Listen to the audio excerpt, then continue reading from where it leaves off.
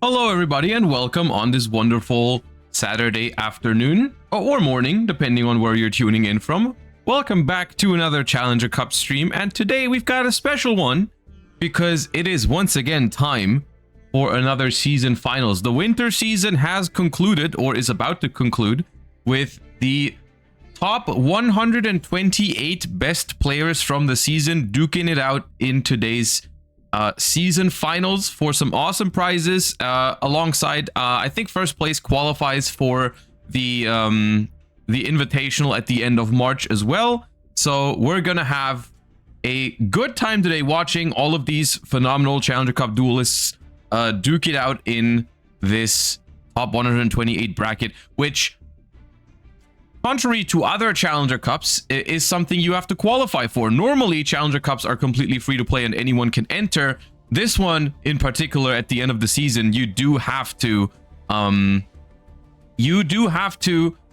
your right to participate, which you obviously do by just playing in Challenger Cups throughout the season and getting some points for doing well. And then we have the best 128 duelists today that are going to be trying to win it all for the season.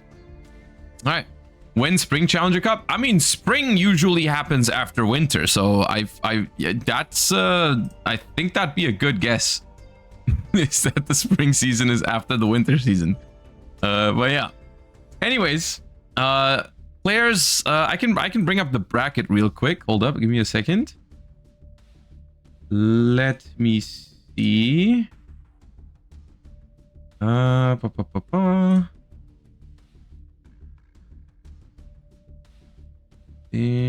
we go.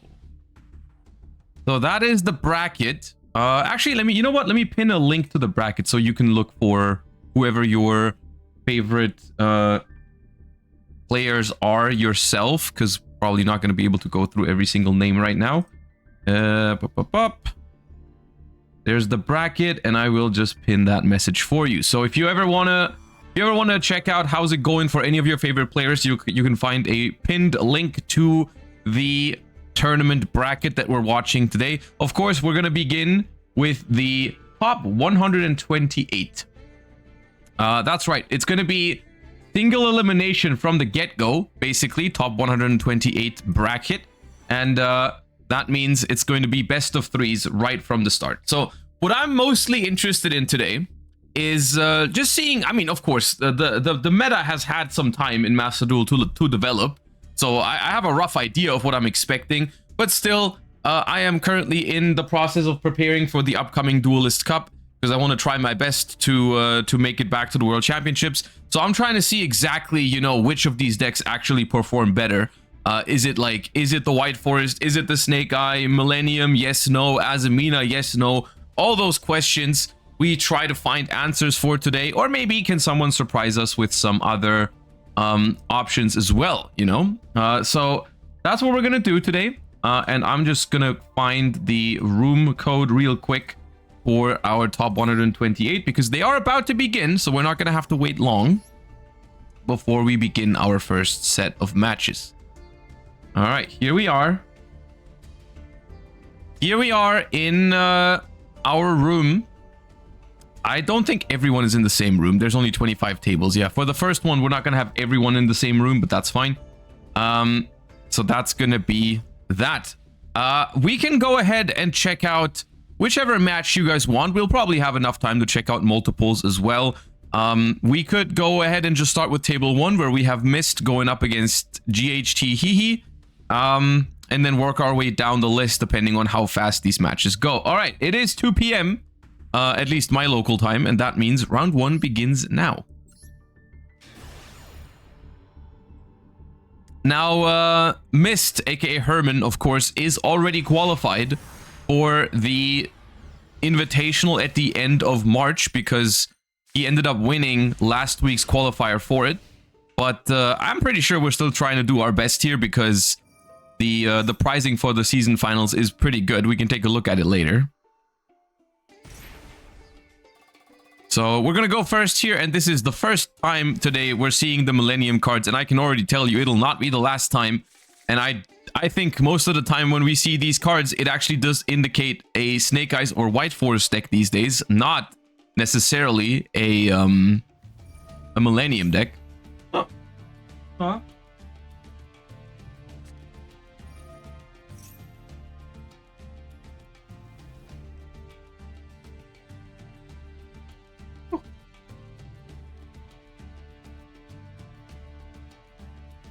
And indeed, we are fetching a Snake Idea Bellstar with a Wanted here, because that is a good card to put in the spell trap zone, I suppose.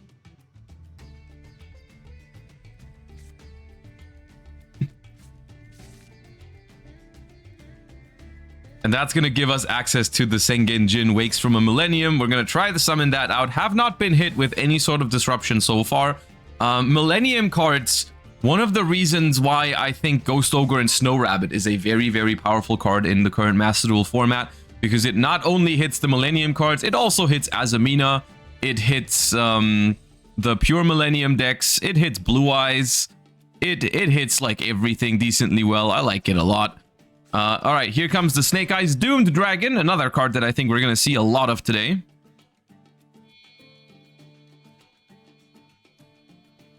Are these cards new? Some of them are. I mean, the Millennium cards got added, like, in the second last selection pack, I believe.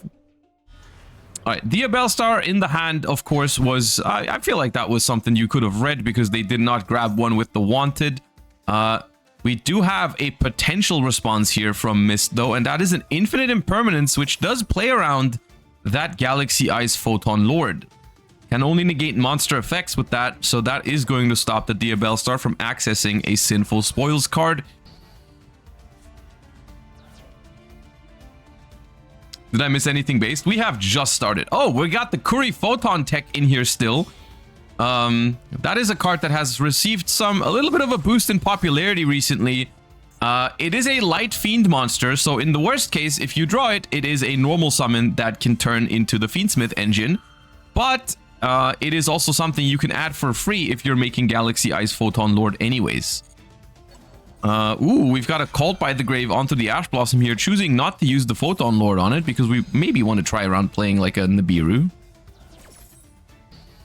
So that Ash gets stopped. That's a phenomenal hand for going first. And Herman sees the writing on the wall. That is not a hand you need to be ashamed of losing to going second. That was phenomenal. We got Millennium. We've got Wanted. We've got Dia Bellstar. We had a Light Fiend and a Cult by the Grave. That is what I call a winning hand when you go first. And we don't waste any time here. We lose the first game. We move on to the next. While these two duelists prepare for the second game of their series, why don't we go ahead and hop into table 2 and see what's going on here? Because here's the thing, with this tournament, every single one here has been successful in previous Challenger Cups because they had to qualify for this. So I'm honestly interested in what every single one of these duelists is playing, so I just want to see as many of their duels as possible. And once again, another familiar face, Fiendsmith Engraver in a 48 card deck though. Still gets hit with a Drolan Lockbird here, another powerful card, and that ends their turn immediately. And we're drawing back to 5. Sengenjin Wakes from Millennium once again. Gets hit with a Max C though. Does it resolve? It does not. It does get ashed. Alright, so our turn got stopped by Drolan Lockbird, and now our Max C got stopped by Ash Blossom. That does not feel great. We do have our own Drolan Lockbird though. Okay. Another Kuri Photon. 2 games? 2 Kuri Photons? How does Kuri Photon have a 100% appearance rate so far? Alright, Ash Blossom on the Requiem though. And Golem can still summon out. You don't have to add. So we're just punching. That's the thing about the Millennium cards. They are also pretty they're just big. You know, there's some big bodies. Alright, SP pass it is. We still know there's a Fiendsmith Tract in hand. Which will cause some trouble, I'm sure. So that's gonna grab the Fabled Lurie and discard it. Lurie comes back and immediately turns into a Requiem. At this time, so far, nothing really for the SP to banish, because it just always is stuff that activates in the grave or puts itself into the graveyard. And now the Engraver just attacks over the SP, so that wasn't really a problem, but we did have to use our battle phase for it, so there's going to be another turn. We bring back Fiendsmith Engraver, and we get hit with a Molcharmy Fuvalos because we have cleared that SP Little Knight. We are now under Fuvalos, and we just make an SP pass in return. Okay. And it's another Golem. Okay, it's a bigger Millennium package here. A lot of the ones I've seen only play one Golem. But honestly, the more I'm playing with those cards, the more powerful they seem. So I honestly can't really blame him for putting more copies of them into the deck. The thing is here, though, because of how many life points we've paid, we cannot afford another Millennium summon. So this was the last time we've summoned a Millennium monster this game. We're down to 1800 already. Down to 1800. And probably thinking whether they should attack the SP here and then play in main phase 2, or whether they can afford to play into the SP in main phase 1, which is a tough decision, honestly. It really depends on their hand and what they think the opponent might have.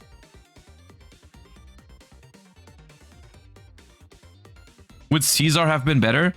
In this particular instance, I would argue yes. However, the thing is, we haven't actually seen it yet, but I assume both of these are Millennium Snake Eyes decks. The extra deck for those are incredibly tight, and they typically don't have room for a Caesar. They typically don't play it.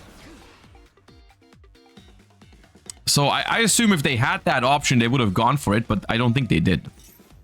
So we've got a Yugioh Temple in main phase 2 now, which does force us to place a monster from the hand into the spell trap zone. Oh, we're just placing Sengenjin. But we can't summon it out. Oh. Wait, what?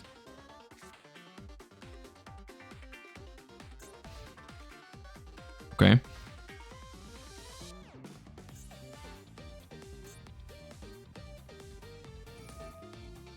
I drew my last target. Oh, you're playing 2 and 2. I see.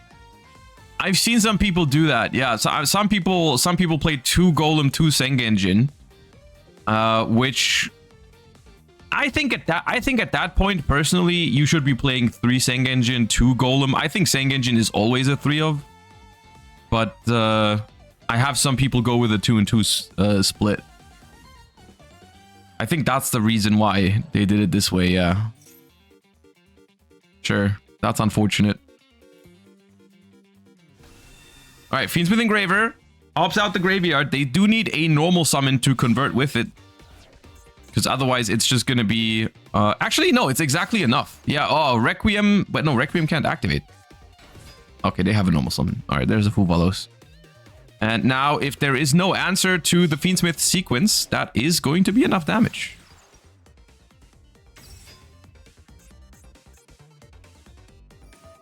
You are Dust Costly. I guess that could be a reason for some people to play 2 Sengenjin, 2 Golem instead of 3 and 1.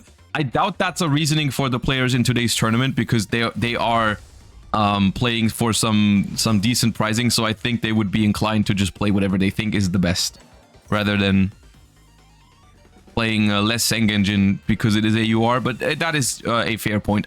Most of the time, it does not really matter what you start with in those packages. Like, you can start with the Golem or the Sengenjin. It doesn't make a huge difference. So I do think somewhat yeah. Lost in 5 minutes to the Millennium Mirror. I mean, that just happens, right? That can just happen with that deck. But you can't be that mad. You're already qualified. All right, table 3. Let's see what you got here. So far, it is not that much of a surprise that the Millennium Snake Eye deck seems to be the most played and most successful deck in today's tournament. That is something that I was firmly expecting.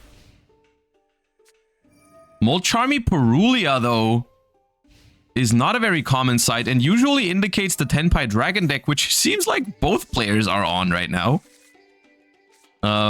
We just push. Wait, we push into Purulia with Tenpai, and we also get Max Seed. Chain Kaiman. Chain Kaiman? Are we summoning Genroku from hand? We are. Okay. And now we get drolled. Now, okay. Look, as much as it seems nice to droll in Lockbird the Max C and stuff, we have kind of just lost 3 cards in hand, and they still have their 5. This is still very scary. It is Seals plus Kaiman. Seals plus Kaiman is not the worst end board, to be honest, but it did cost them a lot, I feel like. All right, we're drawing up to 6 cards in what probably is a Tenpai deck. And there's a Lightning Storm, so that destroys the Seals with nothing yet to bounce. There's a Duster for the Kaiman.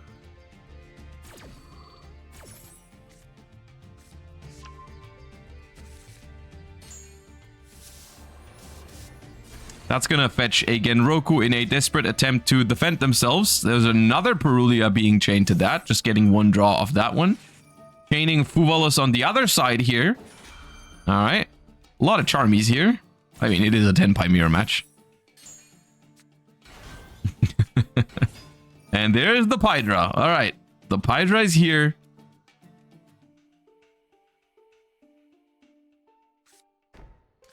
Setting Sangan Summoning. Activating Sangan Summoning. And using its effect. Once again, another spot where Ghost Ogre and Snow Rabbit is very good as well is versus Sangan Summoning. Which is limited, so they don't always have it, but sometimes they search it. Alright, so they're grabbing Chundra at the cost of an effect Veiler. And now the question is, will they just go to the battle phase, or will they make a level 10 synchro beforehand? What's the safest way to do it here? Because in the Tenpai Mirror, you do have to consider some things, like your opponent being able to just... They could just climb into the level 10 synchro right away here, right? Like Genroku into Fadra, into Revive. Oh wait, no, they don't have Chundra in the graveyard. They actually can't do that. They don't have a tuner for Fadra. That's annoying. But you can summon your own Chundra, and that is a little awkward to attack, right? Because if you attack the Chundra... Oh, they have Kaiman too. All right, never mind. They just don't have to be worried about anything. And Droplet. Okay. Did you just draw Lightning Storm Duster, Kaiman, Pydra, Droplet after you've used 2 Charmies and a Maxi and all of that resolved? That's crazy. That's a hand if I've ever seen one. Look, if I draw those hands, I'm also playing Tenpai. If you're telling me that's how I'm drawing, I'm gonna play the Tenpai Dragon deck. Cause ain't no one gonna stop me if I draw like that.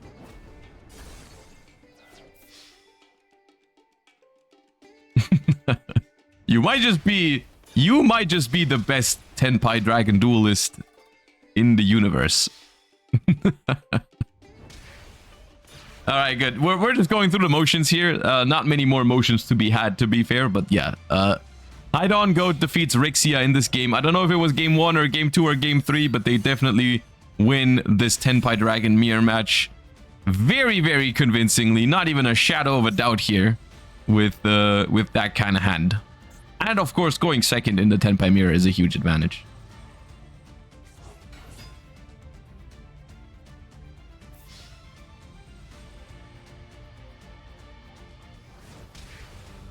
So that is that.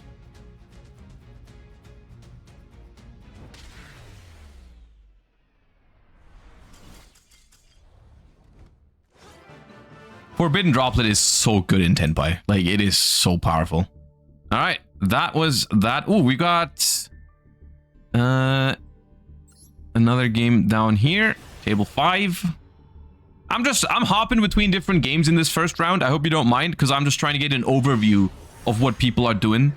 Because they're all qualified players for the Challenger Cup. They've all done well in tournaments, so I'm just trying to get an idea of what everyone's been cooking recently. Someone's been cooking a dimension shifter. All right. And Sengenjin wakes from a millennium once again.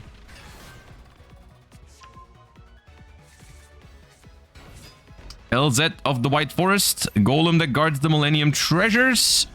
And it seems like we won't be able to do much under that dimensional fissure. We are just passing. The normal summon of the LZ to me indicates that there might be a Woes of the White Forest face down, and it is another Tenpai. This is a great... Oh, it's not Woes. Okay. The Chundra is face down. It is Woes. Okay. Why didn't we Woes first? Alright. Alright, Silvera sets the Fadra face down. And with the Chundra face down, this is a little awkward. It's a little awkward for Tenpai, right? Okay, yeah, we're just Druid Worm passing. We have banished a lot of their resources because of the Dimension Shifter, like the Sylvie being banished, the Silvera being banished also really matters. But the Millennium cards are really gonna... They're really gonna hit hard here. We could have put the Chandra in the spell trap zone, which I think is a very funny thing to do when you're playing against Tenpai. Chandra is limited, so if you can put the Chandra into the spell trap zone, that'd be really funny. Or it's Doom Dragon only face-ups. Target face up. Okay, never mind. They can do that. Can Flamberge put face downs? I feel like Flamberge can put face downs. Or maybe I'm wrong on that too. No, it's also face ups. Okay, it's just not that often you see a face down Chundra. Okay, well I guess they had no choice there but to put the Druid Worm then.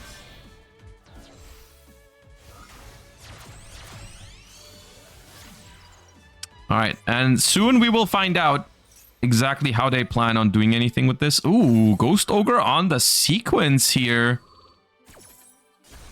That's gonna still resolve into a Lacrima, but we don't really have the means to put up...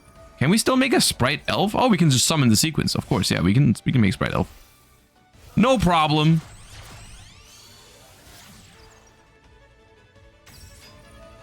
We do inflict 1200 burn. Wait, we needed that, maybe. Maybe we didn't. Oh, we can send the Wedju Temple. Sure. Alright, Sylvia of the White Forest adds Tales of the White Forest, and now it begins.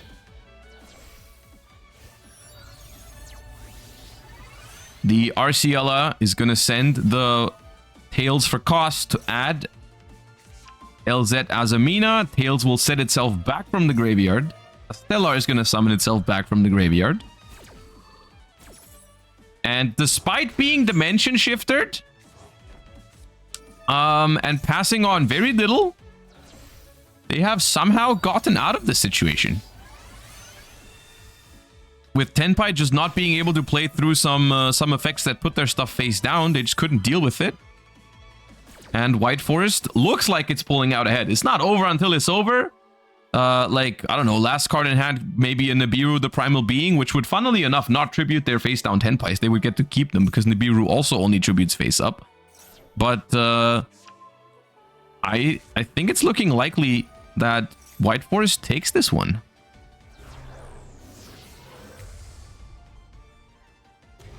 No Silvera means it's a bit annoying to go for a game. Yes, I agree. There's a good chance that they survive this turn. However, the it's not always about immediately winning, you know? Like, this game is also very easily under control if they can just clear the board, because the opponent is on one card in hand, drawing to a second one next turn, and there's like hardly any combination that'll beat this. Yeah, and we see the writing on the wall once again. Tenpai goes down despite having Dimension Shifter. No, you don't see that every day. And the win goes to the White Forest. Let's check in with Arctic 7 and Earl GB. Once again, two familiar names from previous Challenger Cups, I'm pretty sure.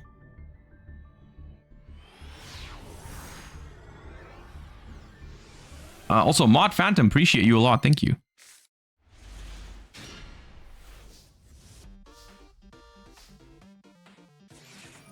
Alright, Fiendsmith Engraver. Grabs Fiendsmith Tract over here. But they don't activate it. What's the... Okay, what is the reasoning for this?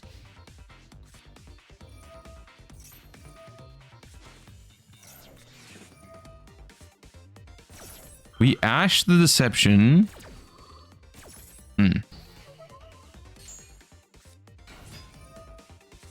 Out of targets? Out of targets for Fiendsmith track? No.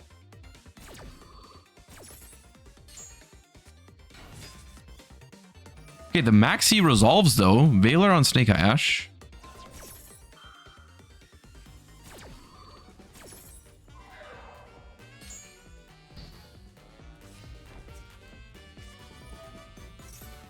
It's Tenpai.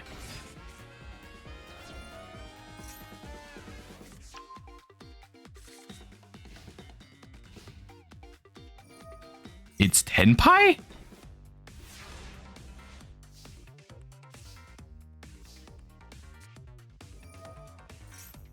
Now we're tracting.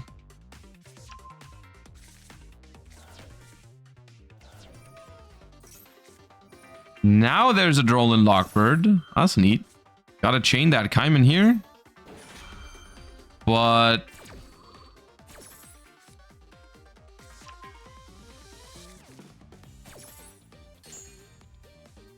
the Lurry still comes back. Talents.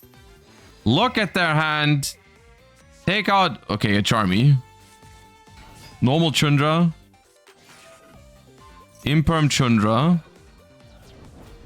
And set deception is not enough to withstand this, right? Because the Pydra just... yeah, no, that's... that's that was a weird game. That was a very odd game, but it does work out for Tenpai here. It was weird because they went first, but the opponent was on Snake Eyes. They had a Fiendsmith for tracked, but then didn't activate the tracked, and somehow ended up winning anyways. Okay. I mean, we do know the set card is a deception of the Sinful Spoil, so there's not much here to be done. That is just going to be enough, plain and simple.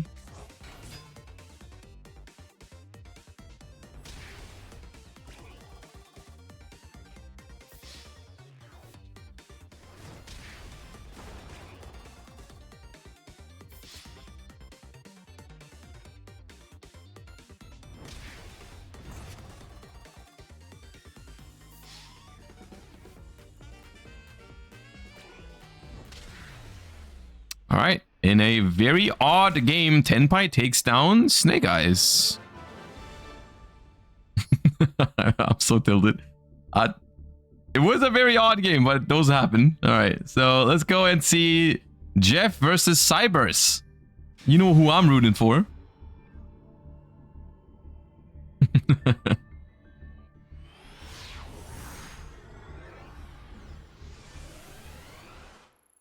Omni, welcome back. Appreciate you. All right, we've got a Molcharmy Perulia, which is, interestingly enough, not a card that's typically being played in Cyberse decks. Anyways, we hit it with the set 5. We came prepared. Sangan Kaiman in the main phase. That's always... look, Sangan Kaiman in the main phase is truly a learning experience about life lessons, because there's always a positive and a negative. Because the negative is they drew Sangan Kaiman. The positive is it's not a good sign for their hand if they have to use it in main phase, because it means it's probably their only starter. All right, we have a Chundra as well, but there can only be one.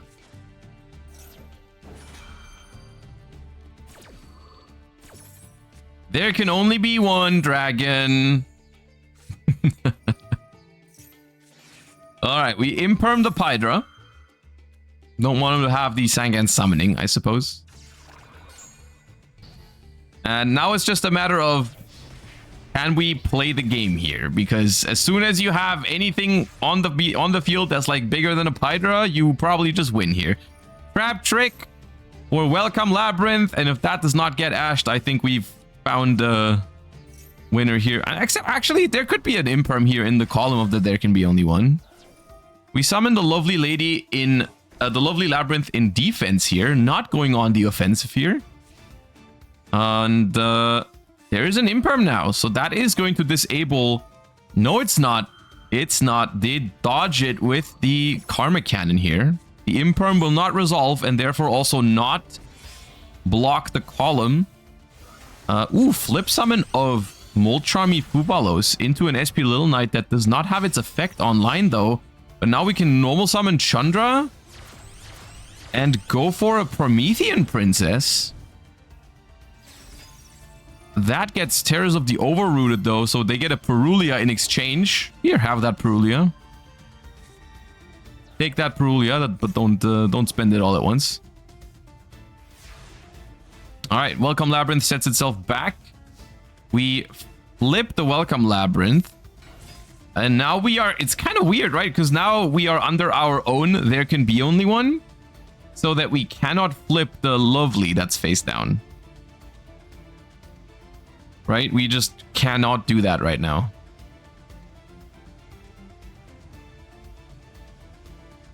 So at the moment, it's just a Ariana beatdown situation.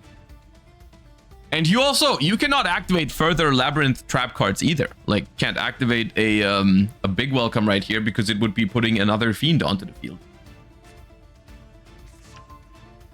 We grab it anyways.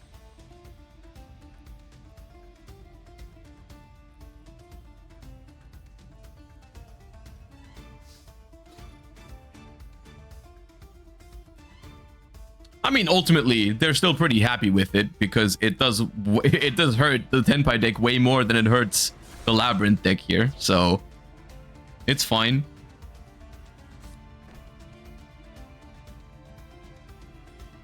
Well, it is a little odd. I thought maybe it'd be better to flip the Lovely back up and reset trap cards every turn.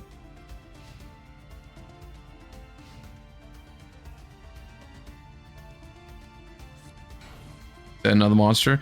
So as soon as I think it becomes interesting, as soon as Cyberse sets a monster that's too big for Ariana to run over, like an Ash Blossom or even like a Fadra that can't be destroyed by battle, because then we're in a position where they might be just able to wait until they find Harpy's Feather Duster. Right? It's just another Perulia though. That does not survive an Ariana attack.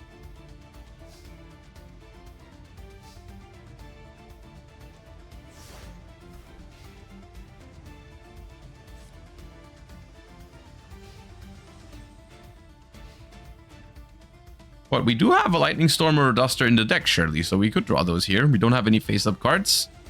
Not over yet, I don't think. The set card could also be another Infinite Impermanence, so they might be waiting for the perfect moment to disable the... There can be only one for a turn. Alright, draw for turn.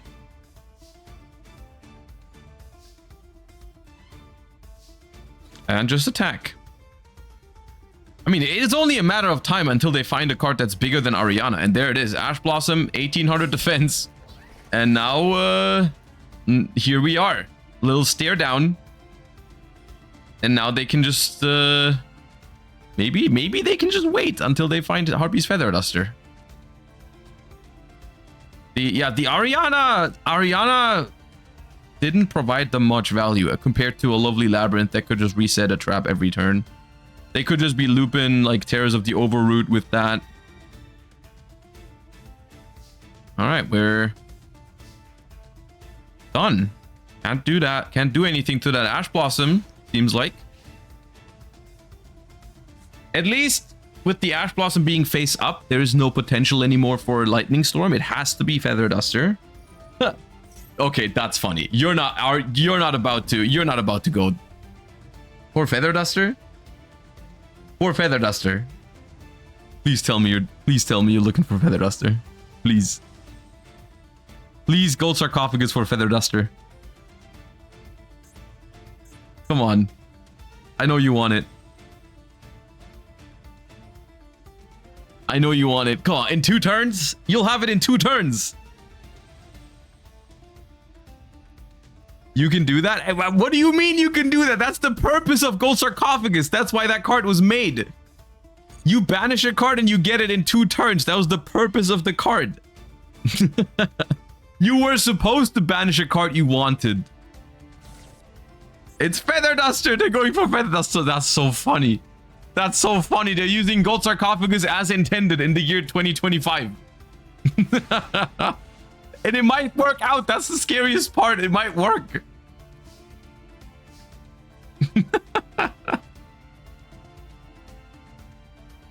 I don't know. I don't remember the last time someone has used gold sarcophagus for its intended purpose to actually add the card to the hand. Because it's always just, these days, the game's so much faster than back in the day when the card was printed, that it's only used to banish cards that have an immediate effect when it's banished. But here, it might genuinely just work.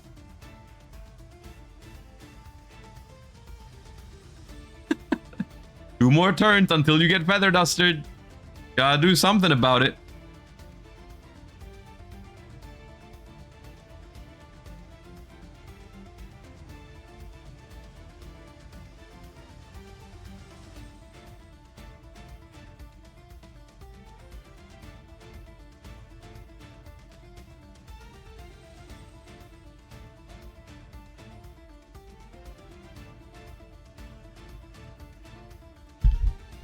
So now I feel like Jeff is kind of scrambling and thinking about how they can get out of the situation.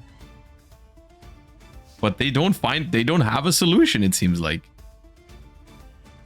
Now, I can think of one solution. One solution would be if they had a Lady Labyrinth, you can tribute set Lady Labyrinth over Ariana and Lovely, and then it's face down. So you can activate Big Welcome Labyrinth to get that Lovely back onto the field. Face up and ready to go. That would be one way to do it. All right, next turn they get Feather Duster. Next turn, you need to do something now. No, okay.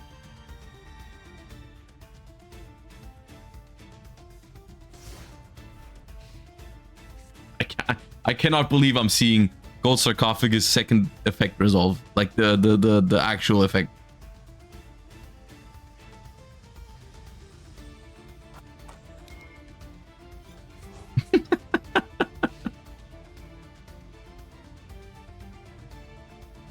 And that's so funny.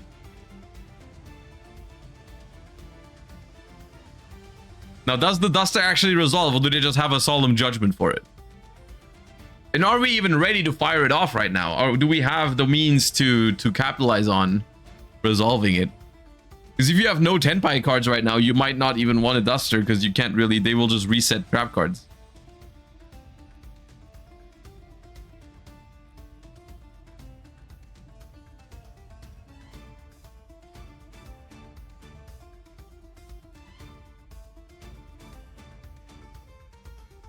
Does not seem to be that obvious.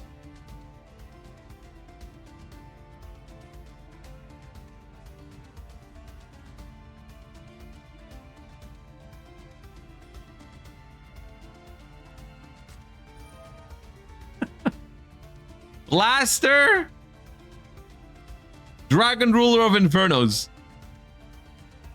activates its effect to special summon itself by banishing Genroku and Pydra.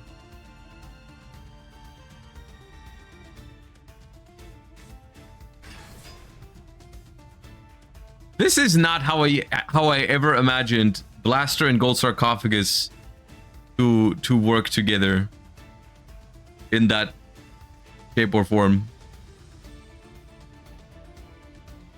Yeah, this makes Baron the Flare, by the way.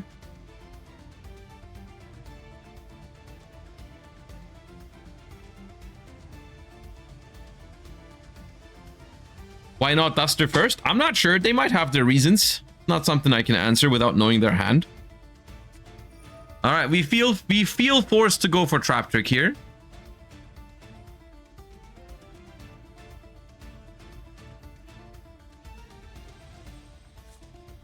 And that'll be an Ice Dragon's Prison. Ice Dragon's Prison is very powerful here because it's gonna banish Chundra forever. And that is scary. That is a problem for Tenpai if Chandra is banished, because it's limited and it's hard to replace. Because it's technically the only real tuner they have other than when they summon Genroku from hand.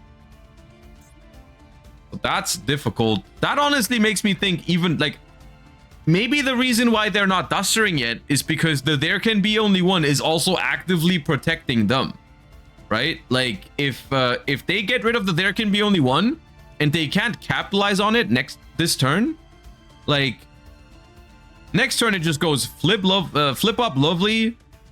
You can now summon all the fiends you want. You can reset the best trap from your grave. You can set probably 3-4 traps from your hand again, and then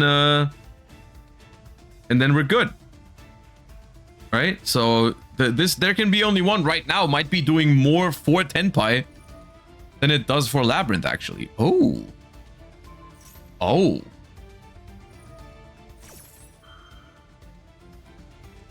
Interesting.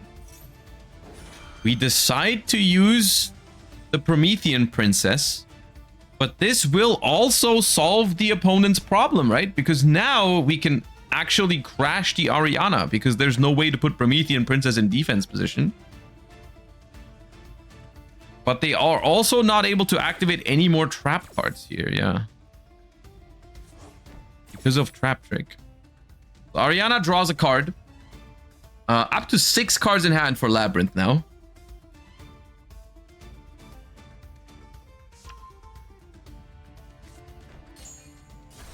Setting 1 from the hand as well, so that I think they're trying to get them to Duster. I think they want them to Duster this there can be only one away. And now they will. Okay. Cannot activate any traps in response because Trap Trick is active. And we lose Equation Cannon, Welcome Lab, Karma Cannon, Solemn Judgment, and there can be only one. And now Tenpai has to try and inflict enough damage without Chandra and without a single dragon in the graveyard either. This just brings back Ash Blossom, which I guess is a tuner for all intents and purposes. Yeah, there was no rollback. And now the Promethean Princess just attacks the Ariana. There you go. Main phase 2.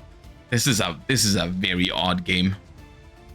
But the games like that are interesting. I thought that was an interesting situation. And I'd be very curious of what exactly both players were thinking in those individual moments. All right, we're putting the Promethean into the graveyard to make Hita.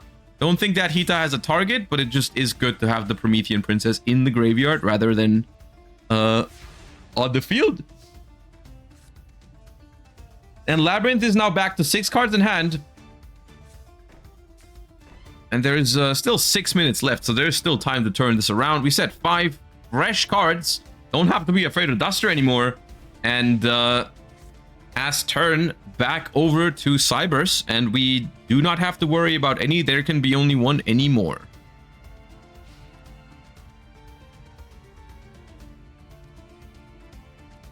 Activate Heavy Storm 1 time. Battle phase. They are just out of stuff. I think Tenpai is out of stuff to do.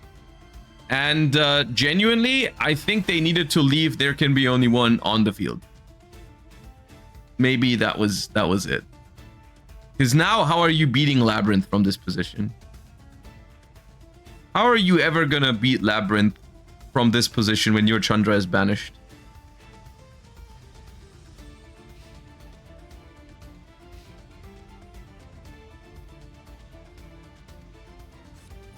Here's the big welcome Labyrinth. They set their Ash earlier, so they don't have one. Lady Labyrinth responds, sets a normal trap.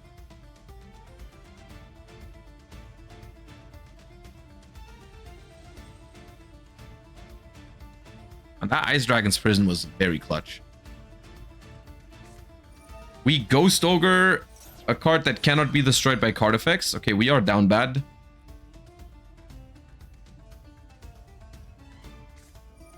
Oh, we dropleted. Okay, fair enough. Fair enough. That's actually a decent play then. I'm glad we didn't just forget it had that line of text. So now it can be destroyed, and that prevents... Not only does it prevent the set from the lady, but it also prevents the big welcome from just going lovely Labyrinth. So that's that. But we still have the lovely back, the lady back in hand, the reset of Big Welcome, special out lady. We do have to hurry a little bit. As you can see in the top left of your screen, I have added the timer to the overlay. So there's just under 4 minutes left in this game, and they are down 3,000 life points, but they should be able to make up the difference. They should be able to make up the difference.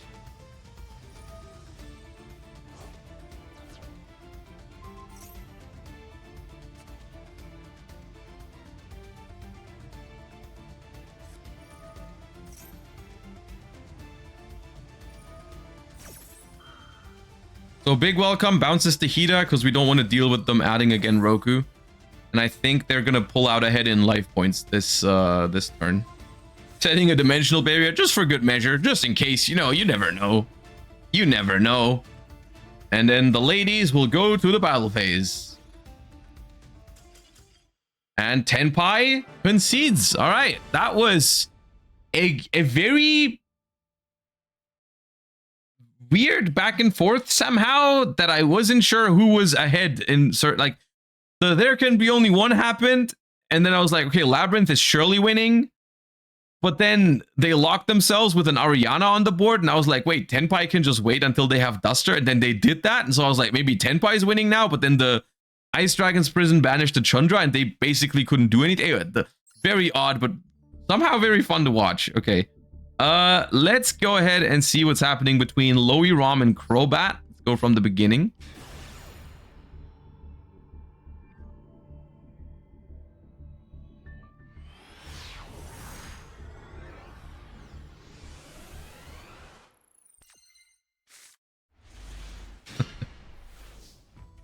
All right, we are going first here. 42 versus 40. Fiendsmith Engraver grabs Fiendsmith Tract. Royal Fiendsmith Tract, that's nice. We get Droll and Lockbird, another very popular card today so far. It's like the third or fourth Droll and Lockbird we've seen, and it's only round 1. Or top 128, I guess. Called by the Grave stops that Droll and Lockbird, though. And then we activate the Fiendsmith Tract for the Fable Lurry.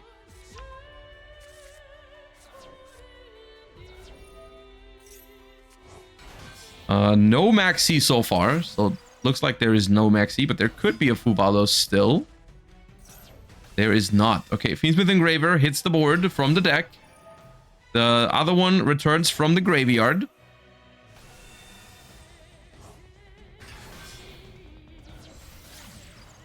Fiendsmith Sequence.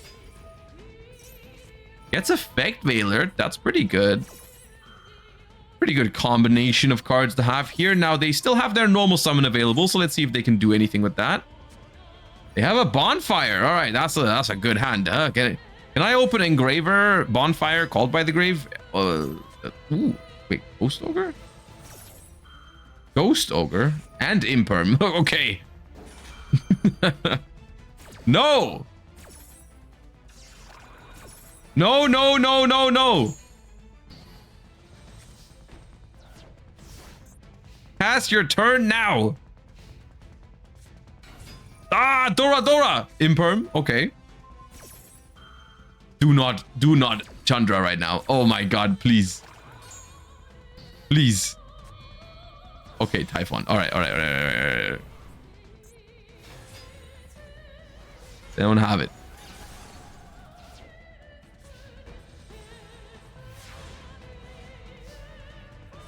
All right, despite the timer on your screens hitting 0 right now, we are still watching a replay, so it's not over at this exact moment. I don't know exactly how far behind we are, but the timer does not apply right now because we're not live. We're still watching, you know, the replay.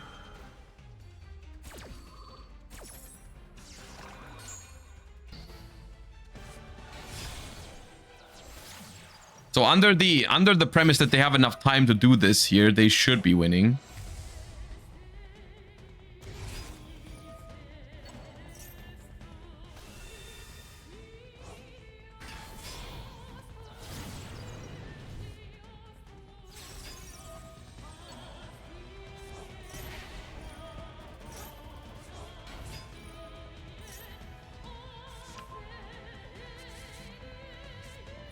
I mean, yeah, we can all see that the game is over in favor of Snake Eyes here. Unless it was time, like, before they burned with Lacrima. Or unless it's, like, time. I don't know exactly when it was time or when it is time.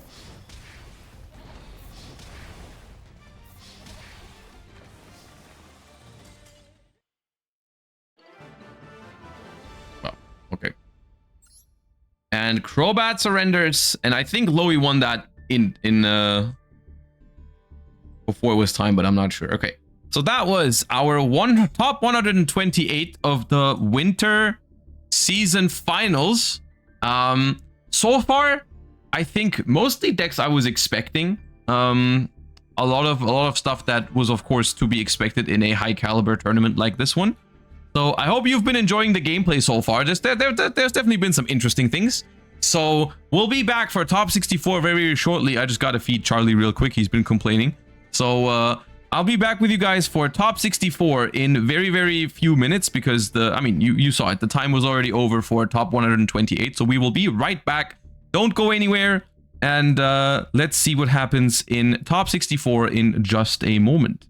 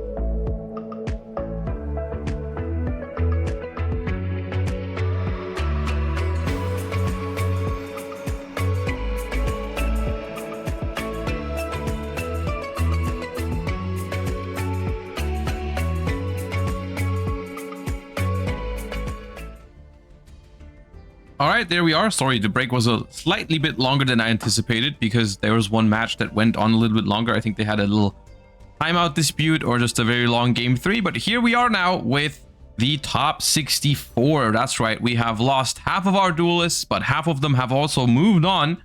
And they are now starting or getting started for their next round of Top Cut. We've got 64 great duelists, so why don't we go ahead and look for a match where we haven't seen either of the duelists yet. There should still be a bunch of them, so we can start at let's just start arbitrarily. I'll pick table 5 for the first one, and then we'll move on to different matches as we go. I am curious which deck is going to pull out ahead, because so far we've seen, of course, decks that were expected. But I feel like everything has been doing fine so far. You know, we've seen Labyrinth take down Tenpai. We've seen Tenpai take down a lot of other stuff, though. We've seen Snake Eyes doing pretty well, as expected. But what of those is going to end up on top at the end? Or if maybe someone has a sleeper deck idea. That's still what I'm waiting for, is some other, maybe some spicy ideas. Is what I'm hoping to see. So it is now 59, which is your guys' starting point, so you guys may begin. Let me see if the timer has been started. Yep, the timer is running. Timer is running. Let me bring that up. There it is. All right, you guys may begin.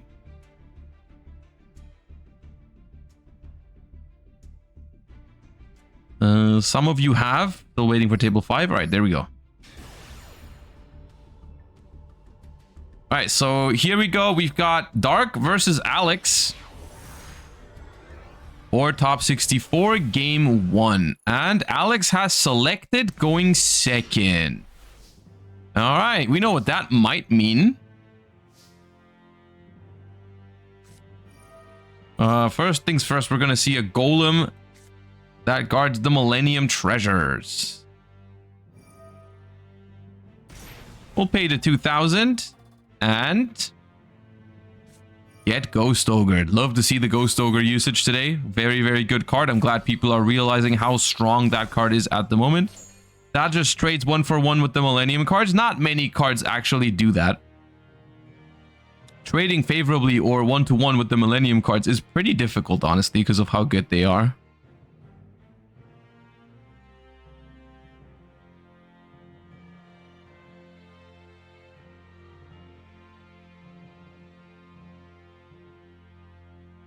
And they are thinking about what's left. What other options do we have to keep going?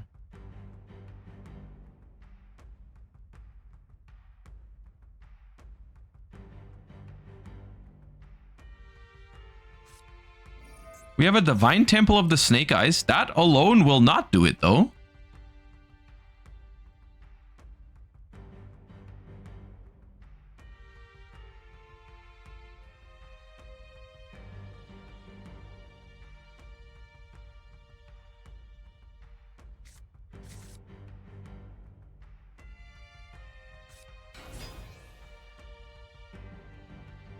It places a Snake Eye Diabellstar and we normal summon Snake Eye Oak. Okay, so that technically does work. If we go uninterrupted here, it's a very, very clunky way to start the combo, and it does get hit with an Ash Blossom here, so that will prevent it. We can still summon out the Snake Eye Diabellstar, though, for whatever that's worth. Because we do have a fire monster in the graveyard now, but that alone will also not get us very far. We have used the normal summon now.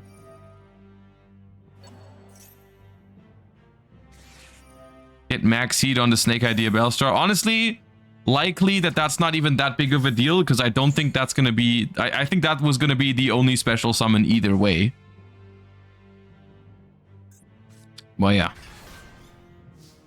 End phase it is.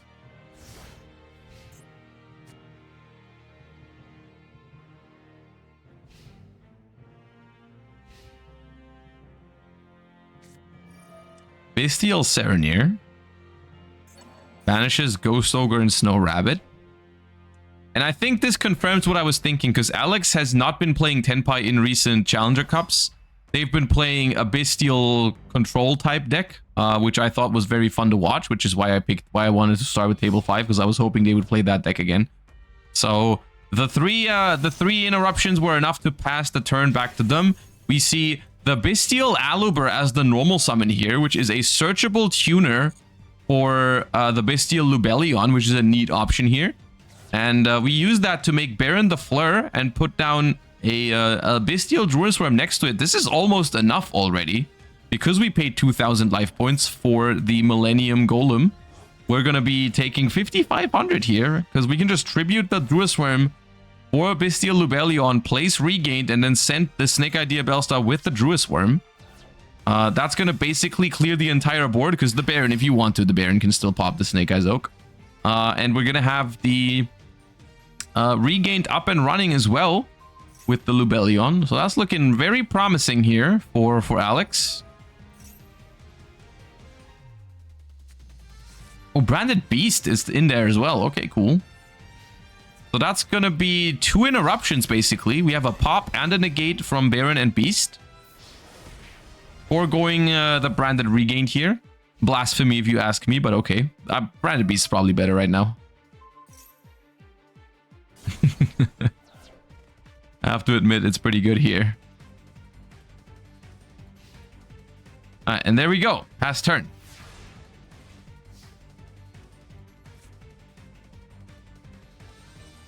Three cards in hand versus Baron and Beast, and Bystial Control makes relatively quick work of Snake Eye Millennium here by just having the answers, because it is, to be fair, this is what this deck is supposed to do, right? It's supposed to have enough answers to stop their combos, and that's what it did there. So Good job with the Bystial control there. That is one of the decks that I also am still trying for the Duelist Cup, because I would kind of love to play a deck like that. I think it looks very fun. All right. And we're hopping into table 6 here, where Mario has selected going second. All right, 45 cards though. 45 cards blind second? Interesting. What, actual Exodia? This is actual Exodia, okay.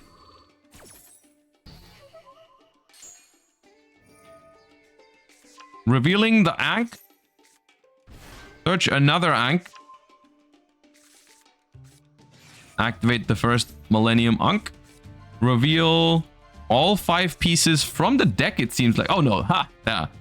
The head is in the hand. All right, cool. So there's a Unstoppable Exodia now, set 1. We know the Exodia is in hand, and then we're gonna use the Unstoppable Exodia in the end phase to set Exod Fires of Rage.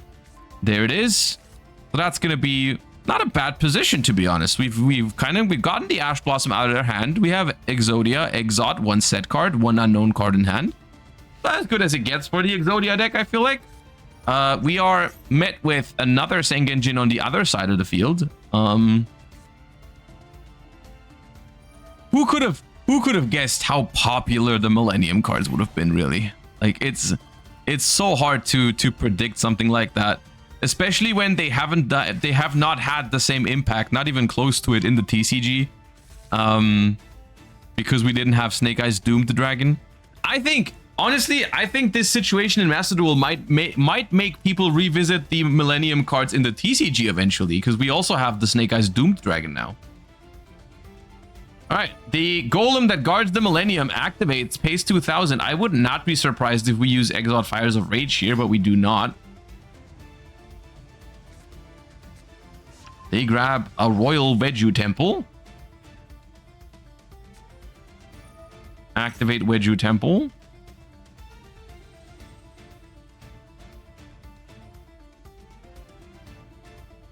Okay.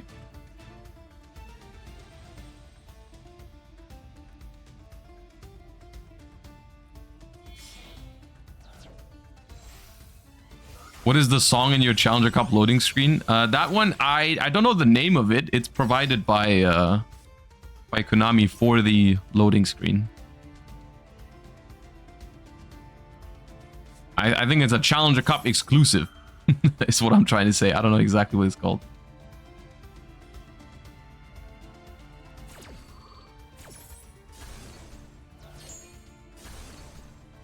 Okay, we go for a Nightmare Phoenix to bait out the Exod Fires of Rage here. And then we concede. Okay. Well, see, this is the thing, though. This is the thing that I've been telling people about the Exodia deck. I think that deck is not bad.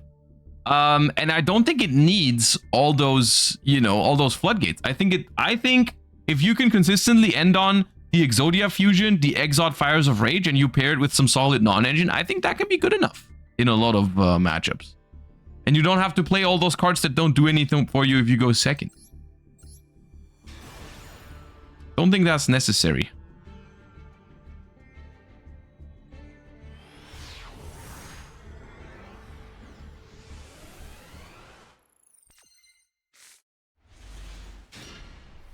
All right, we got Soyon versus Rico here. We have been sent first with Tenpai, so this seems like it's game 2 or it's game 1 and it's a Tenpai mirror.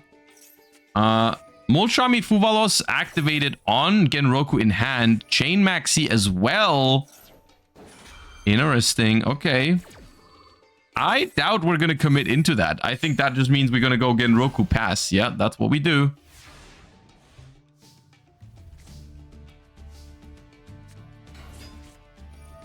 Shouldn't you wait? I think the reason why they activated Fuvalos first there was to check for an Ash Blossom. But it didn't seem like a super believable bluff, so to speak. All right, Tenpai versus Tenpai. Looks like that was game 1 because, I mean, we just started the round, so I doubt they finished. But then, again, that game was so fast. How was that 10 minutes if that was game 1. That's probably game 2.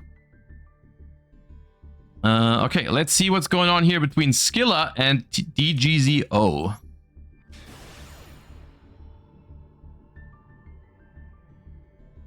How do you rate Unchained in current TCG and Master Duel meta?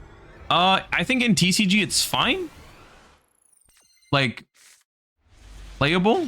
In Master Duel with Maxi on top of everything, it's a little rough. I think the competition is a little rougher in Master Duel right now for Unchained. It's not bad though. Can probably make Master 1 with it. I think in TCG it's a little better.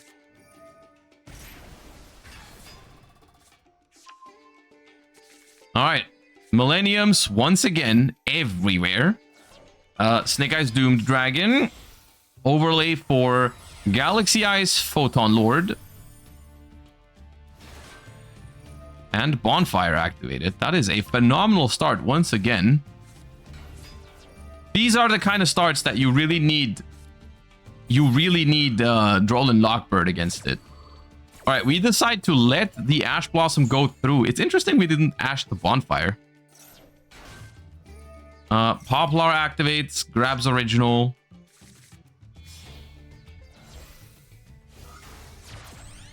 And we make Link Karibo.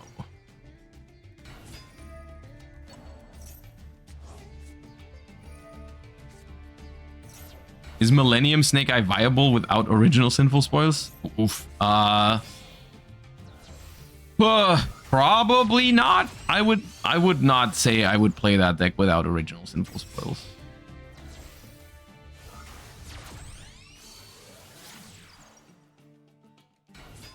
Yeah, ashing Snake Eye Ash when they already have something to send for it is certainly a call.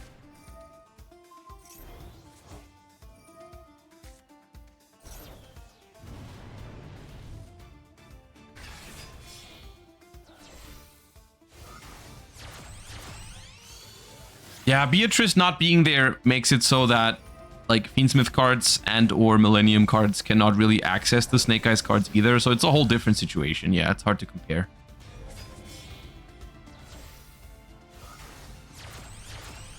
All right, there is a Promethean Princess, which currently locks us into fire monsters, but will not do so for long because we're probably just going to equip Sequence to the Desiree and then stop the Promethean Princess from locking us. And then we can make an IP Masquerena, and then we can make an Appaloosa with the IP Masquerena and the Promethean Princess, which is double nice because it also makes the Appaloosa not able to be destroyed by card effects. And then the Flamberge will place the IP Masquerena, and that's going to be a phenomenal end board. That is going to be very rough to beat, I think. We'll see. Maxi behind it will certainly not help our position here. Then Genjin attempts to activate.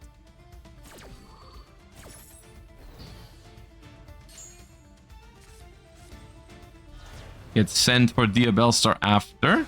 Oh, we're trying our best. Appaloosa again. Stops Diabellstar. Attack it for 25. They're kind of low. 1500. 1500 is not low enough, I don't think, though, because like if they were on 1200, maybe it'd be dangerous, but Engraver gets stopped by Photon Lord. Set 1. Summon out IP Masquerena. IP Masquerena into SP Little Knight.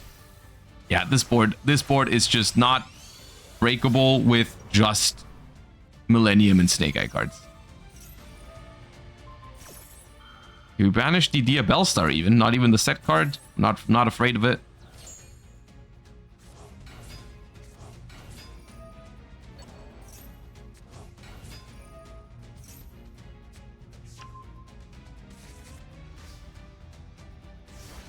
And that's that.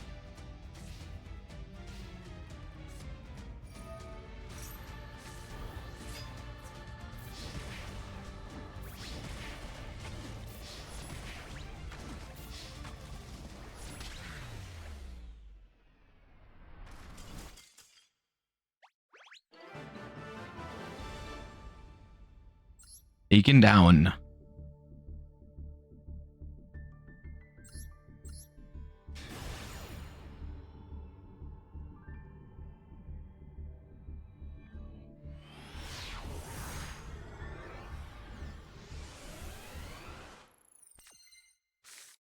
All right, we got Anestus going first over here. Anestus typically also, I think, a Snake-Eye duelist, I would expect.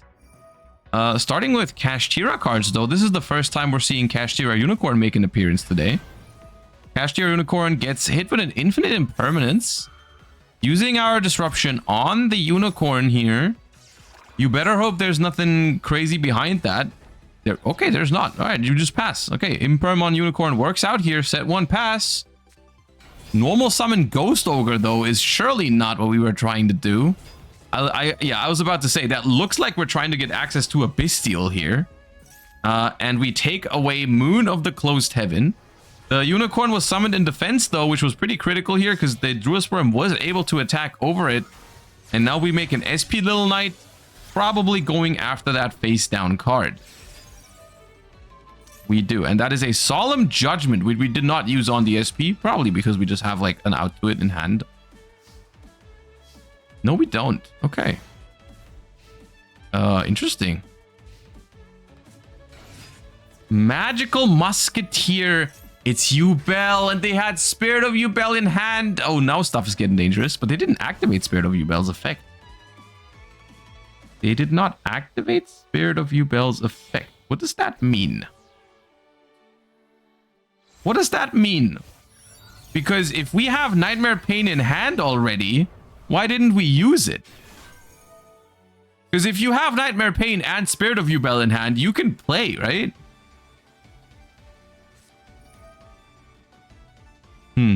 Interesting. Well, Charvara dodges the Chaos Angel. SP Little Knight tries to keep the Charvara in hand. Okay.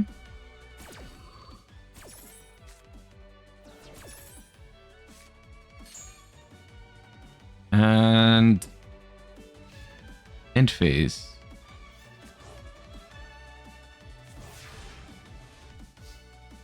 Okay. Draw a turn. See if our situation improves.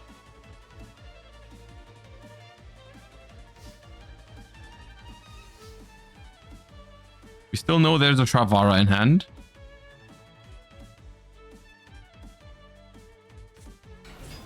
And we have found Samsara D Lotus. That must be the card we've just drawn.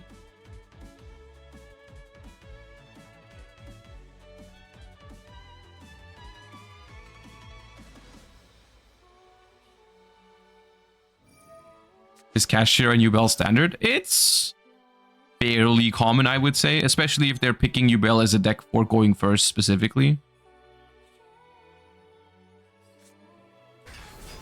Second Spirit of Yubel activates the effect this time around. Okay, I wonder why we didn't want to use it on the opponent's turn. Well, okay, we have decided to do so. That's fine. Spirit of Yubel activates. SP chains here, but that's not gonna like stop them from doing anything. We're definitely gonna need help from the hand here. Like a Maxi or something like that. We definitely need that here. We have Effect Veiler. That's not good enough, right? I don't think that's good enough. We're preventing the Nightmare Pain, but there's already way too many monsters in rotation for this. It's like, it's good in the sense that this Chaos Angel, was this Chaos Angel light and dark? It is light and dark. Oh, we have Yubel in hand, okay. It's a light and dark Chaos Angel, which means without Nightmare Pain, you probably can't win this turn over it. Because I don't think Yubel has a really easy way of outing it here without just crashing into it a couple of times. With Nightmare Pain, that feels like the win condition. So if we can try to keep them off of Nightmare Pain, maybe we can, you know, sit on that Chaos Angel for a while until we find a way out of this. I'm not sure, though, if that's going to be a realistic win condition. Because they can just... Oh, Phantasme is neat. That could turn things around, you know, if we can pick up a late Maxi here. I don't think it's too late for Maxi to do anything.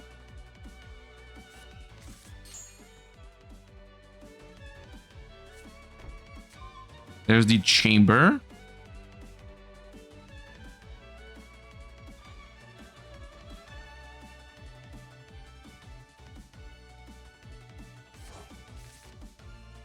Okay, but they did not max C, so they don't have it. Because now there's a Phantom. Something is wrong with seeing Phantom of Yubel with 200 attack points.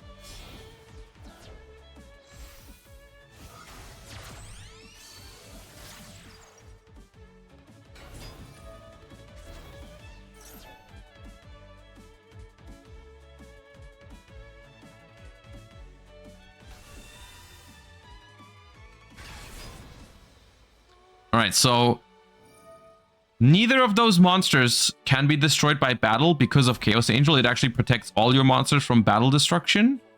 So that is somewhat annoying, but Engraver can already get rid of one of them now, which is the Phantasme, which they could try to negate, but then the Phantom of Yubel can negate that, and so they don't do it.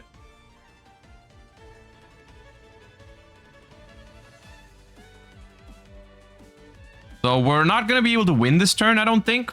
But we are going to be able to set up a very, very impressive board nonetheless.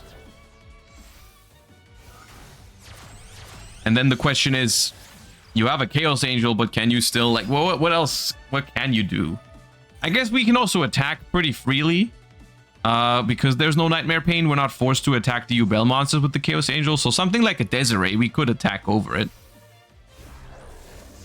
That is, in fact, neat.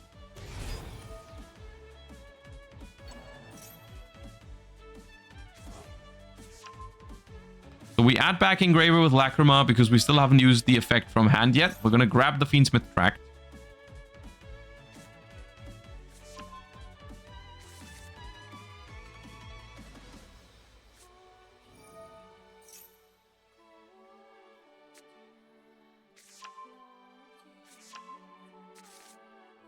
Fabled Lurie activates and comes back onto the field. Wonder what exactly they're trying to end on here, and I also wonder if they have a way to a good way to deal with this SP Little Knight. Like they could make their own SP and just banish it, I guess. Because not being able to attack directly does not really matter this turn, because they can't get rid of the Chaos Angel anyways. It is also worth noting that Chaos Angel is much harder to out for Yubel if they play that Unchained Trap, the Abominable Chamber, and not the Escape. Because Escape is just a very easy out to it.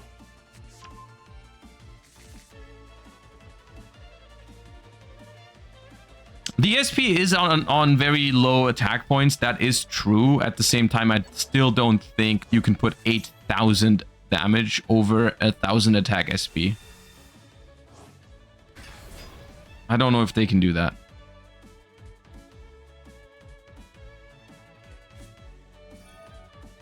Oh, okay. Talons take Chaos Angel, I guess works. Sure. In that case, it never. Okay. Yep. Sure. All right. I feel like you could have just done that like 10 actions ago, and your opponent would have probably surrendered because it was clear you were winning. I don't know why we waited until the very last moment to take the Chaos Angel and show them that we had it. I feel like you owe us all like 5 minutes of our time because we could have just done that 5 minutes ago and we would have all known what would have happened.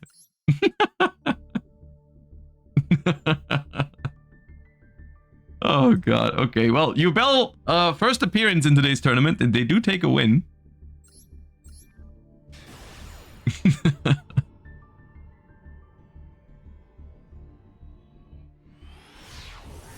All right, let's hop into another table and see what is up here. We have someone selecting going second, but this might be game 2, and once again, the loser of game 1 gets to decide who goes first, so this might not mean anything. Diabel Star, by discarding LZ Azamina of the White Forest, getting into the Deception, and then activating Deception's effect. Do we see another Ghost Ogre? Nope. Okay, this time no Ghost Ogre. Grabbing Hollowed Azamina, retaliating, see? No, Fuva, just Fuva. Okay, that's also pretty good. Does it go through? It does. Okay.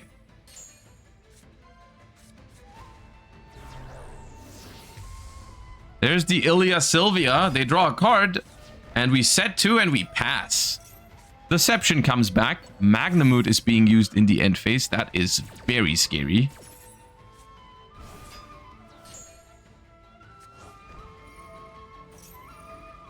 We negate Magnamoot's on-field effect with Ilya Sylvia because we were probably afraid that it's Tenpai, understandably so.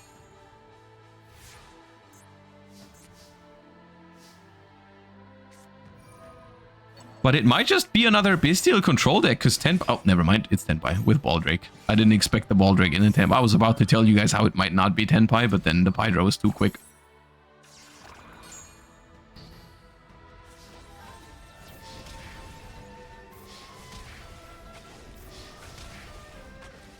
But there's no Kaimen, so they don't win.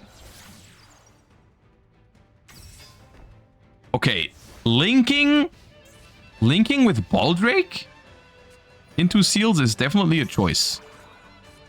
Why not leave the Baldrake here next to the Seals?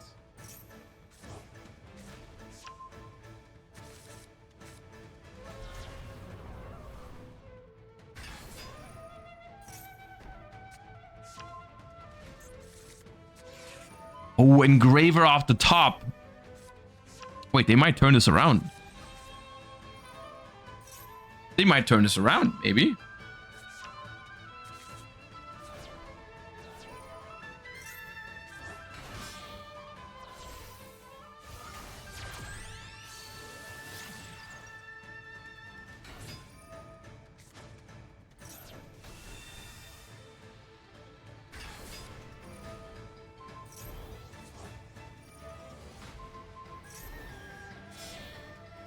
They are popping off, and it does not seem like they have anything against this.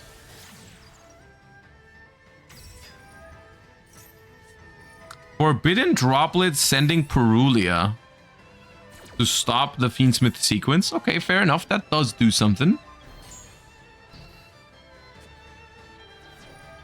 Wanted will draw a random card, though that's dangerous. Battle phase. Effect Seals is not going to bounce because it's negated, but can still activate in the graveyard to summon out Fadra in attack position, bringing back Hydra to grab a Kaimen or Sangan summoning for next turn. And now these cannot be destroyed by battle. Bringing back Engraver. Now we're getting Nibiru. Okay, wait, actually, is that good? Ah, sure, it's fine, I guess. Oh, last card talents. Uh-oh. Goodbye, Kaimen. Just draw another Tenpai card. It's fine. It's no problem. Yeah. Of course. I was joking. No. Oh, God. Oh, no. Oh, no. No. Oh, God. Yeah, this is the yep.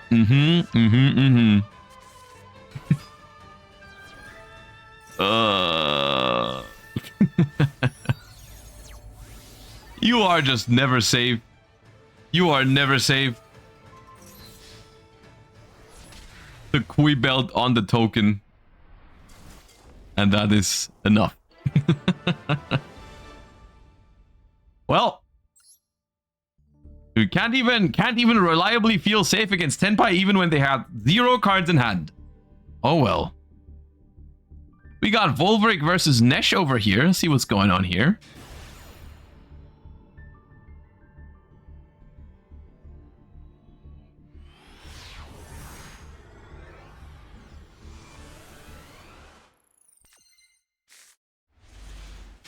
Volveric selected going first. 41 versus 43. Voiceless Voice. Okay, first appearance of Voiceless Voice today. Another deck that Ghost Ogre and Snow Rabbit is phenomenal against. We start with Blessing to grab low, and we have Saphira as well. And then we're going to go ahead and activate Saphira's Graveyard effect to ritual summon the Guardian by tributing low from the hand.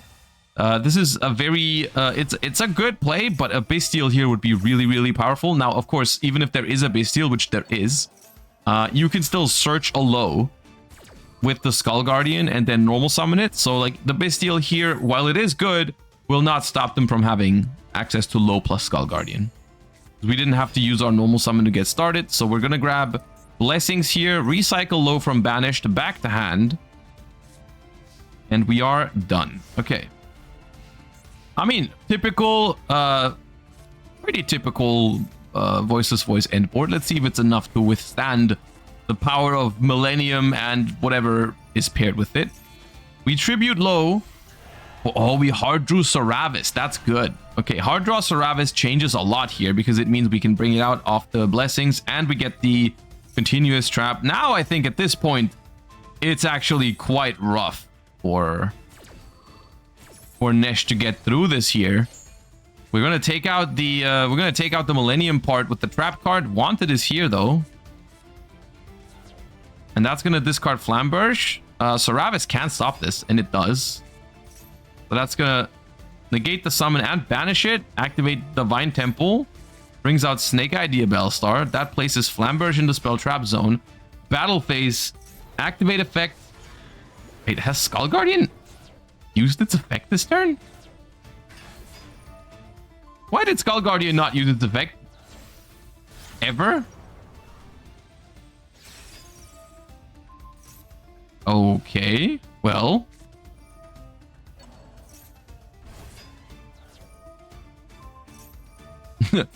Okay, now you're just stealing your opponent's voice deck.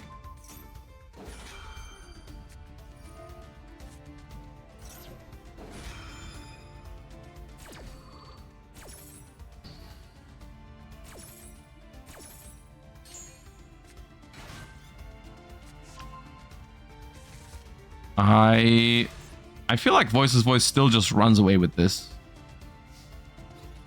Tax DSP. Saphira. Voice is the kind of deck that if you cannot get rid of their board completely, they just get a lot of value over the course of the next couple of turns. Because even here, unless they have no light monster to tribute for a ritual summon. Because they do. Yeah.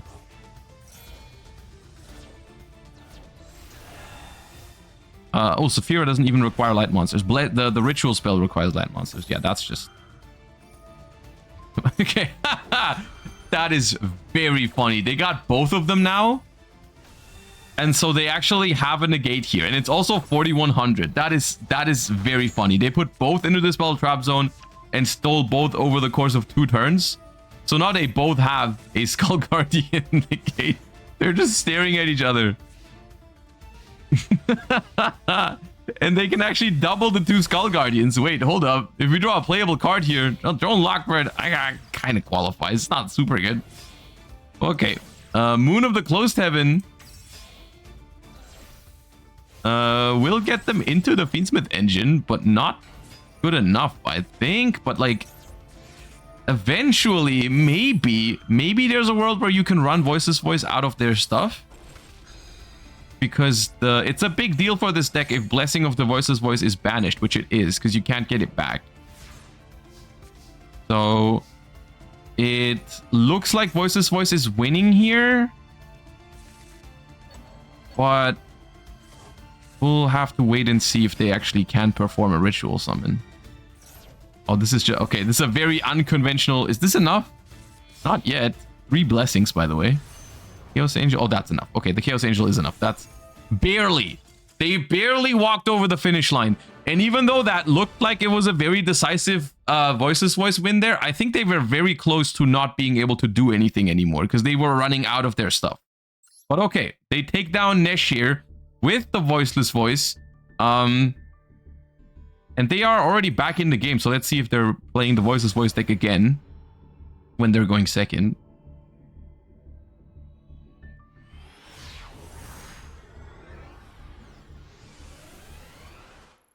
This time Nesh going first. Yeah, the hard draw Trias really pushed them over the edge there.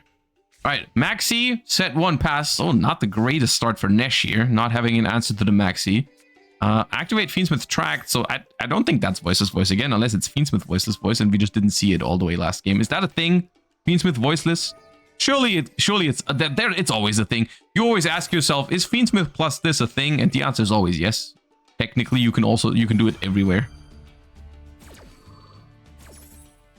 Because yeah, you can use Engraver as a way to start, right? Because you can make Beatrice, send Diviner, and then revive it with Sprite Elf.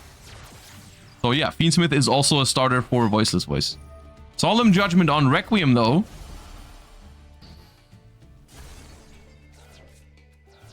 Oh, but wait. 4,000 life points? No, come on. No, it can't be. It can't be. Nesh! Oh, God. Okay, goodbye, Nesh. Oh, God. Oh, man. That is the worst feeling after you activate Solemn Judgment. You just pay 4,000, they show you 2 Bystials. You're like, oh, well. Oh, man. All right, so we say goodbye to Nesh in top 64 already. I did not expect that, to be honest. Voiceless voice out of all decks as well. Well, the second one may have not been voiceless voice, but it does happen. It does happen.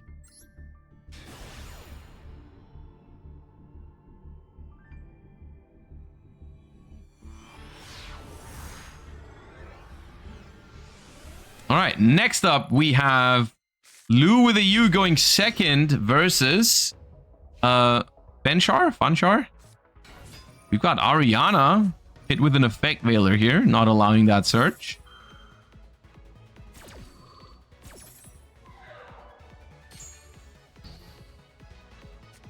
We have a Lord of the Heavenly Prison as well, and we set 3. That seems like a very solid start, especially if it's up against Tenpai. First things first, we see Fiendsmith Engraver, which tells us not what deck it is, because could still be Tenpai, could still be whatever. Fiendsmith Tract activates, and we go through the motions here once again. Fabled Lurry, trying to hit the field. Labyrinth, one of the better answers here would be Ice Dragon's Prison. Ice Dragon's Prison versus Fiendsmith is super, super clutch, because it can take out both Engravers at the same time, basically dealing with the thing forever. If we have Ice Dragon's Prison here, it'd be phenomenal. Does not look like we do, though. We're sending the equipped Requiem for an LZ, so that tells us what it is. It's not Tenpai, it's White Forest. And that's going to be the second monster for our Fiendsmith sequence. Will we allow this? Dimensional Barrier, Call, Fusions, I assume. Yep. Sequence will not do anything. However, the White Forest deck can still function without fusions. However, they did just add a fusion spell there. That's a little odd, but okay. Engraver comes back. That's a level 4 tuner. That's a level 6 non-tuner.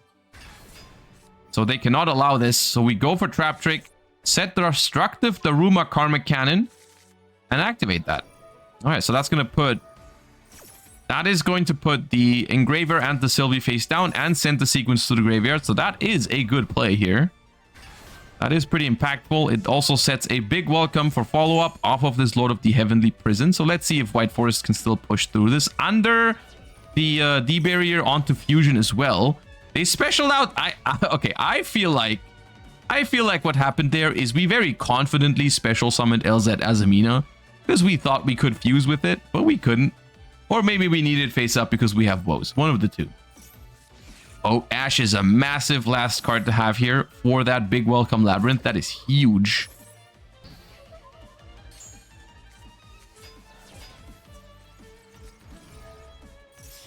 We fuse into Murcielago with the Sinful Spoils of the White Forest, which is a quick play fusion spell, essentially. That searches a Deception for follow-up next turn. And if you attack Murcielago, if it's destroyed by battle or card effect, you also get to add a Sinful Spoils. So, Trap Trick sets Welcome Labyrinth, and since Ash has already been used this turn, we can probably rely on this resolving, which it does. So we grab Lovely Labyrinth here. And that will be able to reset a trap card if it's allowed to. But they do have an infinite impermanence to stop it. So at the moment, no set cards here for Labyrinth. They likely have drawn one trap. But that better be a good one. We can still Typhon away the Murcielago, which is pretty big here, actually. That's a massive deal that we are able to do that. We set a trap and pass. We also still have the big welcome in the graveyard from earlier. So that's a very valuable disruption. Because it's also going to trigger the Lovely if we bounce a monster with that. We bounce the Engraver. Oh, we bounce our own Ariana. Okay, interesting. For follow-up reasons. That could have just drawn us a card. Okay. We could have bounced an opponent's monster and drawn a card. Okay, here's Deception. Here's Hollowed Azamina. Another Dimensional Barrier we drew. Ooh, that's bad for White Forest here. That's just not gonna... That's gonna disable huge parts of that. I don't think they can do anything this turn. We're on 8,000 life points. Is there a way we survive? I don't think so, right? That's a Welcome Lab reset and an Ariana in hand. That's surely enough.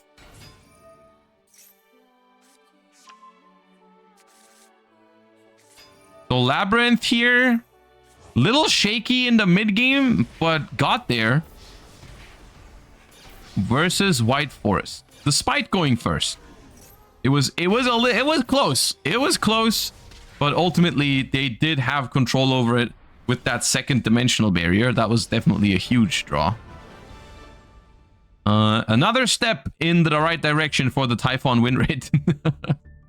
All right, let's find a different match that's still going on. We've got Fazu versus How Fast. Let's see.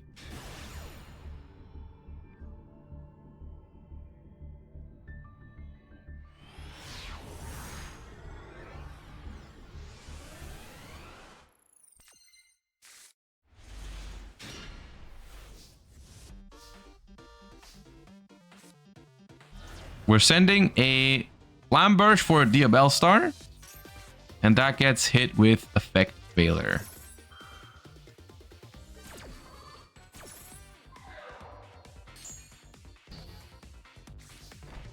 That's it. Set 2 pass. Sometimes it's that easy.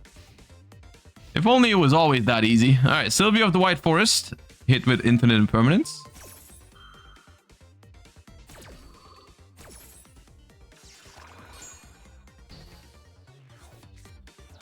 We do have the LZ already, though. That's pretty big. Also revealing that we did have more answers, in fact. We had the Infinite Impermanence as well. Summon out LZ of the White Forest. LZ Azamina of the White Forest. We fusion summon into Murcielago. Alright, that's an interesting route. Normally you see them try to synchro with the LZ Azamina. Deception activates. Tributes a Droll and Lockbird. Oh, we were ready. Alright, we were ready. We had it all. The barrier that clears synchros before they can hit the Ilia Sylvia. Okay. Battle phase, attack over Diabell Star, activate the effect of Diabell Star, send cross out Designator. Didn't have effect veiler for that apparently. Setting original Sinful Spoils. Which is neat for next turn, but will that just get banished by SP Little Knight? Yep. So that's looking good for White Forest here because we have Ilia Sylvia versus 1 draw. So how could that possibly work out? Deception also resets.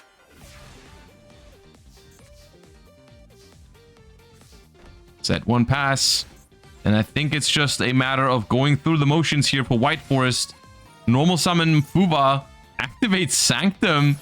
Trying to do a little artifact scythe here, huh? Okay, we'll try and we stop that with Ilia Sylvia. And now we Deception. Tribute Maxi. Grab LZ Azamina. Link for Moon. And now 5100 damage is only a matter of time, I think. Because we know there's no more disruptions here from the opponent.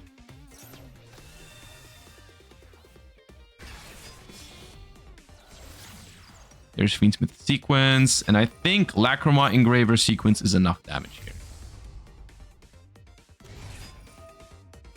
Yeah, that's 54. Plus the Lacrima can burn for 12 as well later. But we can just attack like that. And so White Forest takes down Snake Eye despite going second. And them having Dimensional Barrier. And then later on an Artifact Sanctum. But that was a little too late. And we've already hit time. We've already hit time on top 64. Didn't expect it to go as fast. But as I can see, there's also no game still being played in the room. So seems like everyone is done. So we'll be moving on to the top 32 very, very shortly. I'll just be running and refilling my water real quick. And the break should not be that long because there's no matches going on anymore. So we'll be back with the top 32 in just a couple minutes. Hope you guys are enjoying the games so far. Don't go anywhere. The break will not be long. And we will be right back.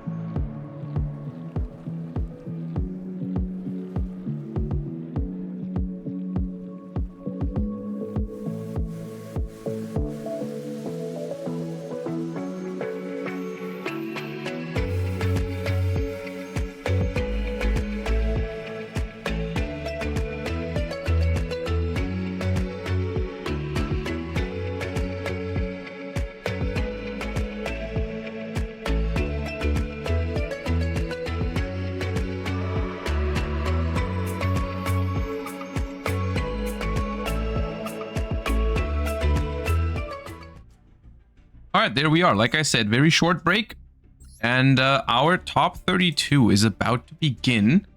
Once again, 32 duelists left. That means 5 rounds, essentially, you need to win to become the champion from this point on. Let's have a little look at our duelists that are still in contention.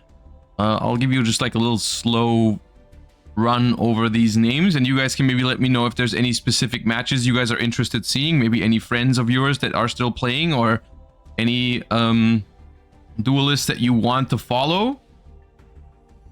Oh, I'm seeing Abo here as well in on table 14 over here. We got Negative versus Player, Bronas versus Fanchar. A lot of names I've seen from my Challenger Cups for sure. Yeah. Let's go ahead and see what Abo is cooking here.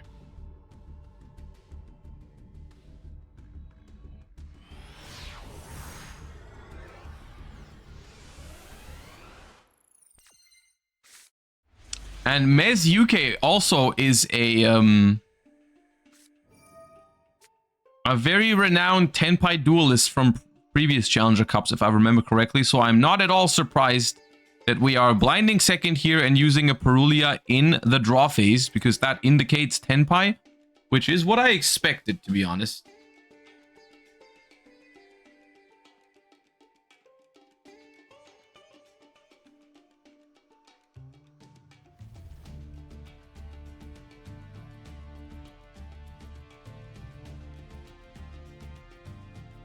And Abo already in the tank. Maybe it's Chilimans, they play Perulia clueless. Yeah, and they also the classic blind second Tenpai, as we all know and love. Very renowned strategy. Yeah, surely.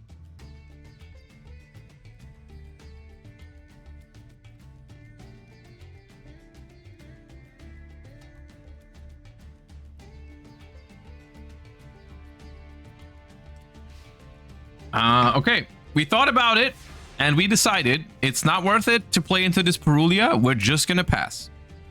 Let's see if that pays off. That's the fastest Pydra I've ever seen in my life.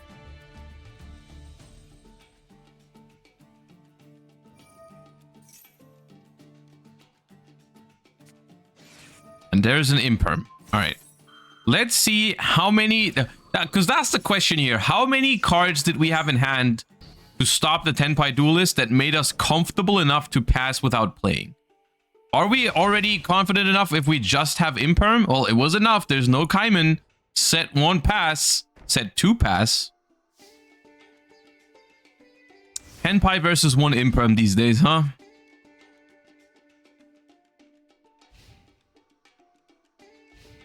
Tenpai versus 1 imperm. Snake Eye Ash. Also a card you might want to hit with an infinite impermanence if you have it, and they do. That's not a branded monster, Abo. That's a very weird looking branded monster if I've ever seen one. Fallen of Albaz does look different last time I looked at it. Okay, we got Ash for Bonbon though. That's good. We put the Pydra into the Anima column also as well, which is something that might happen. Don't know if Anima really has a spot right now, but it might. Nope, that's Linkaribo. No Anima, Sag. And Phase. Alright, so does Tenpai have another normal summon here to keep going? Or are we just like staring at each other? We do have a Genroku, and that will be enough if it goes unanswered. Effect of Genroku. Any Ash Blossoms? Nope, surrender instead. Okay.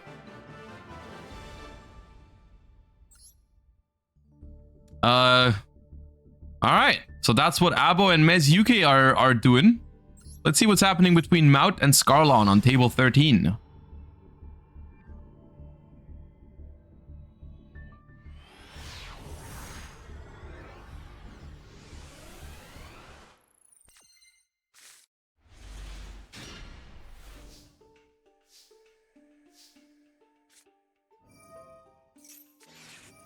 Pot of Duality is never assigned. When whoever is activating Pot of Duality is up to no good, I'm telling you. Yep.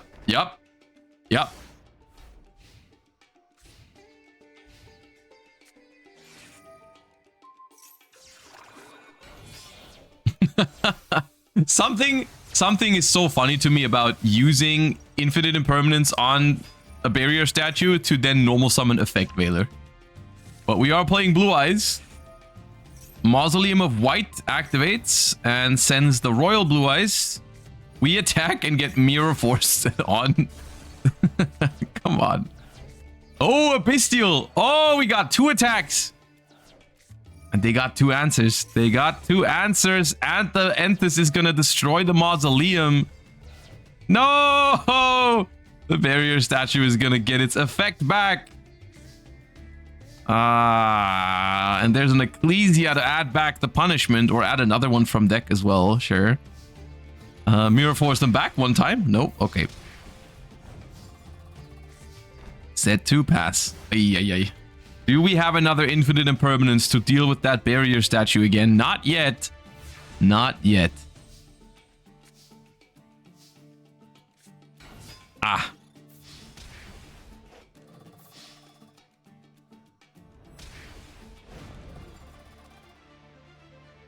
Wasn't that Druis Worm? Why was the statue not sent? Druis Worm only sends special summoned monsters. Which, we don't do that here.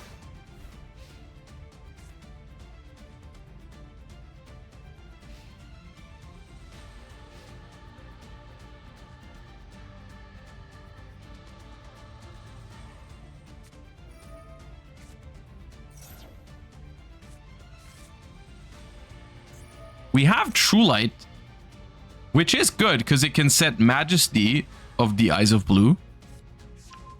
We decide to go for Wishes though. Okay, Wishes. Discard Nibiru. But what if they're going to summon 5 times next turn? We add Roar of the Blue Eyes and Sage. Sage does have 1500 defense points. We normal summon it though.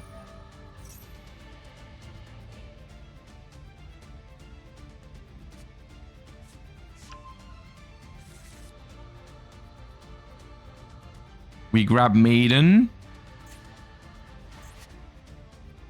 We must already have the trap card, right? Yeah, we do. Okay, but we only have 1 Blue Eyes in rotation. Yeah, we have this Blue Eyes.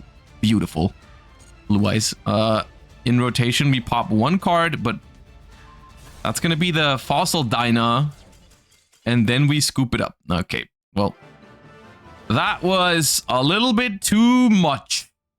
And Blue Eyes, I'm happy to see it show up, but not able to defeat the stun deck this time around.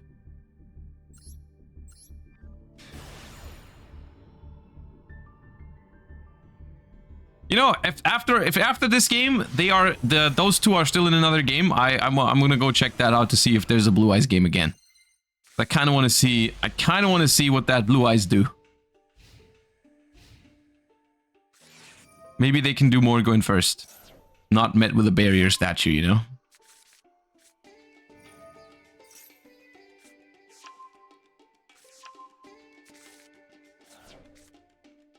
Alright. Let's speed up real quick through the Fiendsmith combo.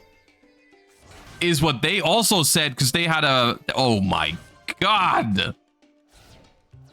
Hit him with the C brothers. A little maxi into retaliating C. Oh my. And a Bystial. Oh my god. Make Moon. Activate retaliating C to search another maxi for next turn. Drew a Swarm, sends the Lurry. Oh my god. Oh my god. And Lubellion. Oh, this is Bystial Fiendsmith. Oh, yes. It's Bystial Fiendsmith. I am so happy.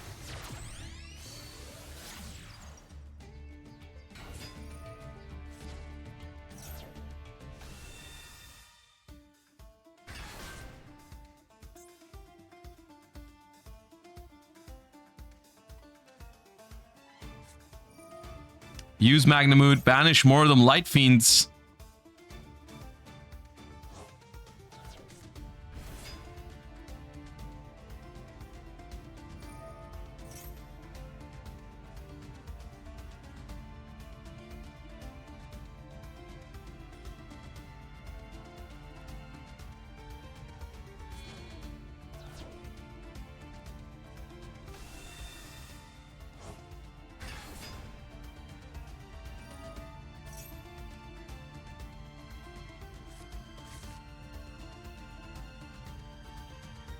And branded regain.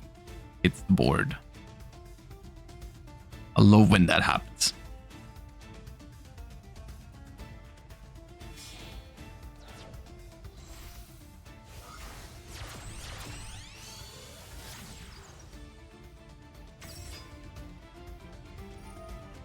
Sequence will summon. I mean, they could also make Desiree here, but it's probably just a Lacrima line. Lacrima moments, more damage. It keeps Fiendsmith in rotation. That's a bigger deal about like making Fiendsmith Desiree in these situations. You would have to shuffle in your only engraver for it, which, you know, does stop your follow-up a little bit. They probably don't want to do that. Yep, they do go for Lacrima.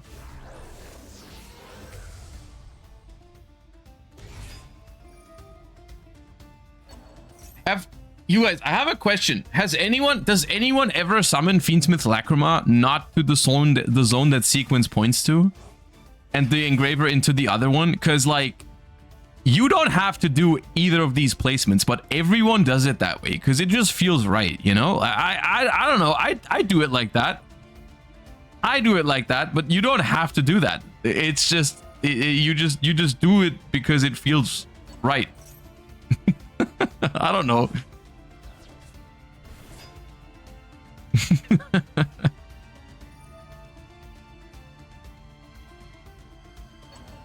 It's just nice. Also, the Baldrake always goes into that zone, right? Because it's symmetric. It's just symmetrical if you build your board like that. There's no way you put it like here.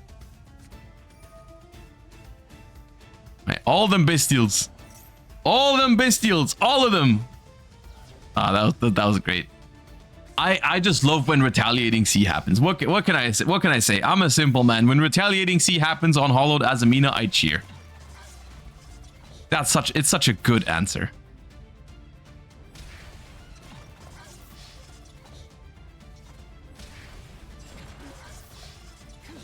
And Bystial Control takes down Snake Eyes with a simple maxi retaliating C 1-2 punch combo and wins this game. Wonderful.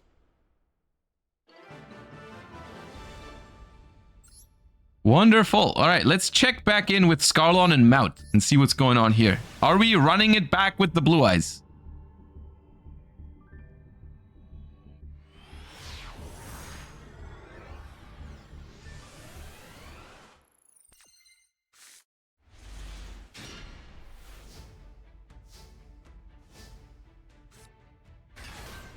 Fenrir LZ. That is not Blue Eyes unless it's White Forest Blue Eyes, which is a thing. Somewhat. Not really. It can be. It could be Blue Eyes. Most likely it's just White Forest though.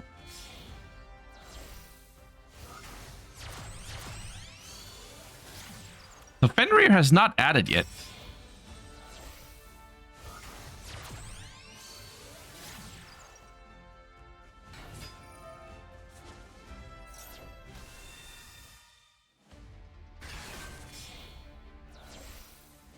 And will also not add. Maybe it's just Fenrir, no unicorn. Because at this point, you don't have to play around Droll anymore. They could have Drolled already, right? After the LZ resolved.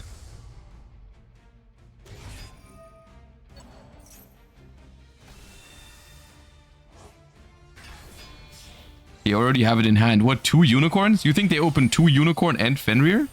But then you would special unicorn, right? Caesar Pass is what we go for here. Okay. Caesar Pass after just 1 Veiler. Well, it is Tenpai. Any droplet? Yep, droplet. Yep, drop. It's so good. Droplet is so good. And I think that's gonna be it. We have Max C, which we could not chain to the droplet. Don't know if that's gonna be... I don't know what that can give us here. Caesar gets run over. Lacrima burns on its way out, sure. We quick synchro before attacking the sequence. Trying... Oh, I like it. Playing around infinite impermanence, I think. We want the sequence to stay on the board because we don't want him to draw into an imperm to stop the revive on the Biden. That's not a bad call. I want to bring up a card that I don't see a lot right now, but I think there's like some value to DD Crow if you want to respect Tenpai a little bit more. Because it's better against Tenpai than Bystials, but it's still good against Fiendsmith.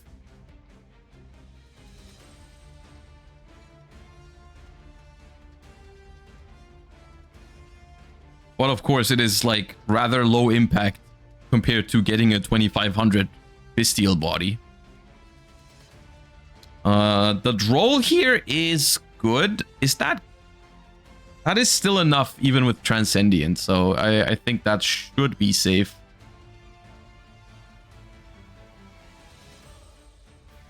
Because you don't have to go for any fancy Trident Dragion stuff here. You can just go for Transcendent attack, bring back Biden, destroy your own field spell.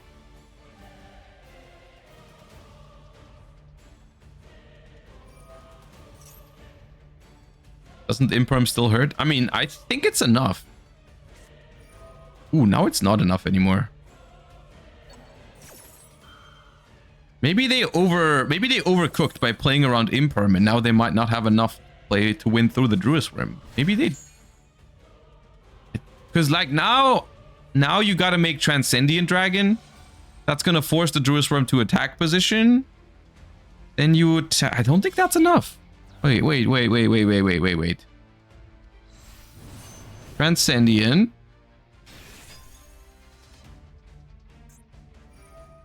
Force him to attack.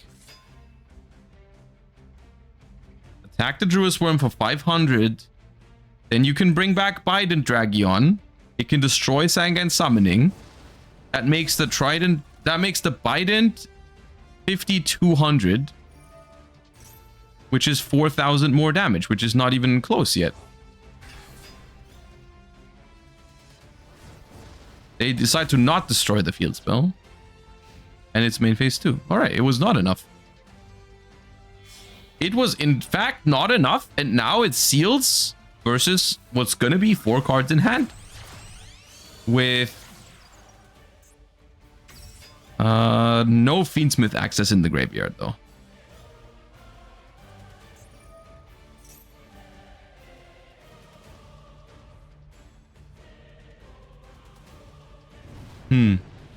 We bring back Transcendent Dragon as well.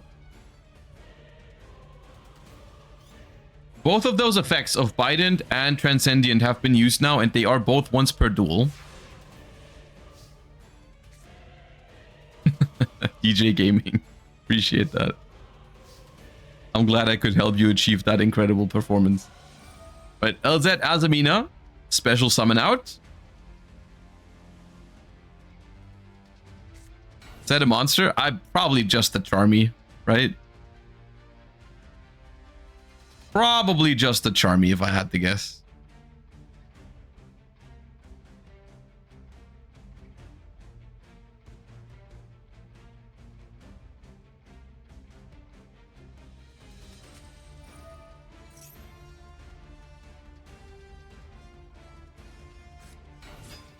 Special Rusia. This is tricky because seals cannot bounce anything yet because we haven't normaled. Whatever you bounce can just be resummoned. But this does threaten a very powerful level 6 synchro.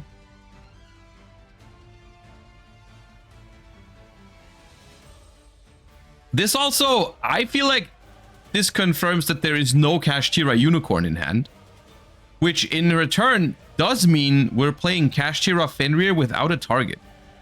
Unless we just forgot to add last turn.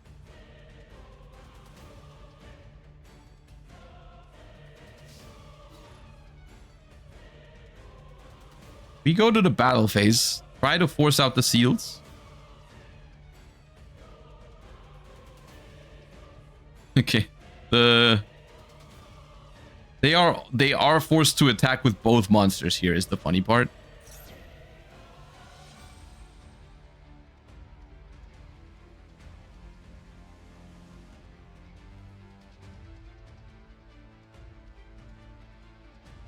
What happens if you bounce your own Transcendent? Oh, but they can just attack the set monster.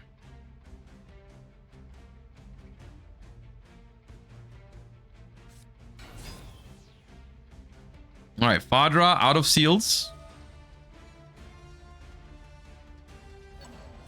Bring back Chundra. And now they have to attack. This battle phase is very, very risky, to say the least. We're giving our opponent a lot of resources in exchange for baiting the seals because we have to attack with the LZ Azamina now. That's going to trigger the Chundra as well. We attack them. Do they have to attack this? Must attack if able. Why not attack this?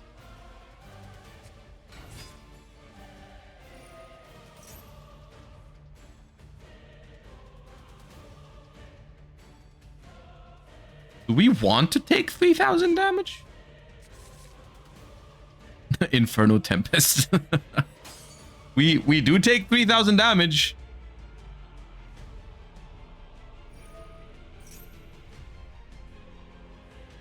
Now Chundra activates.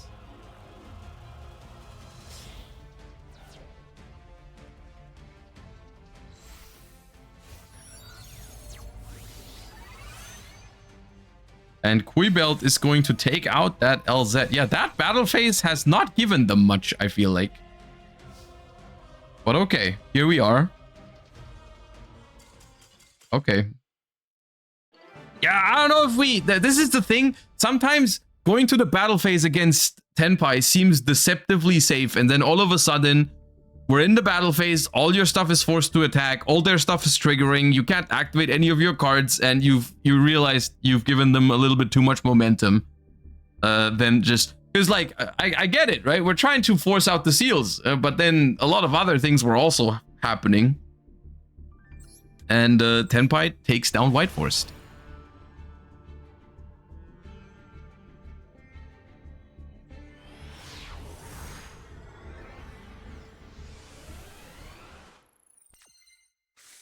All right, we got Matrix versus Inaka or Kindiaka. Normal summon of Snake Eyes Poplar met with an infinite impermanence.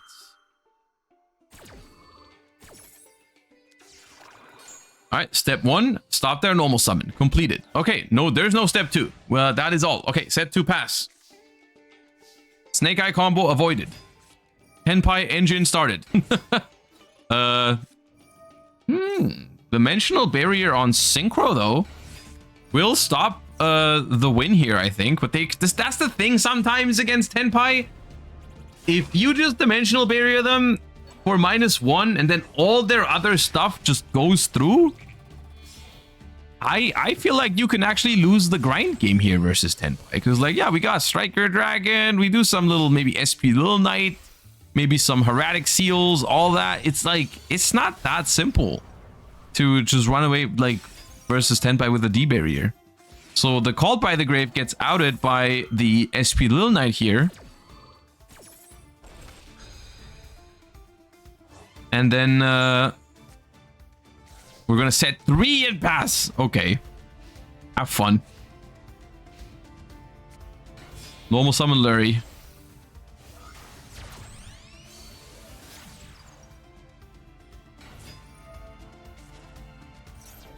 We have a counter called by though. Again, on the Requiem. This is just a disaster. This is an all-around disaster. We felt safe with the D barrier and it's all gone down from here. End phase, in fact. Yep, nope. It's just delayed the inevitable for a turn here. And battle phase it is. Chandra, Fadra, Pydra, the whole squad is here.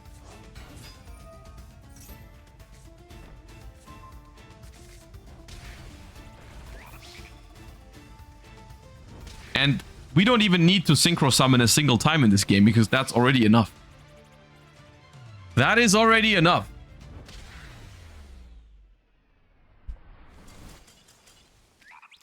Tenpai takes down Snake Eyes with 0 synchro summons. Alright, that is something. Alright. Here on table 8, we've got Mads versus Alfinx. Let's see what's going on here.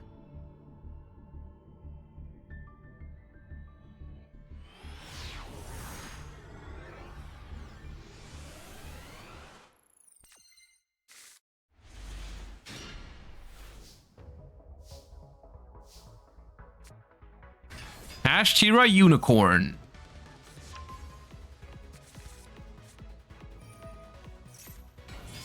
Normal summon Droll Lockbird, probably to go into the Fiendsmith cards via Moon of the Closed Heaven.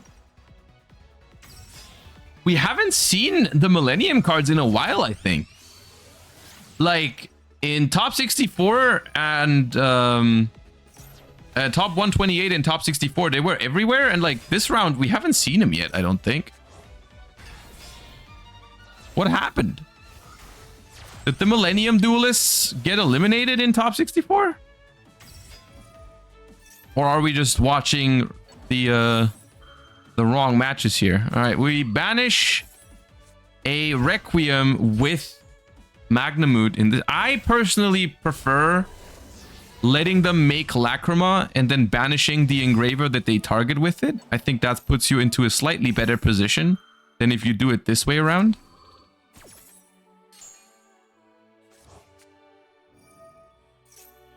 Oh, we did not use Divine Temple first to play around a Bystial. Divine Temple plays Snake Eye Ash indicates that they're probably going to pass after this. So we just go banish the Magnamut, put Snake Eye Ash into Spell Trap Zone, end phase. Yep. Magnamut searches Bystial Druid Swarm.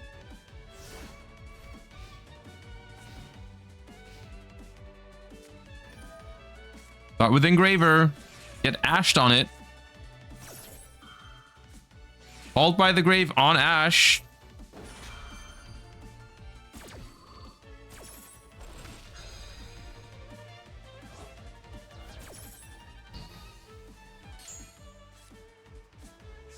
They will get their Fiendsmith tracked. And that will be good enough to out the SP Little Knight as well. But the thing here is, as soon as you summon the Kashtira, not the Kashtira, the Divine Temple will bring back the Snake Eye Ash, and that will guarantee follow-up for them. Because we're going to go Poplar, we're going to special the Poplar, and we're going to grab a original for the next turn.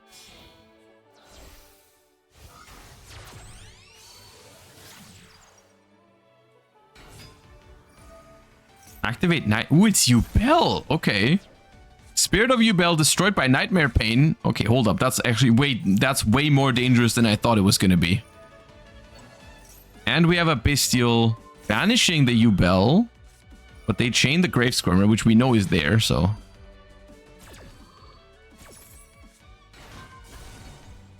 But Yubel does miss timing, right? Yeah, Yubel, I think, does miss timing.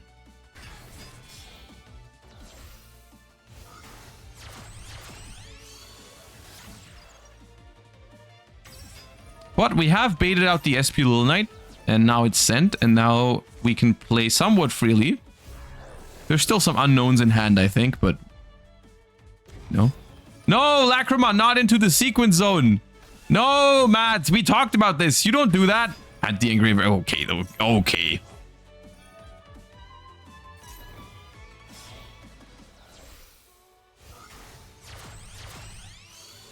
That's just not okay.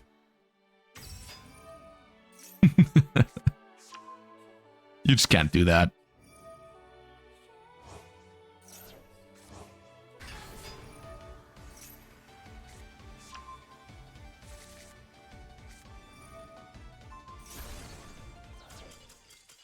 And Snake Eyes going first against Yubel, still losing. All right, Yubel kind of here, all right? All right, we got T2 Scar versus Auditore 93 at table 4. See what's going on here.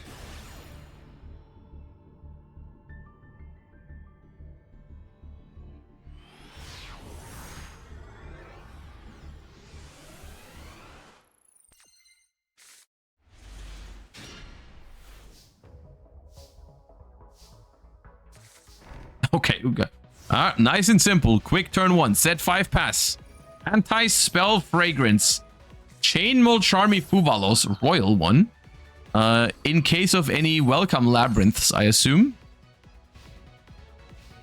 And they just pass. Not even setting one. Okay. And now they activate simultaneous equation cannon. And they chain another Fuva. Why are you chaining Fuva? What are you afraid of them? Why are you manipulating the card count when you have no cards? Wait, what? They clearly just wanted to set the card they drew. They just wanted to set the card they drew. So I don't know why you chained Fuva to that. Oh god, Ice Dragon's Prison on Fuva. Trap trick.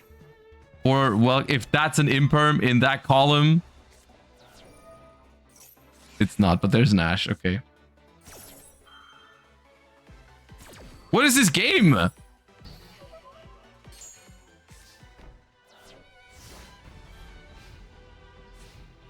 Could have at least attacked with the Fuva, you know, put some pressure on. Bonfire effect, Surge Snake Eye Ash. Deception. Deception against anti-spell is so painful. It's like a multiple step program. Like this turn, I'm gonna set Deception. Next turn, I'm gonna flip it face up. Next turn, and then I set the Hollowed, and then the turn after I can activate that.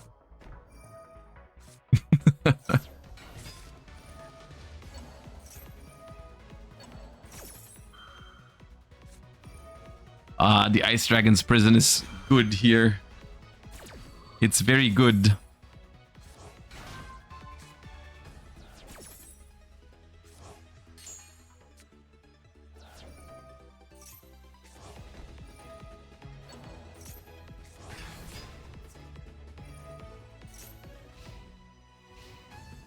Will there be replay of the stream? You can check the VOD, yeah. We watched your last Yubel game, yeah. Another Ash! Alright, we just have enough Ashes. What is this spell trap zone, by the way? Can we talk about that spell trap zone right now, please?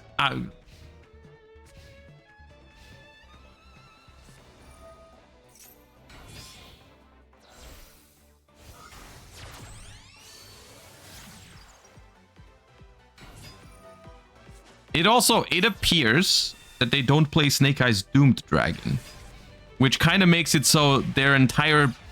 I think they have Hollowed in hand, but they just can't use it or set it. because everything is occupied with random stuff. Like, there's just things here in this spell trap zone. So now we're activating cross out on something just so we have room. Now there's an ash blossom and a recta. This spell trap, it's getting there.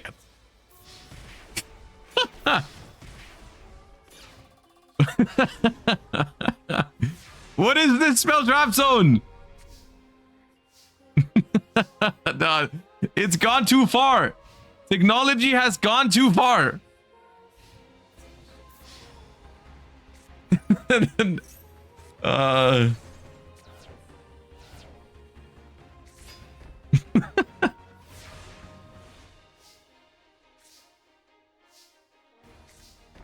Crystal Beast duelists wish they were like them.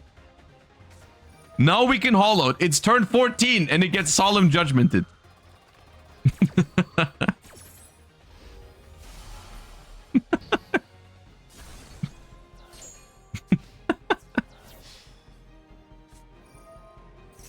No, where's the third ash?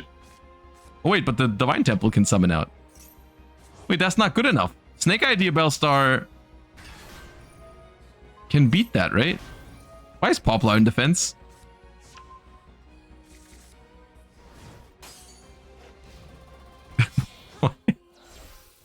Why'd you keep attacking?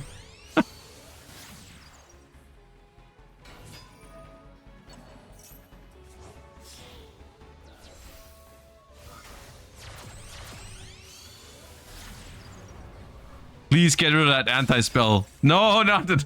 No. Cease.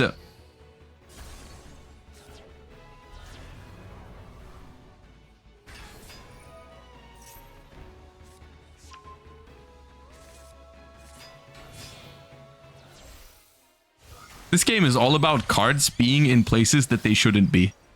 Golden Lockbird is normal summoned. Everything is chilling in the spell trap zone, but spell traps.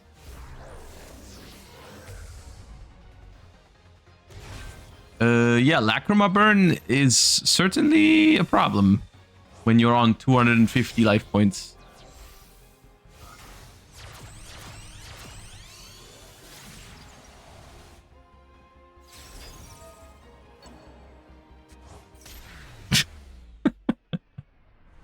What was that game?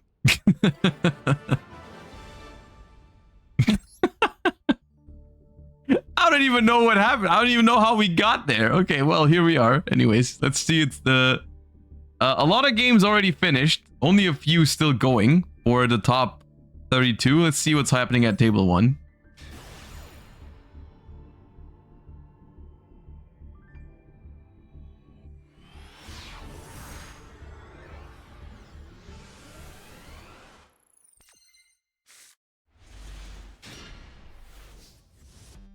All right, Alucard going first here. Fiendsmith tracked. Nice and simple. Discard Lurie.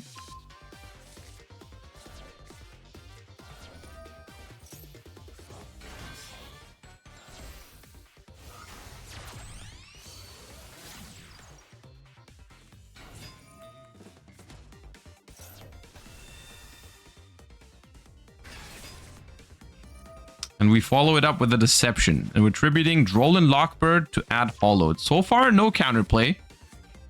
Retaliating, come on! No.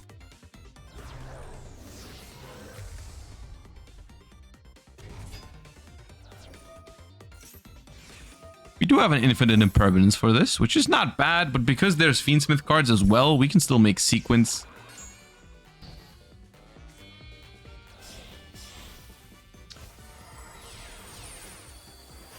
Going for Beatrice right away. Okay. Sure. Oh, it's White Forest. I thought, for some reason, I don't know why. I thought it was going to be, Snake Eyes. But sure. Maxi to make Sprite Elf. Just another reason why Maxi is so powerful. Level 2 to make Sprite Elf. Called by the Gravon Effect Veiler. Uh-oh.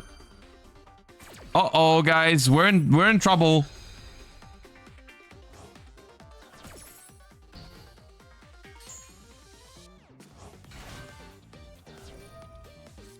And the last card in hand is a spell trap because it is that hollowed Azamina.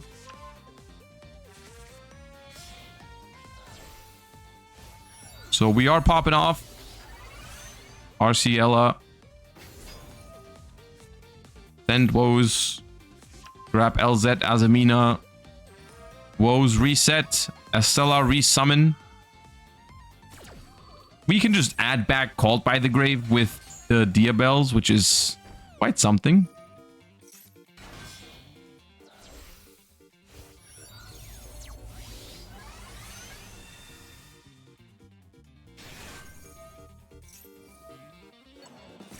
But we are adding back the Hollowed instead. Okay, fair enough.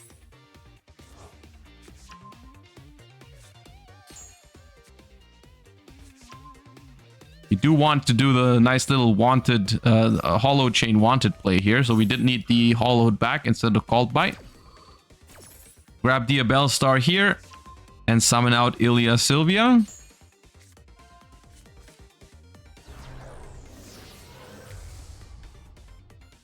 What's the biggest choke point for White Forest? I think try to stop him on the Sylvie as early as you can. Ghost Ogre on Deception. Retaliating Sea on Hollowed Azamina. I think those are some of the best ones. Bystials are decent against the Fiendsmith part.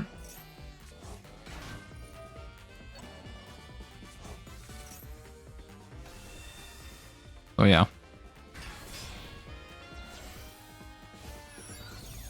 You can never wait a long time until you interrupt them, because eventually they will have the Ilia Sylvia or the Baron the Fleur.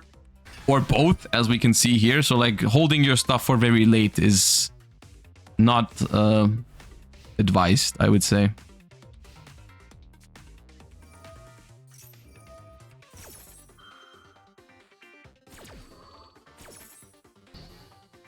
Okay, calm down, guys. It's not minus 300. I'll refund it.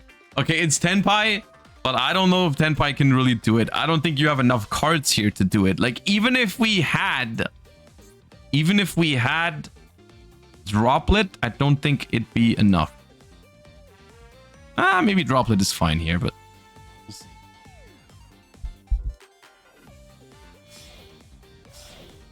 But yeah, the point redeems don't work during the sponsored streams.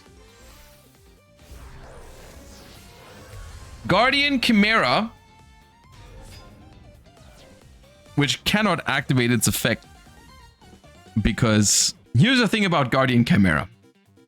The way this card is worded, you have to destroy the exact same number of cards on the field as you used monsters from the field.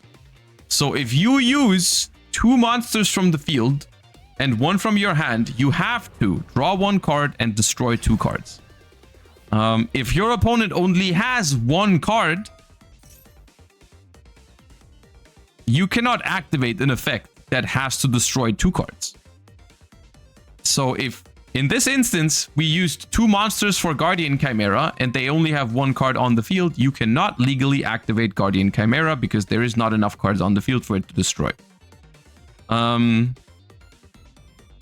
Which is kind of scary, because all of a sudden this does look like something we could lose now if they have the right cards in hand still. I mean, we still have Ilia Sylvia, so we can still deal with the Genroku. But if there's a Kaiman in hand and some... Okay, it wasn't over yet though, right? Connection failed?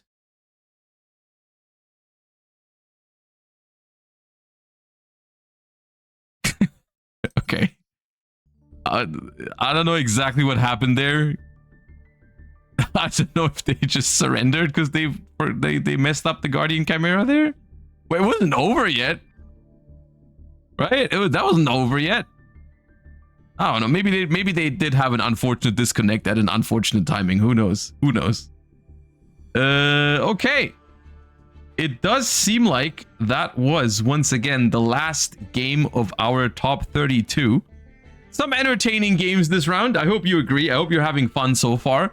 We will be on a very, very short break once again before we hop into our top 16. We're getting closer and closer to crowning a winter season champion for the Challenger Cups, who will also qualify to the invitational at the end of March. So I will see you guys in just a few minutes. Everyone's done, so it shouldn't be long. And yeah, you guys don't go anywhere. We'll be right back with the top 16.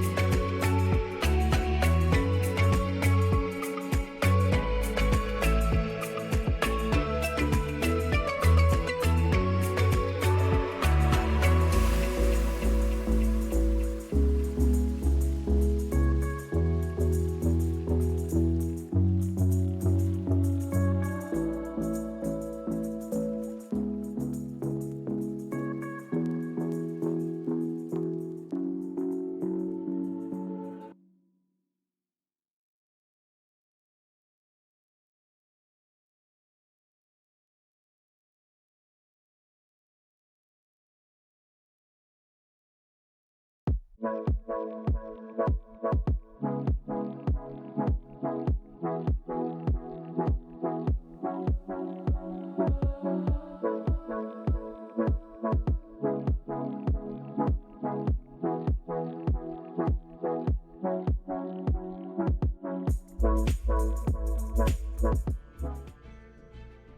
right, everybody, we're back for our top 16. Only 16 duelists remain in the Winter Challenger Cup Finals.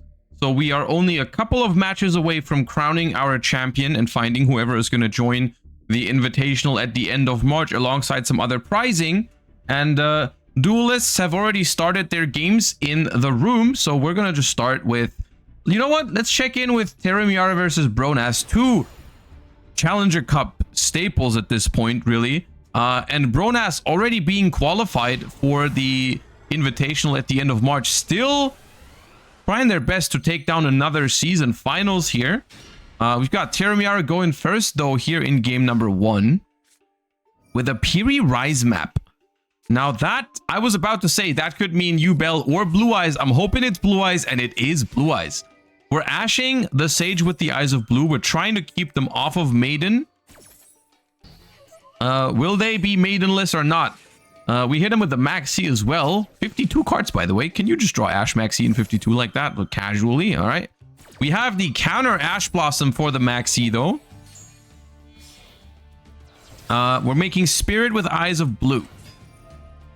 And we're grabbing the Mausoleum of White. But we still do kind of need access to the Maiden here for this to be good. We have a second Sage for the second normal summon off of the Mausoleum. That's perfect. Gonna use the Maiden to place the True Light. And that's a very commanding position for Blue Eyes here. We're sending Blue Eyes White Dragon from the deck to the graveyard here. Bystial Baldrake banishes or tries to banish the Blue Eyes White Dragon and succeeds. They do not chain the True Light here. You can chain True Light to dodge this, but they decide, no, I would rather go for Wishes. Discard the Nibiru here and resolve that. Then we'll go ahead and activate the Roar to special out the Blue Eyes from Banished, so we even get to recycle the one that just got banished. Maiden will trigger, use that effect. Wishes will equip the Blue Eyes with a Neo Blue Eyes Ultimate Dragon, and we end on Spirit. Sage from hand onto the Maiden. It's targeted, which means that we can special a Blue Eyes White Dragon or a level 1 tuner from the graveyard, and then that's going to be sent to summon the other Blue Eyes from the deck. I was about to ask which artwork you prefer in Master Duel for the Blue Eyes. We're going to go for a double Spirit setup. Oh, we play the Crimson Dragon line. That's so crazy here. And we play the target for it, the Synchro Rumble.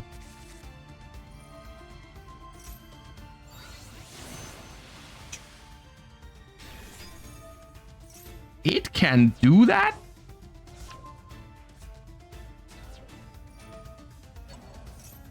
It can do that? Ah, no. Really?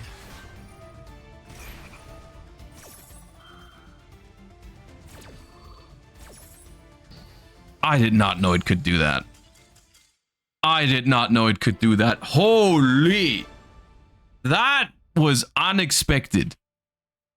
That was very unexpected. I did not know it could do that. Well, okay, that was kind of crazy. All right. Blue Eyes kind of cooked there. That was something. Okay. Crimson Dragon is a very, very good card. Yeah. You know what? Normally, this is where we would jump into a different match and check out a different one, but I kind of want to see what's going on in game 2 here. Whether they commit to the Blue Eyes deck a second time or they got something else cooked up. I just want to see more of that. I'm happy to see Blue Eyes represented today, because it is a very fun deck, I think.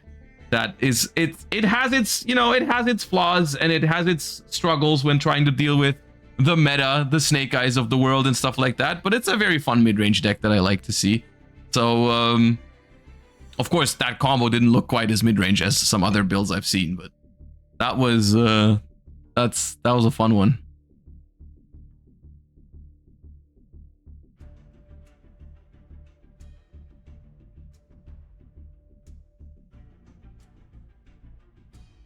All right, we got both players getting ready for game number 2. Terara versus Bronas. Bronas down a game here. Needs to step up and win this one. Otherwise, Terara will be in top 8. And we will have Bronas going first here. With a Fiendsmith tracked.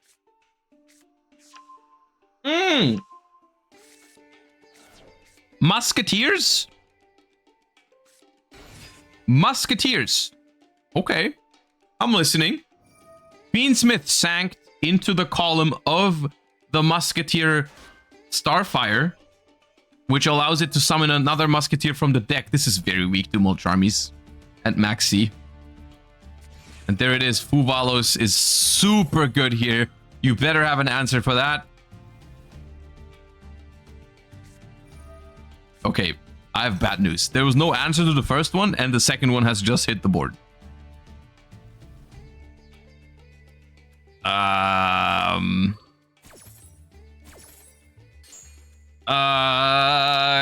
I think we have a problem here with our Musketeer strategy.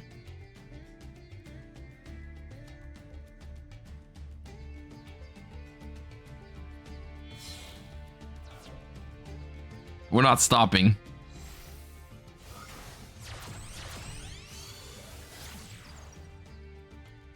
There's no way it can deck out, right? Can it deck out? There's no shot, right?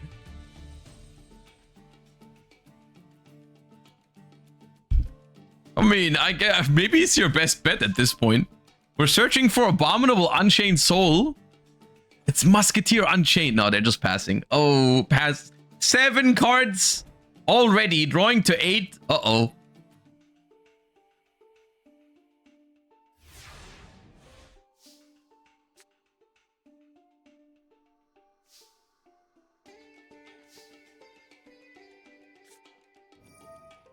Step 1. Is it Tenpai? Mistaken Arrest. Okay. Bane Kaiman, it is Tenpai. I don't think that that's a good position for Magical Musketeer. I'll say it lightly.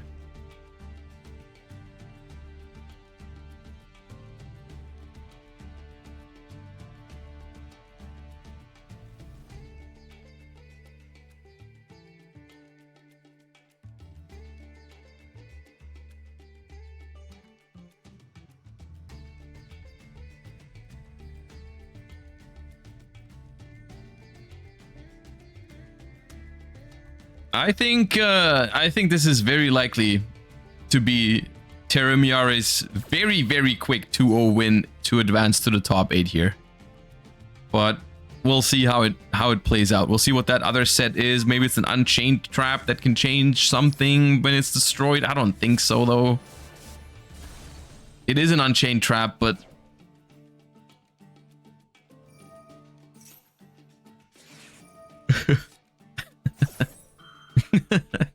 Come on, man. Leave Unchained alone. What has Unchained done to you, huh? Wait, you gotta double Fuva and Maxi it?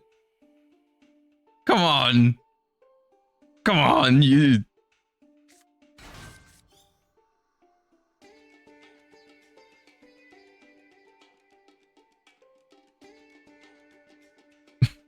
That's just not okay.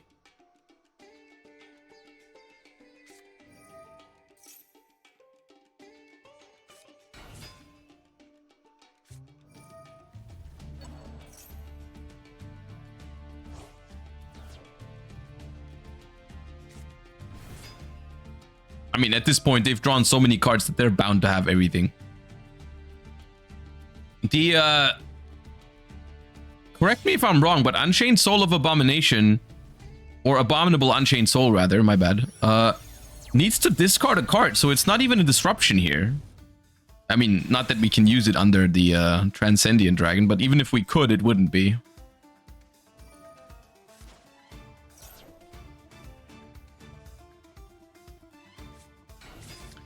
Yep. And that is going to be enough. No matter how you do this, there's plenty of ways to finish this here. But this will be it for Bronas here, who I guess Bronas is fine. Bronas is already qualified, if I remember correctly, for the Invitational, but that is still a rough way to go out. I'm sure they were hoping for more here in top 16, not get 2-0'd this quickly, but sometimes the stars just align for your opponent. This was a very good match for Terumiyari. Very everything went their way, and they did play it out nicely, so they will take down Bronas here and advance to the top 8 with a very smooth 2-0 victory.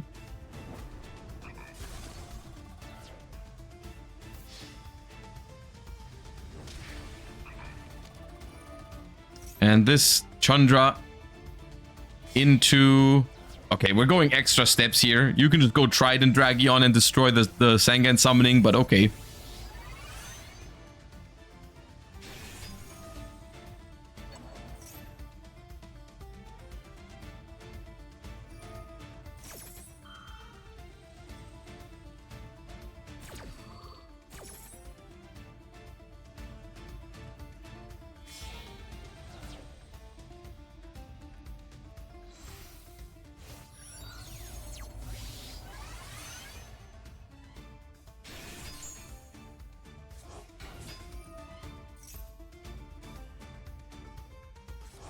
Yeah, the Trident misses timing here, but it doesn't matter. Like, you can't mess this up enough. Like, this was guaranteed no matter what.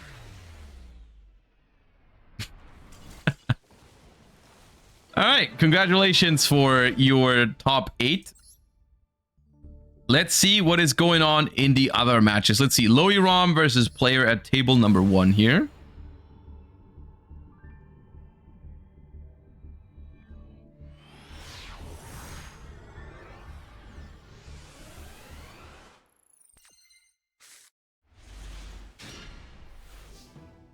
We've selected going second. I wonder if that means it's Tenpai.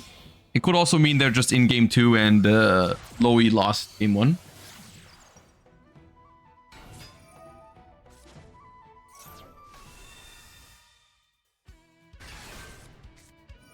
A normal summon of Lurie leads to an Engraver, and then we special LZ just for it to be a second monster that we can make sequence with. Not the best start, but also will do something if it's uninterrupted. We'll see how it goes. We go for Fiendsmith's Lacrima in an attempt to revive that Engraver.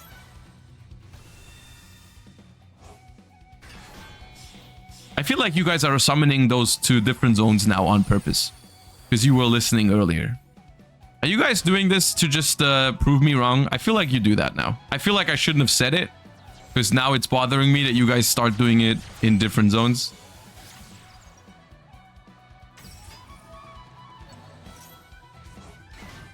Okay, that you're doing that to throw me off, but that is just the wrong zone for it. That should be targeting protected. There's no way you put the Stellar where it's not targeting protected, just for the sake. And the Sylvie too.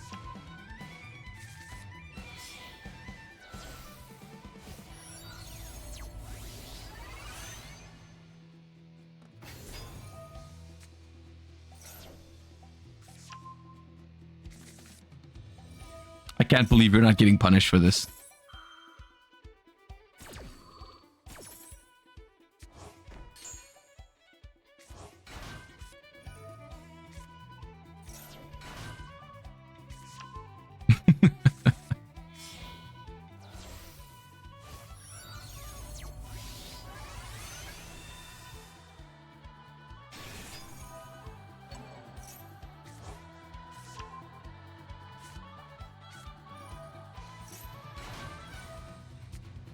We'll cycle that Tails for a draw, and then we'll make a level 10 Synchro. Wonder what that's gonna be. That's right, Baron the Fleur. Oh, this one you're making targeting protected. Okay, alright, I see.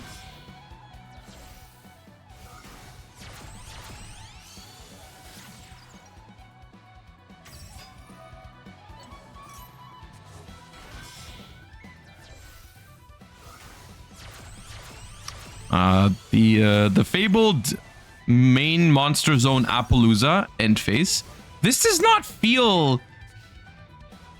Is this really... Oh, wait, what's going on here? Is this really the end board? Droplet? Oh, it's just Striker Tenpai, okay.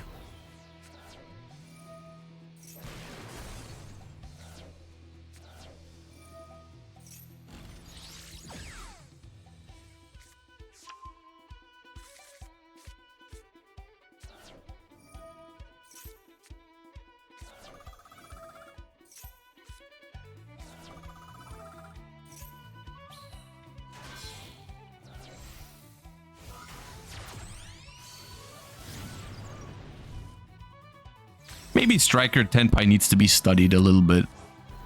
That deck does some crazy things.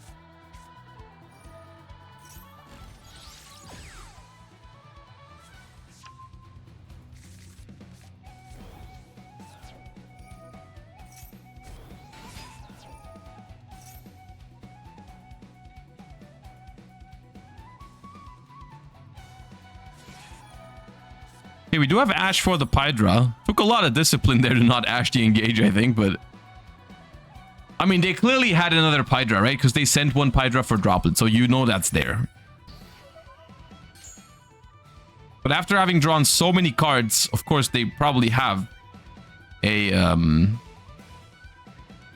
Chundra or Kaimin or Sangan summoning or something. Talents. Look at their hand. See a Nibiru and an LZ. Take away the Nibiru. You know it's about to go down when Tenpai takes your Nibiru away. Yeah, okay. What was that? Yo, Striker Tenpai kind of scary, man. I don't want to go up against that deck, please.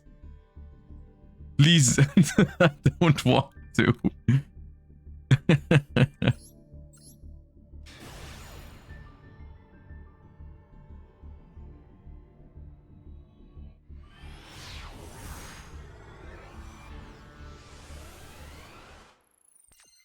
Yeah, Droll and Lockbird is very good against that deck. They activated, like, what was it? Like, they activated 2 Upstart Goblins and 3 Into the Void or something, and Engage, and whatever. Ooh, the Maxi. Ooh, the Maxi. Resolves.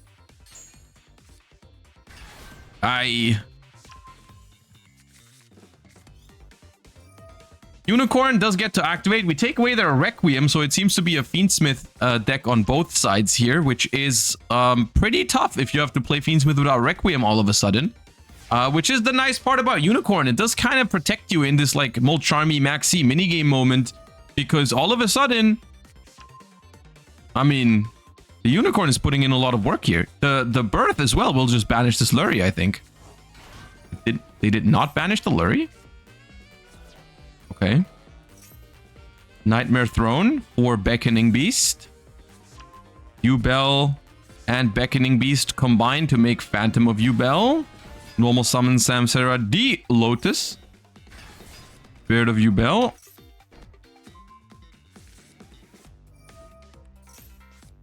Judgment on Nightmare Pain. Okay.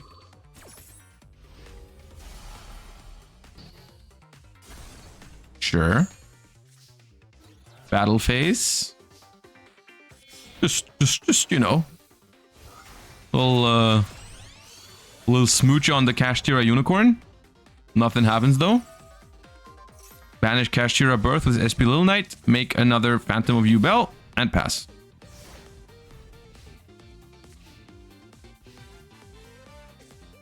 Activate the Golem, chain SP, banish itself and the Kashtira Unicorn. But this is where, like, you can't really understate how big it was that the Fabled Lurry could not turn into a Requiem there, right? Like, it was massive.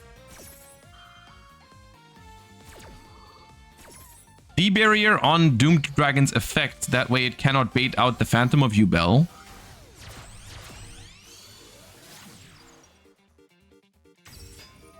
It turns off your own Phantom. It does not, actually. Because the It only negates these effects while they're on the field. So because Phantom tributes itself for cost, you can still use Phantom under D-Barrier. It's like skill drain. D-Barrier is like skill drain on for monsters that are already on the field. So they can still use Phantom to change an effect. Ooh, we got a counter Droll. It's a little late for Droll and Lockbird here, but it does kind of work. Is it possible that they think that their Phantom doesn't work? They might not know because they haven't been using it. And they also just don't bait it out with the Engraver. I think they both don't realize that the Phantom of Yubel does work.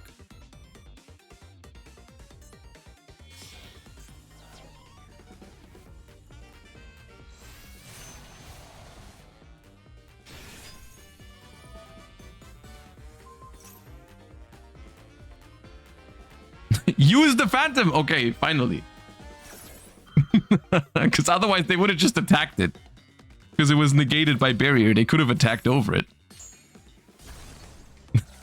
What? It works?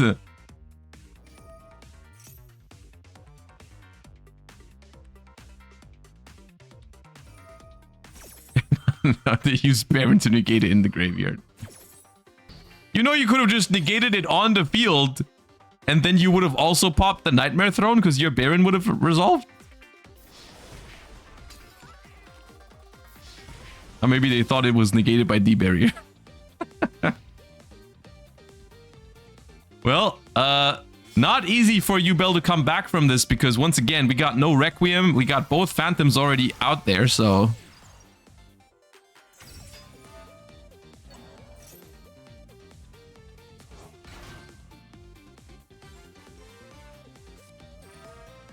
We got both LZs out there, so that's going to be a...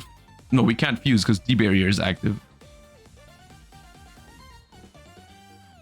So it might just be a pass here.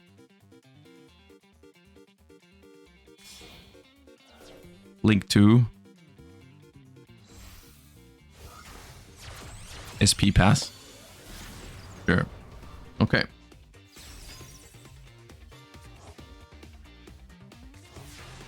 SP and Unicorn return. At this point, Unicorn just becomes a huge menace as well because like they're so low on extra deck already. No more Phantoms. Requiem already dealt with. Like the next... Oh. Wait.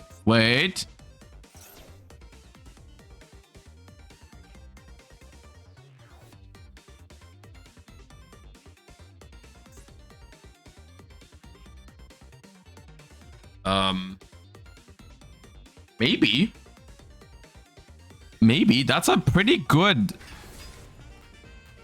That's like likely the best thing they could have drawn.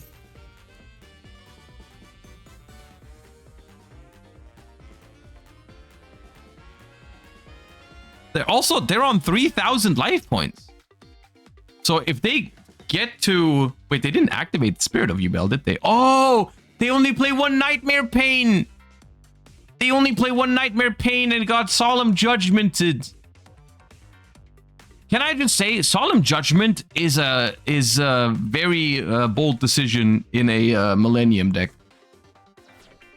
Because you're going to be so low on life points. But I guess if you resolve your Millennium combo and then set Judgment behind it, it's not going to be a problem.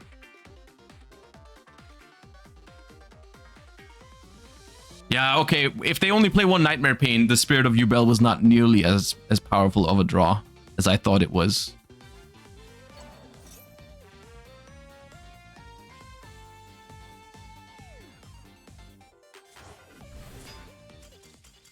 All right, and Yubel not able to clutch it out. That Kashtira Unicorn did some work there. That did some work. I think if they can access the Requiem on the first turn, they might pull out ahead here. Because they had like, not only was the previous turn going to be so much better for them, but also on this turn, they would have had Fiendsmith follow up and everything. Like it would have made such a big difference, I think. All right, let's see what's going on between Alucard and Auditore.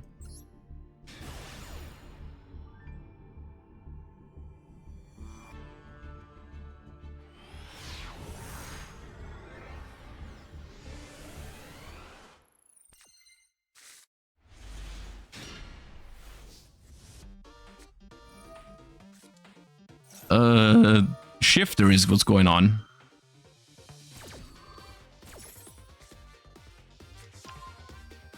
This is top 16, yeah. Okay, seems to be some... it's White Forest against Shifter. A Stellar Pass. Glorious. Sangan Summoning, huh? Sangan Summoning. Send Effect Veiler for it. Normal Summon Pydra. Grab Kaiman. Battle Face. Woes of the White Forest. Chain Kaiman?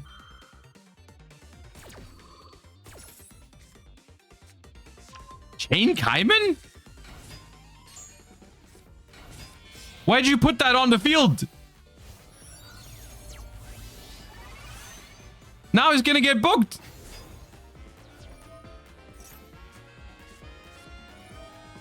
What? Huh? Why not after? Oh god, no, no, now main phase pass. Oh god. No! Why did you chain Kaiman?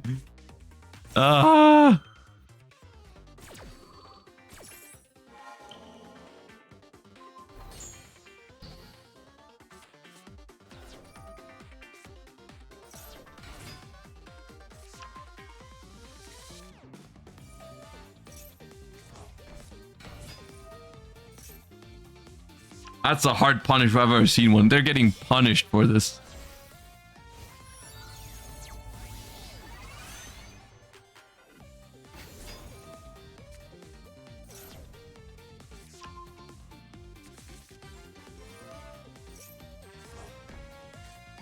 This is the second time today that we're seeing Tenpai lose under their own shifter to White Forest. The second time.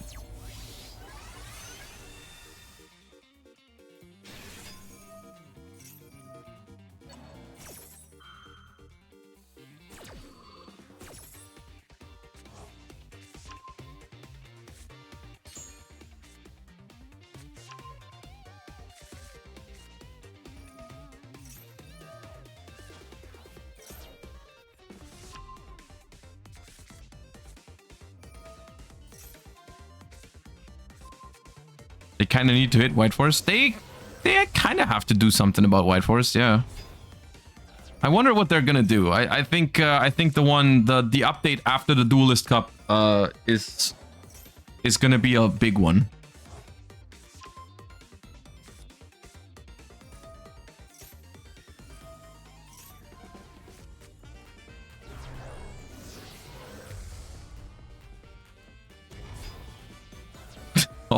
All load Azamina to 1. Yeah.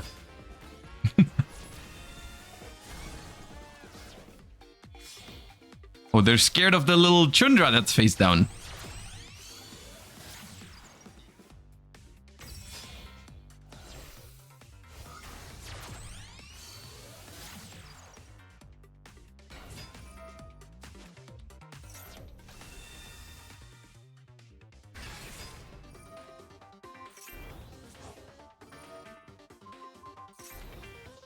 There goes the Chundra. There's Baron. 2 cards in hand next turn versus Ilya, Sylvia, and Baron. That's not looking good. Not looking good for Tenpai. They kind of did it to themselves, to be fair. Like the chain Kaiman to the woes was yeah.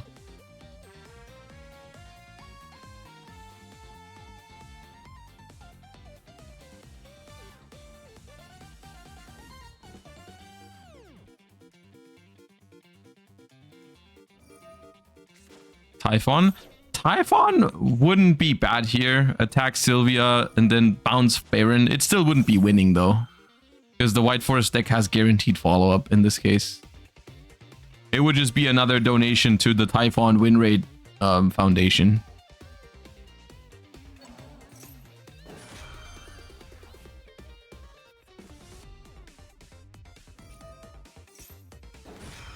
But yeah, they won't even be able to make Typhon because both of their cards are being negated. They can't put a monster onto the field.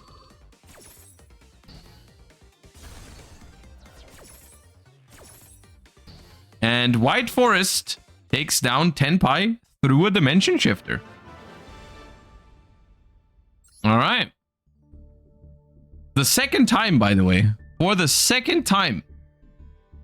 All right, we've got 2 matches still going, it seems like. We've got Mout versus Mads and Dark versus How Fast. Let's see what we got over here. We're kind of cruising through this tournament today. We're already almost down to 8 players. We started with 128. All right. Let's see what we have here. We start our turn off immediately by contact. That's scary. Uh-oh. Oh, God. Well.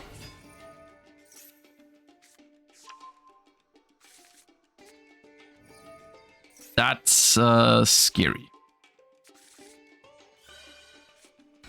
You press this button real quick. Samsara the Lotus brings out Spirit, grabs Nightmare Paint, activate Nightmare Paint, destroy Spirit, grab Grave Scrummer, Nightmare Throne and Spirit activate, summoning out the level 10 anti-level 11 Yubel. Moon, activate Squirmer, Requiem. Link 2 for Yama under the Requiem. Terara, Requiem for Fiendsmith. Banish for Spirit. Sharvara, destroy Spirit. Spirit effect, bring back Yubel. Make Unchained Soul of Rage. Set Escape of the Unchained. Bring back Engraver. And now we're live. We've caught up. Okay, Escape means they will want to keep the Unchained Soul of Rage on the field, right? Otherwise, they can't use it. We use this to revive Spirit, which could mean we make Varudras now and then sequence after.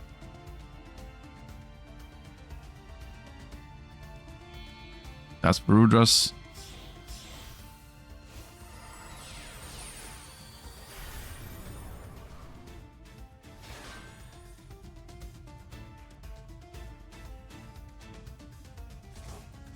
Make another Phantom.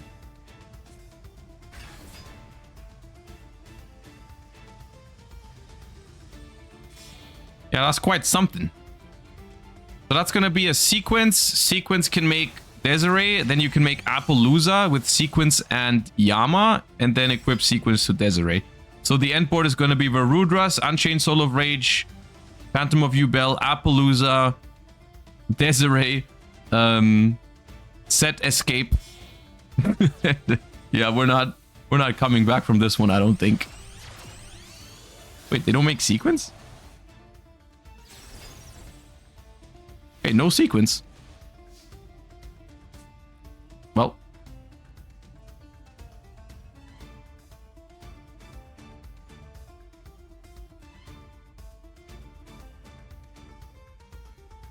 Or Gore. Maybe they were a little worried about the timer. Because like there's only 6 minutes left, I guess, but like I don't know if that's the reason. If anything, that'd be a reason to do the sequence thing, because it would turn. Oh, Ultimate Slayer. Or Mereologic Aggregator. Okay.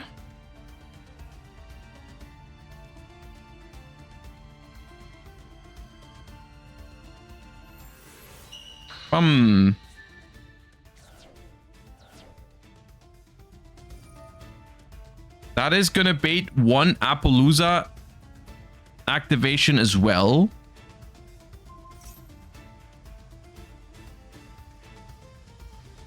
What did Aggregator targeted Nightmare Throne? Oh, you know what's coming if they do that.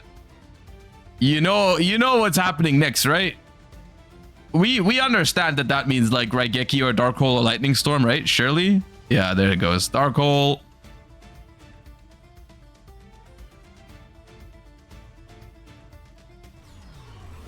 Pew! The board breaker decks, the power spell decks, they just throw everything just has animations. It's just like you just make them watch a movie on your turn because you just like this animation into that animation, like Ultimate Slayer, Dark Hole, Raigeki, Heavy Storm, Duster, they all got animations.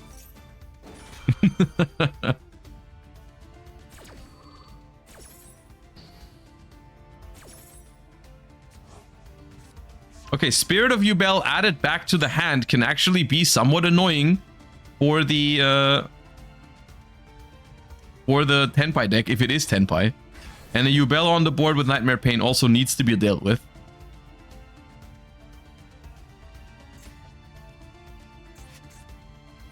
Now we talent casually, probably draw 2. Yep. Now maybe some Lightning Storm somewhere here. Little Feather Duster, Heavy Storm animation, huh? Oh god. What are you doing to them? Afterburner.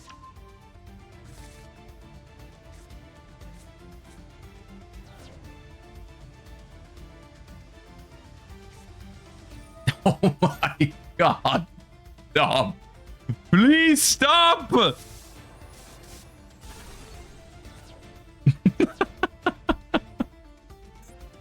Oh my god.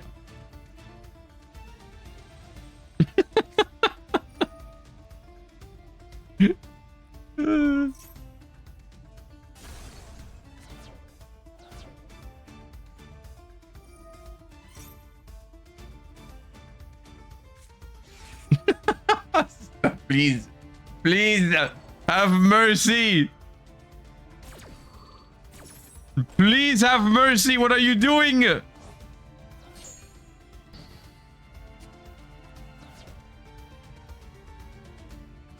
No, no, no, no, no, no.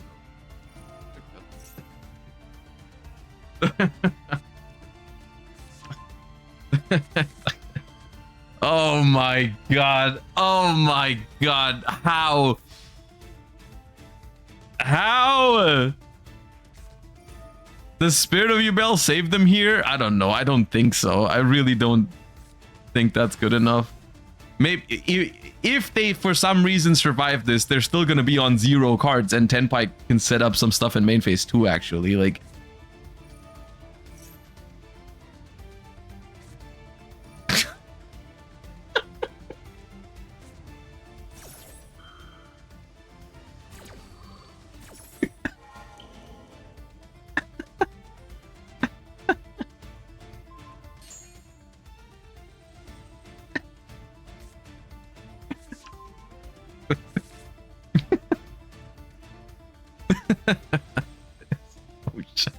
how do you draw like that? How does that even work? I feel like they had more cards than they should have even had in their hand in total. Like they had more blowout cards than they should have had cards in general. How did they have all of that? How did they have Ultimate Slayer, Dark Hole, Feather Duster, Talons, Engage, the Hydra Droplet? They huh?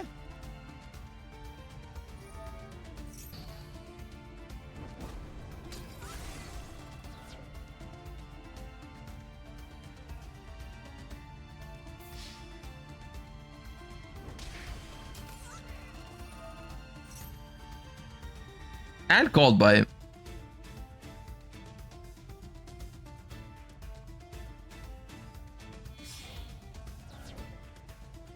No, that was crazy. That was crazy.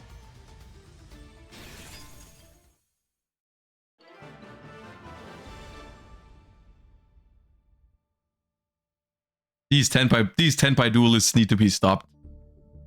And they need to be studied.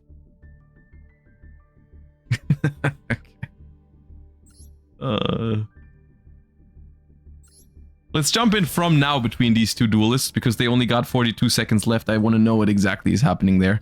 I don't want to watch the replay and then guess when the timer hits 0 for them. Okay. it is currently looking pretty good for Alucard over there. Life points are still at 0 for both. It's turn 1 and they already have 2 monsters that are face down. How did that happen? 2 Bystials? 2 Bystials, I think.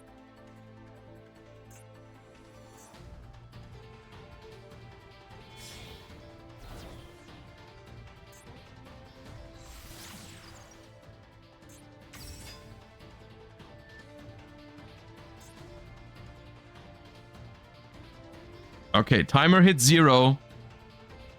I'm gonna be honest with you guys. This looks like we have a Fiendsmith Lacrima inflict 1200 damage coming up soon.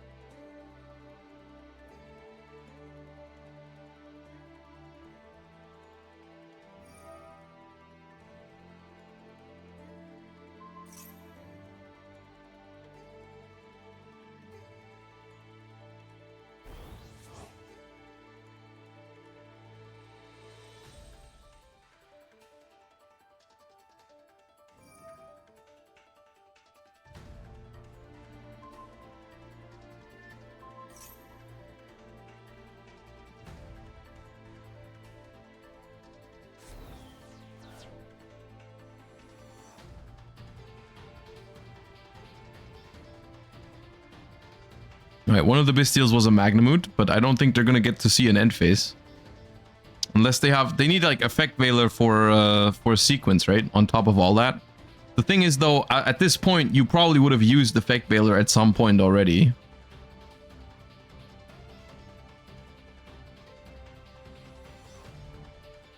They have extra time? Oh, okay.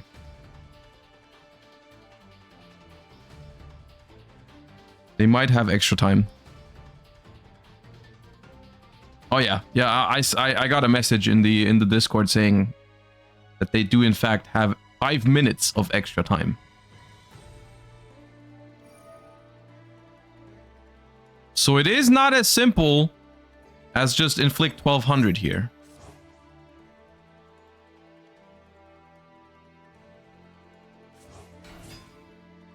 And you still have to play at a proper pace for those. But it's still, I mean, the thing is, no matter what, it's very winning for them here, right? Because it's gonna be Baron, it's gonna be Sylvie into Lacrima, into Baron, I guess.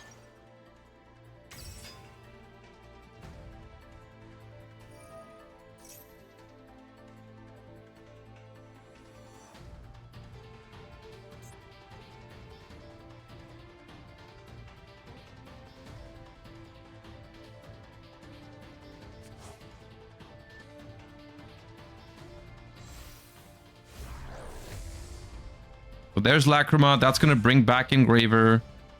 So that's, at the very minimum, that's going to be a Baron to destroy the one on the field. I don't know. Maybe that's a Druid Worm and you might not want to destroy it.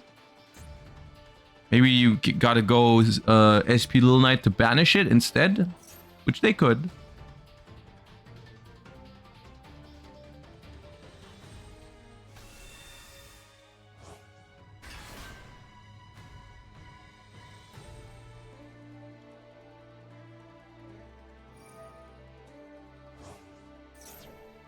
Making a Desiree, I guess.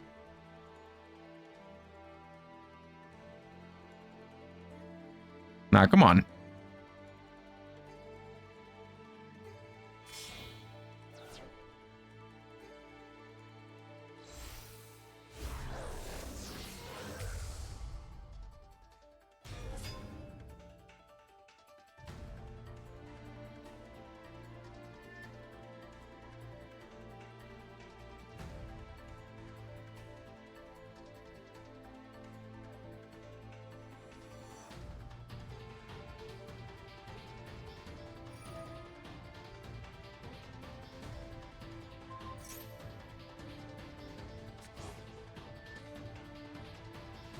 They just not use the Lacrima.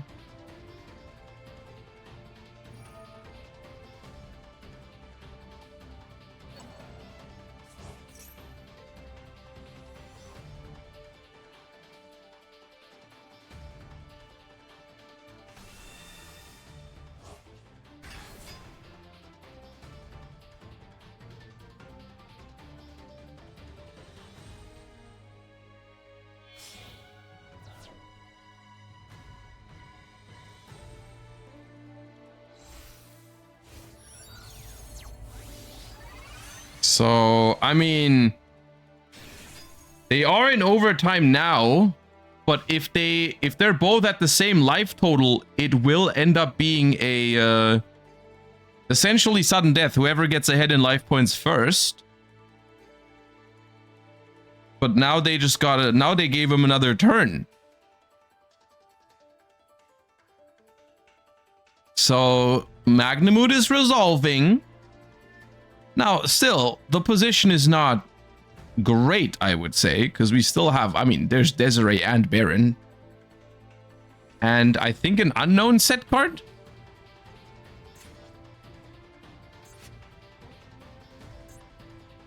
But we're giving our opponent an entire turn here, essentially.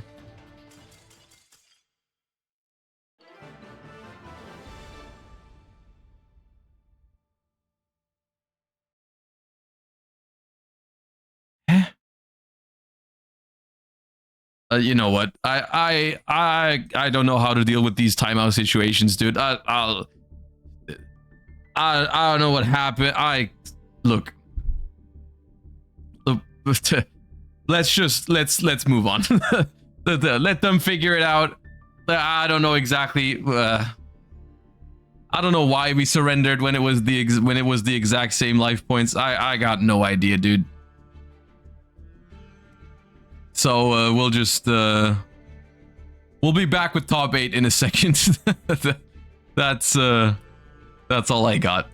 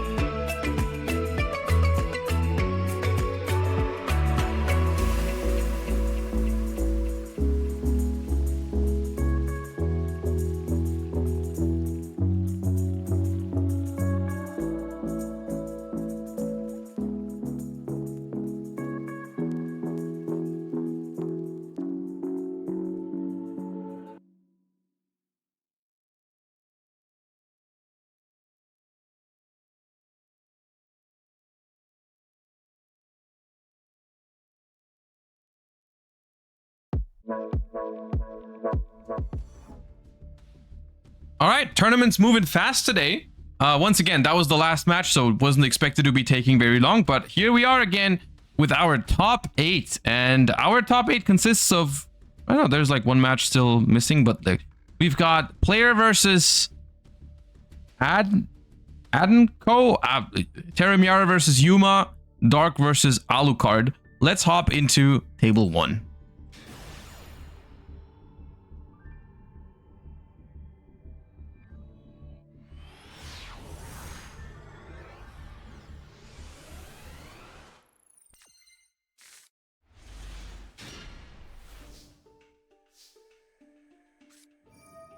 Another dimension shifter. Okay, is it a winning dimension shifter this time, or is it also a losing dimension shifter? We'll find out. Snake Eye Ash.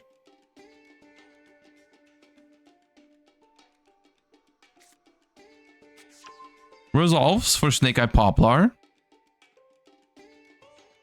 Now here's the thing. Going for both Ash and Poplar here means that we're exposing both of these level 1s to get banished potentially, which could be annoying. You can get them back with Oak still, so it's maybe not the end of the world. Find out.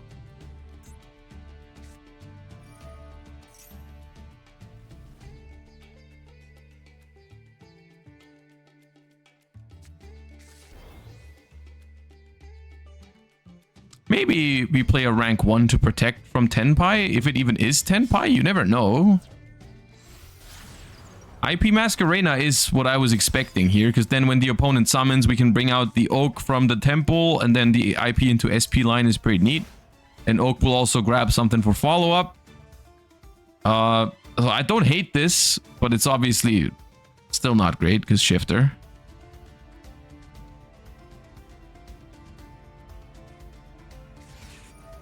A Molcharmy Fuvalos in the standby phase, preemptively to draw a card later when that IP Masquerena will summon from the extra deck.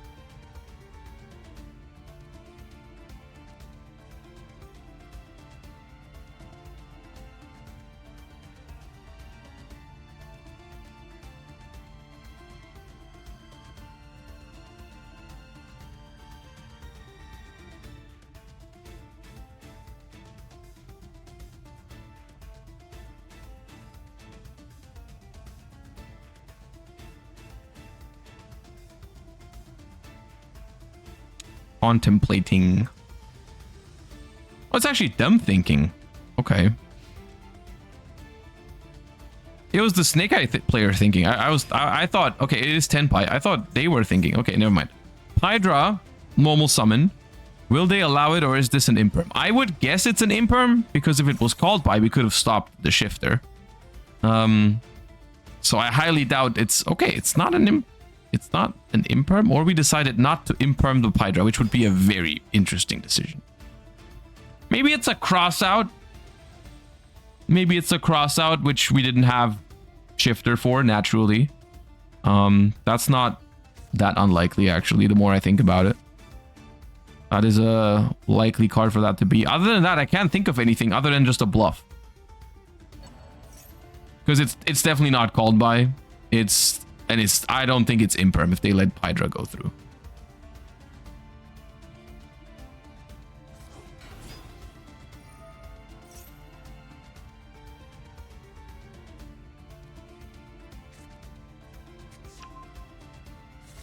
So we grab an original Sinful Spoils, but the original Sinful Spoils here is actually not the greatest follow-up because all level 1 fires are in rotation. I don't think there's any more than that.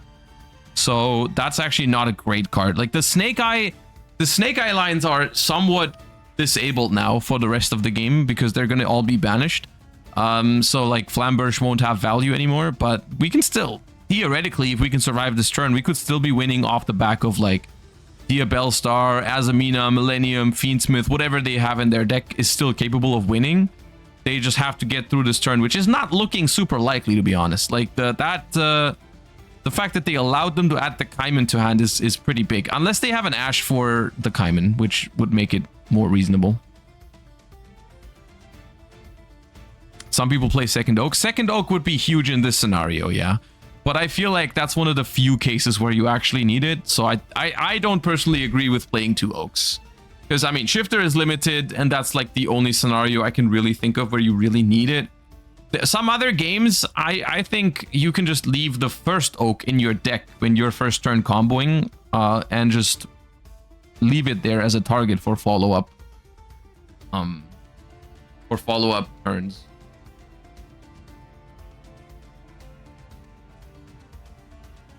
Yeah, Tenpai, that's the thing with Tenpai and Shifter. It does hurt them a little bit.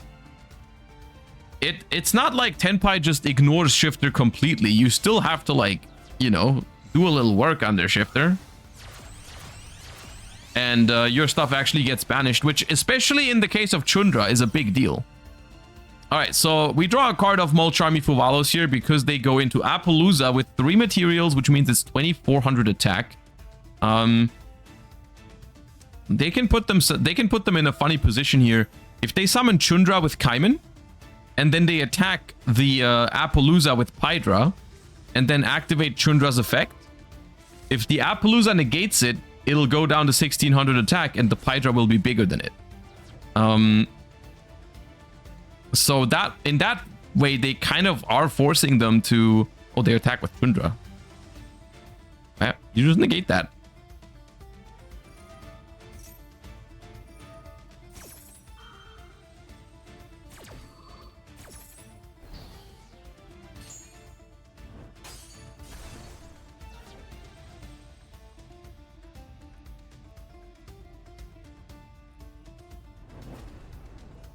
Why would you? Why would you? Tenpai duelists, man. Tenpai duelists, you're never safe from him. Top 8 of the tournament.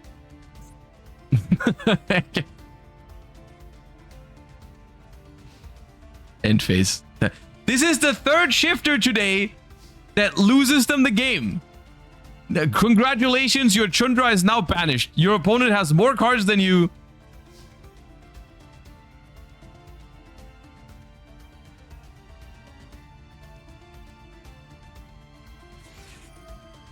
And now you're losing to, probably losing to the Fiendsmith portion of their deck.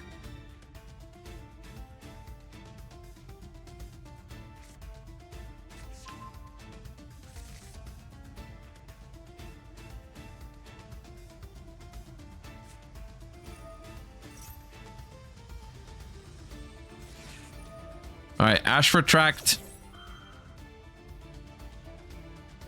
It is a cross out. Yeah, good read, good read.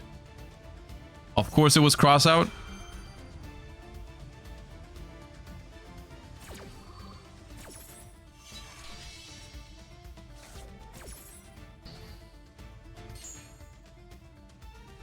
World champ call it. I'm pretty sure someone in chat said it before I said it. But the more you think about it, it does make a lot of sense, yeah.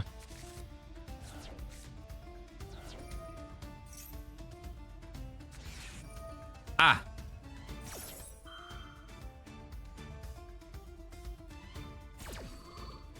Ah.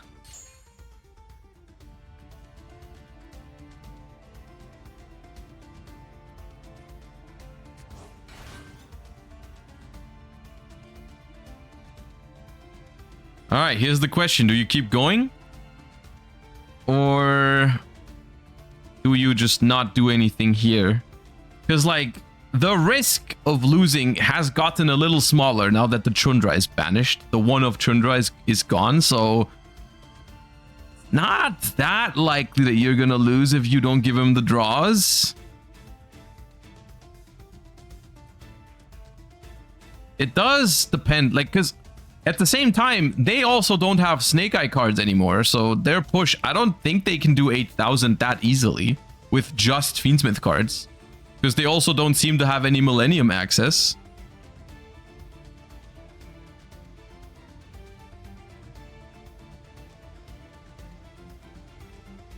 Ash has been used, but, like, you're still worried about Effect Veiler, Ghost Ogre. Bystials is the biggest thing. Like, Bystials, I think, is the biggest thing you can lose to this game now that the Chundra is banished.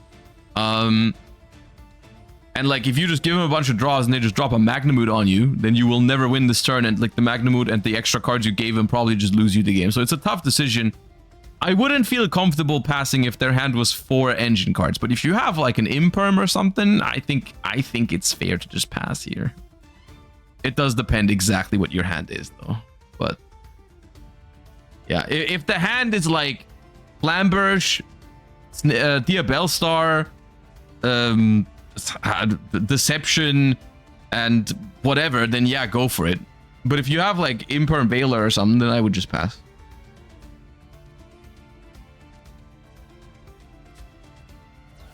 Yeah, it looks like an engine heavy hand. Special Diabellstar. By discarding the original Sinful Spoils, we have another target for it, which probably just wanted. It gets Veilered. That's a good value for you because honestly, I don't think that wanted right now matters much. So I think that's not a bad trade for the Snake Eye player here.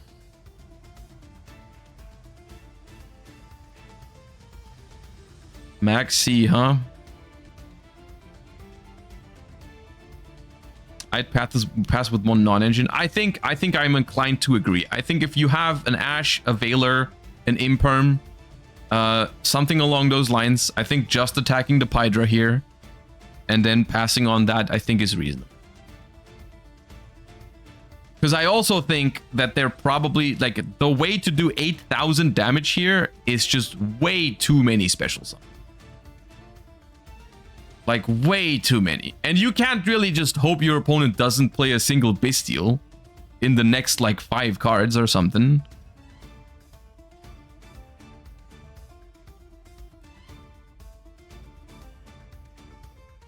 If they had Diabell, why negate Ash on Tract? Because they don't have any Snake Eye cards anymore. Like, the Diabellstar actually is nothing but a 2500 beat stick right now. If they don't cross out the Ash on the Fiendsmith part, I think they just cannot play. Like, properly, I mean. Like, they can still summon Diabellstar and attack with it, but they are out of the Snake Eye portion of their deck, because all of them got banished under Shifter. Man, we're thinking hard about this. We're thinking hard about whether we should commit into this maxi. It is a big decision, I will say that. I don't think this is an easy call at all, so I don't really blame him for thinking a little bit longer in this one particularly, because we're not particularly close to time either. It's like it's a rough one. Because if you, like, that's the thing, if you decide to go for it, you kind of want to calculate through all the way to see if you can do 8,000. Can you do 8,000 if there's like an Effect Veiler or a Bystial, you know, like you want to know that before you commit to it. And their in-game timer is probably going to limit them anyways in how long they can think, because it's going to run low really soon.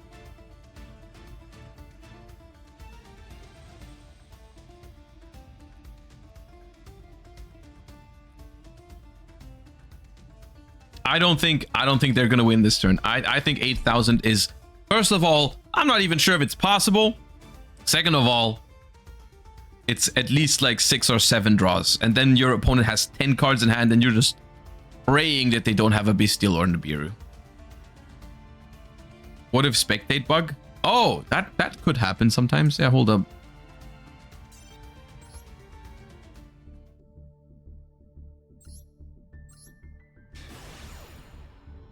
That happened a couple times last week, where it was just bugged. Man, we missed it!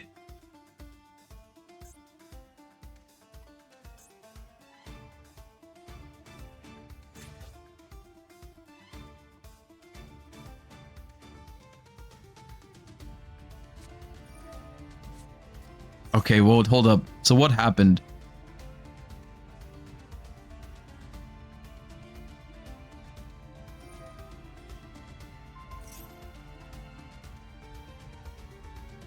They Veilered the Diabellstar. The Diabellstar attacked the Pydra. They passed. They summoned Retaliating Sea, crashed into the Diabellstar to add another Max C. Then they Perulia'd in draw phase on the next turn, and now they just went for game by drolling themselves along the way. Okay. Man, I just sat there and I'm like, oh, they're thinking hard about this. Turns out they didn't. But okay, long story short, they did not go for game on that turn. Under the maxi, they passed. That turned out to be the right decision, and they won the game. Good talk. Good talk, good talk.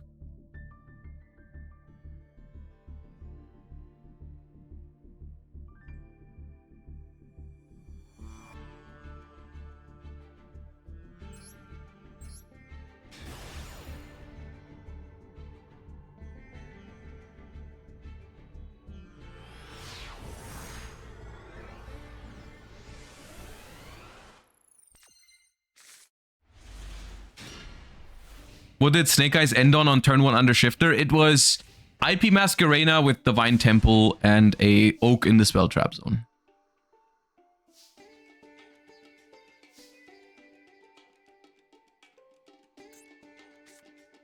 Oh, set 1 pass. I feel like that's the first time today we've just seen someone actually brick. Versus Tenpai out of all decks. Effect Veiler for Doradora after the Upstart Goblin. You got called by for that.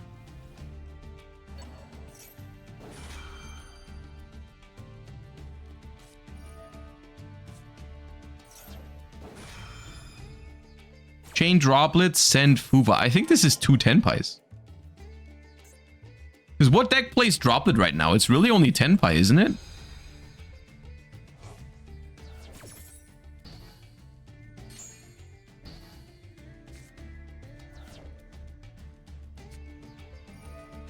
Talents is pretty massive. Look at their hand. Gold Sarcophagus and Infinite Impermanence.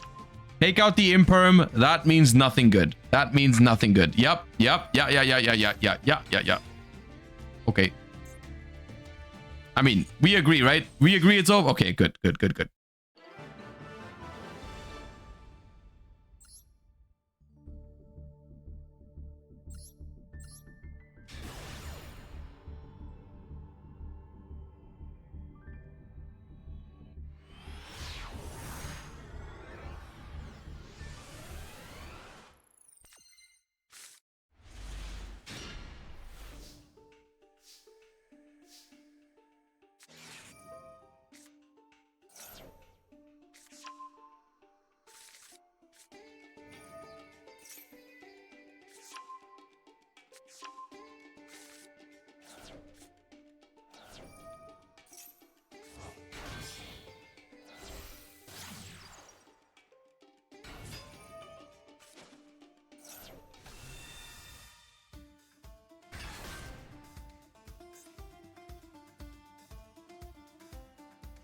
All right, and we're live right as the engraver hit the board.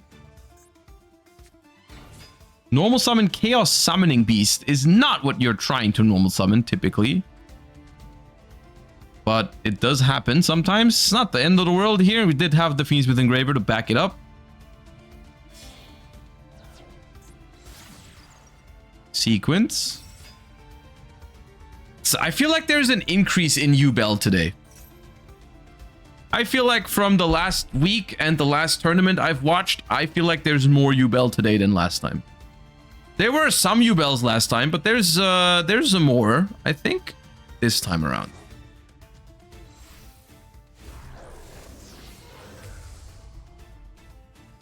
Aerial Eater? I don't know if Aerial Eater is really the reason for it, because, I mean, Aerial Eater was out last week as well for the other tournament. But we also haven't seen a single Aerial Eater being summoned. I don't even know how big of a deal Aerial Eater really is while Beatrice is already, or still here, right? Like, Beatrice just kind of makes going for Aerial Eater not necessary most of the time. In Yubel.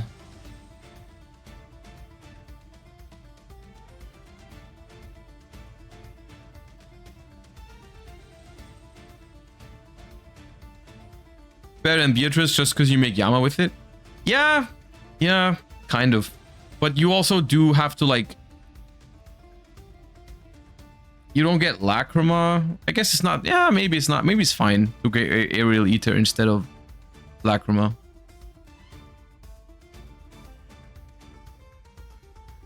Because it will also come back later, so you can get an additional body from it for a Caesar later down the line. But okay, no man, it's speculation. They went for Lacrima. Now we make Yama with that.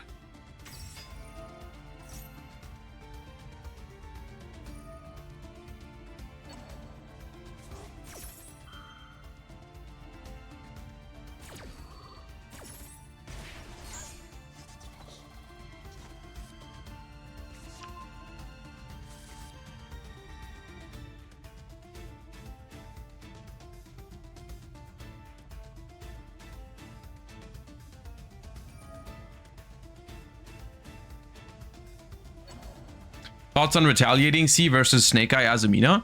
I think it's a very good card if they actually play Azamina. I think the problem right now is that a lot of them actually play Millennium instead, and that's an issue because the Millennium cards will summon Photon Lord before you ever get to use Retaliating. Because Retaliating, like, it still can be used against other versions that don't play Azamina because you can use it for original Sinful Spoils, but if they have like Appaloosa or Photon Lord before you can use Retaliating, then you have a problem.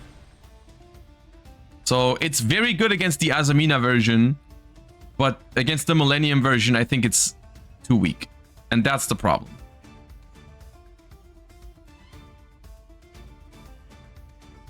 So I think it's like a trend kind of thing, right? In the beginning, when those cards came out, it was only Azamina everywhere. For that, when I played decks in ranked during that time, I thought Retaliating C was great whenever I had it against those decks. Now it seems like the trend is that everyone is on Millennium, so other cards are coming back like Ghost Ogre and Snow Rabbit, which are good against both. If there's ever a shift again towards the Azamina version, I think Retaliating C is very good again. Right now, it's a little hit or miss, you know? Like, you run into the Azamina half of the combo players, then it's good. If you run into the Millennium half, then it's eh.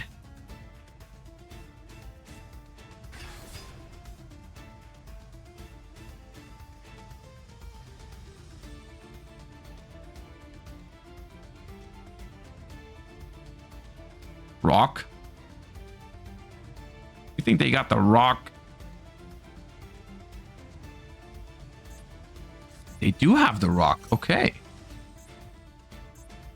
We hit them with the rock. They can still make a Phantom of Yubel, though.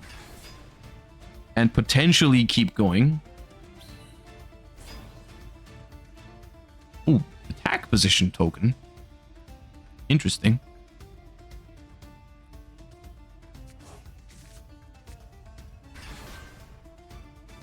I thought it was going to be in defense because it's smaller than the Nibiru in defense, but okay.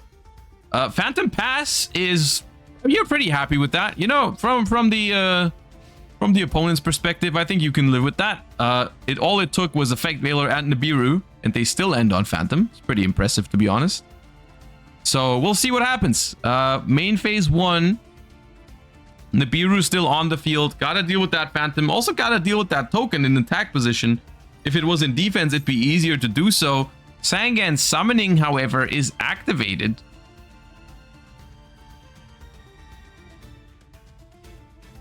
That's scary.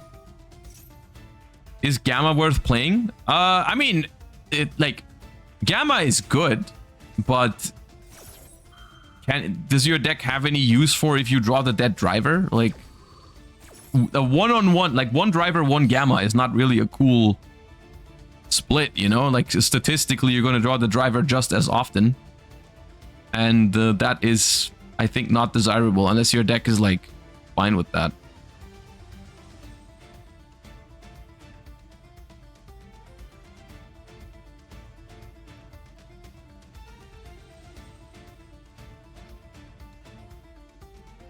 You can play Delta too. You can. It's not that bad, actually. But at that point, you'd probably want to do that in a blind second deck. Like, I wouldn't think it'd be terrible if you played Tenpai with, like, 2 Delta and a Gamma or something like that. I think that'd be reasonable.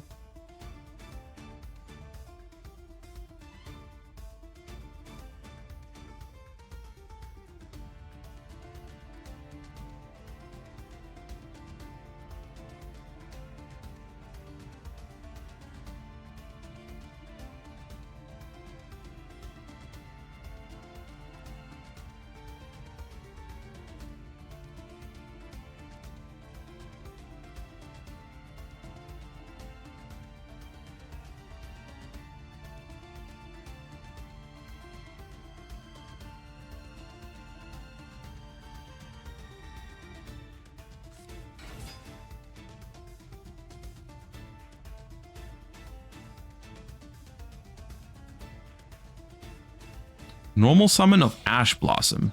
Oh, that's a desperate move if I've ever seen one. That's a desperate move. Did we put the token in attack so we could Hita crash? That seems likely.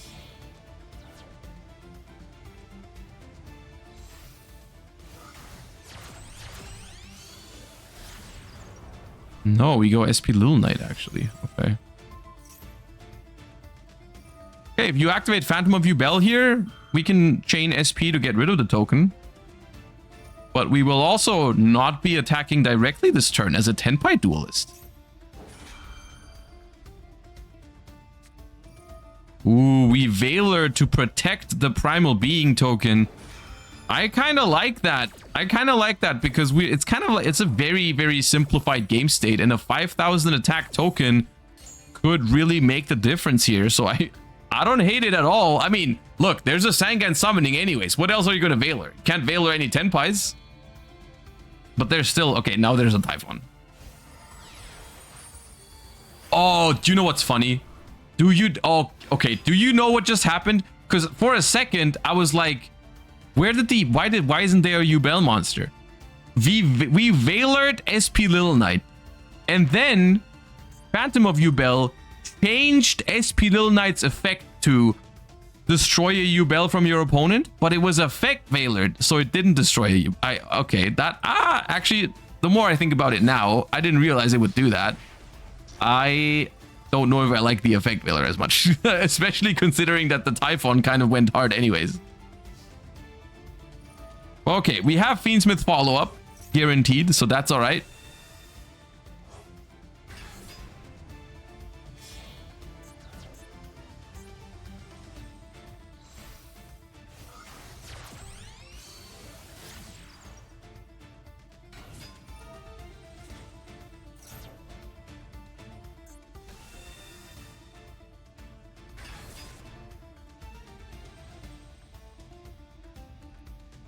Should have Veilered first. That would have worked. Yeah, Veiler first, and then Phantom on the effect to banish itself and the other target. That would have worked. Oh, we drew Samsara the Lotus.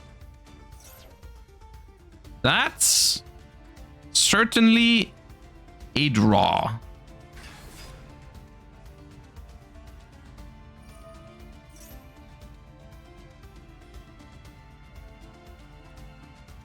That is probably the best card in the deck to draw there, next to the Nightmare Throne. Is that enough though? I mean, is it not enough? There's a Yama in the graveyard as well. How is this not enough? Okay. That changes things.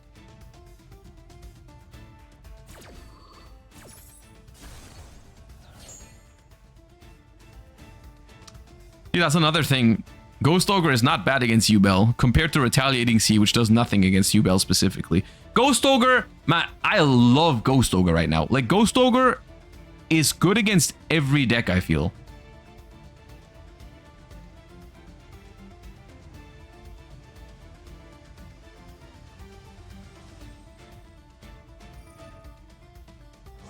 It still triggers Yama.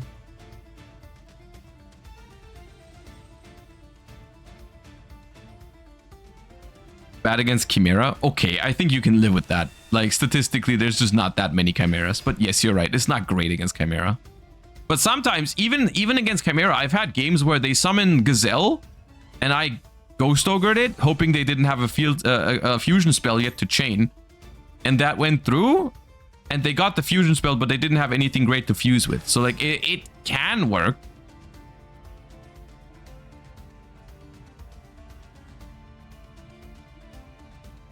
Did you upload the hand trap breaker discussion? That's tomorrow.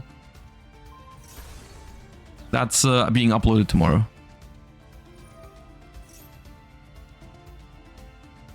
It is still in editing.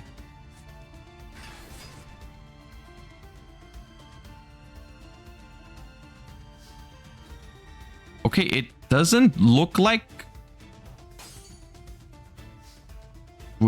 Eh?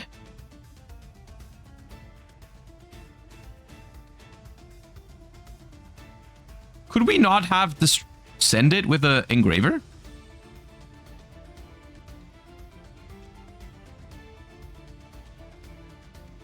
Wrong Yubel. Yeah, the ultimate nightmare would work there, but not the Terror Incarnate. Terror Incarnate only works when it is attacked.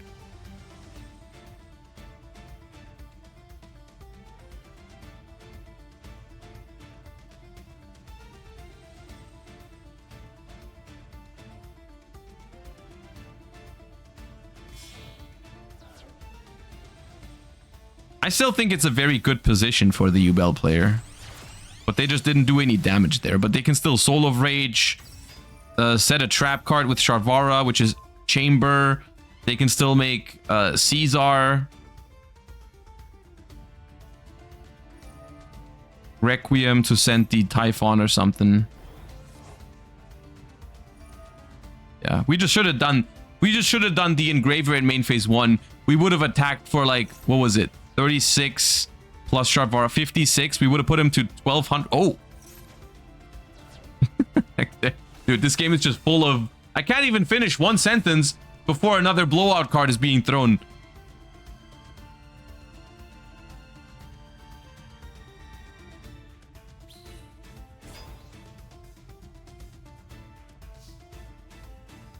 Well, the set is Chamber, so we can bring back Unchained Soul of Rage.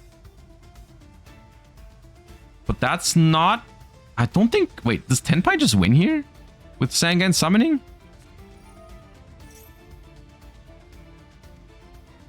I think it does, right? Okay, now that's not okay. That you just drew Maxi there to draw... That's just drawing 2 cards in a simplified game state for no reason. For absolutely no reason.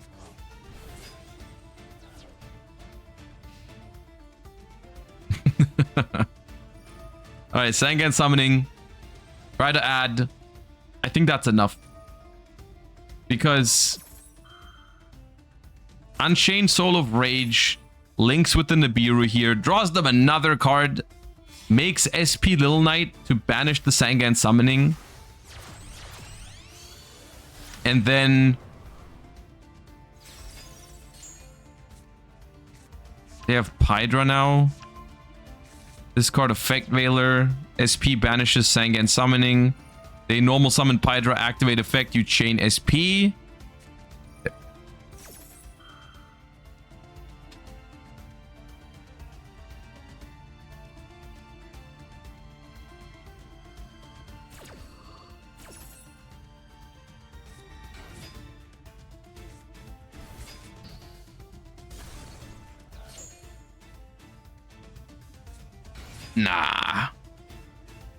Nah, that's just not reasonable.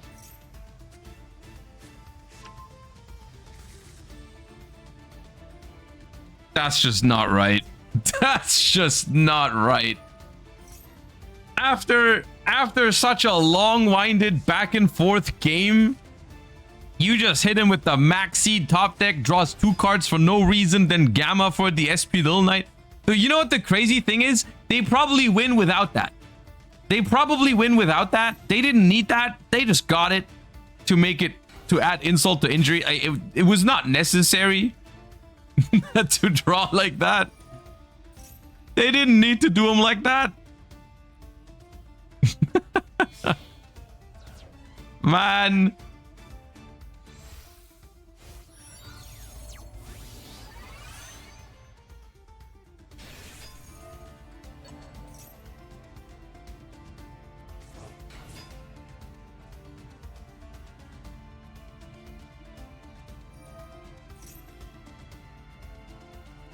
This is top 8. This is top 8.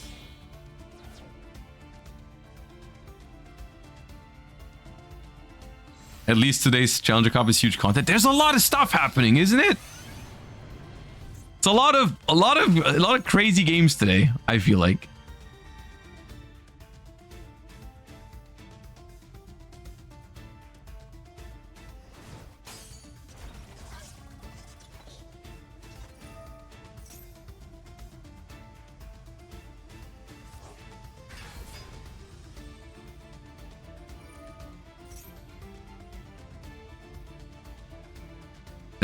Look, we're like it works, okay? Like we could have done this in a million different ways. We're choosing a longer route than necessary. It's like when you look for a when you have like a navigator app on your phone and you're trying to find a route to a place and you just click like most beautiful route instead of fastest route. That's what they're doing right now.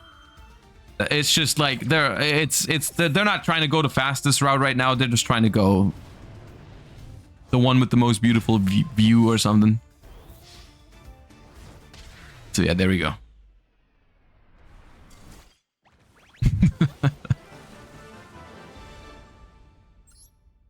All right.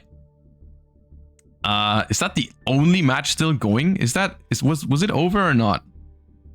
Player, it is over. Okay, that is the end of top 8. Yeah, our top 4 duelists are Yuma, Player, Dark,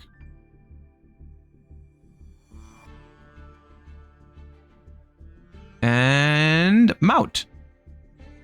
Yeah, okay. We have our top 4 in just a moment. Congratulations to everybody who's made it this far. Also to the players who lost in top 8. Congrats on getting that far into the tournament. Still an incredible achievement.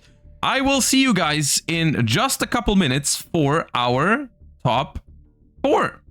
Yeah, hope you're enjoying the tournament so far, and we'll be right back.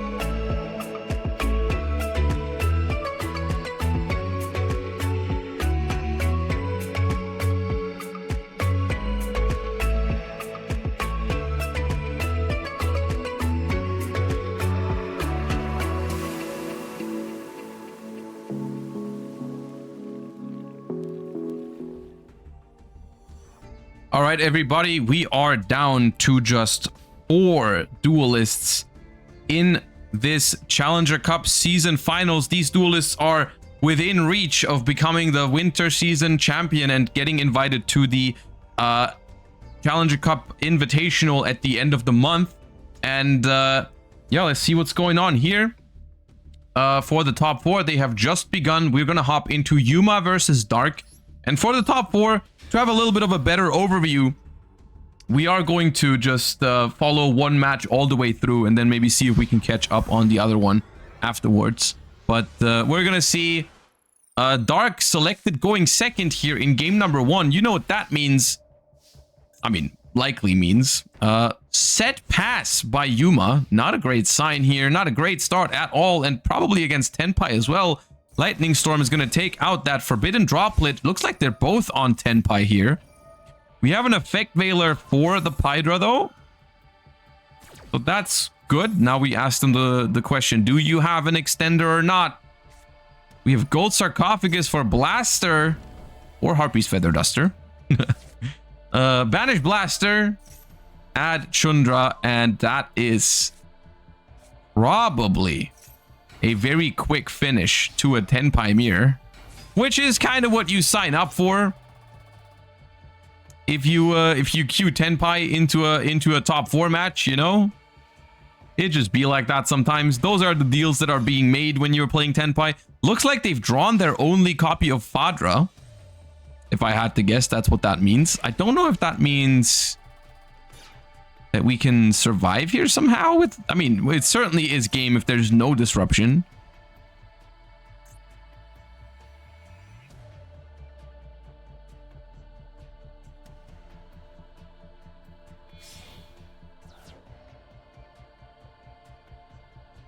Yeah, I don't think having the Fadra here will change anything. I think the Bident is still way more than enough.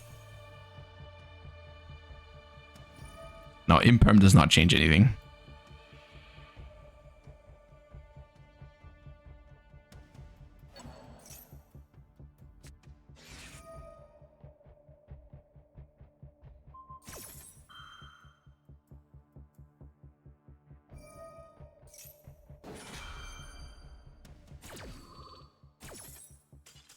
Yeah.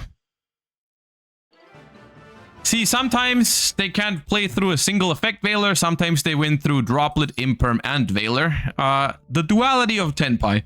Alright, like I said, we could just hop into the other game, but I really want to see how these duelists adapt to the situation. You know, both of them were on Tenpai for game 1. Now one of them gets to decide whether they want to go first or second in the second game. And I really just want to keep track on what these duelists are going to do now, and who's going to go first, what decks are they going to bring, because they are allowed to change their decks in Challenger Cup tournaments. So yeah. They have, I think it's 2 minutes to adjust their decks and come back to the table. So we'll see game 2 happen very, very shortly.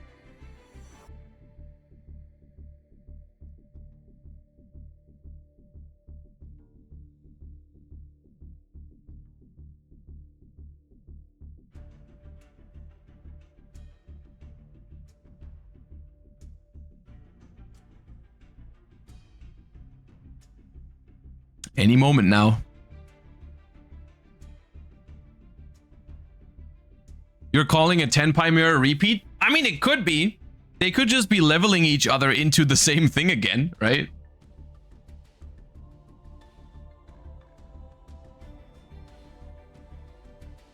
Alright, Yuma has decided. They're back at the table. Now we're just missing Dark.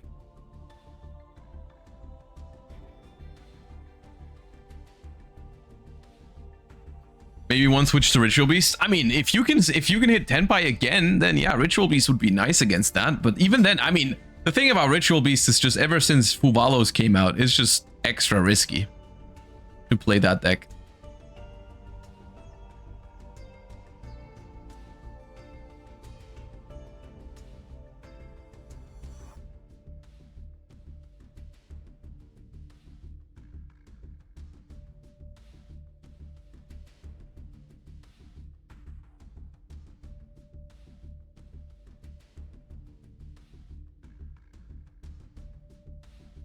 I'm hovering the spectate button. What are you hoping for from the next list? I actually am planning on making a video about that next week. I haven't really quite collected my thoughts on it yet, but I've been wanting to make a video about like just some things I'm hoping for in Master Duel in the next couple updates. So we'll be discussing that next week. All right, normal summon of Fable Lurie here by Dark. And a Molcharmy Fuvalos is activated and resolves, which is looking very scary. And here they are, the Millennium cards. We haven't seen them in a long time, but they're back here for the top 4. And we got Maxi as well. All right, that's you're not gonna do much this turn, Angle. I think after this Golem hits the board, we are passing the turn. But it's it was Dark that won game 1, right? If I don't misremember, I think it was Dark that won game 1. So Yuma is just back to back on Tenpai? Or was it the other way around? I think it was Dark that won.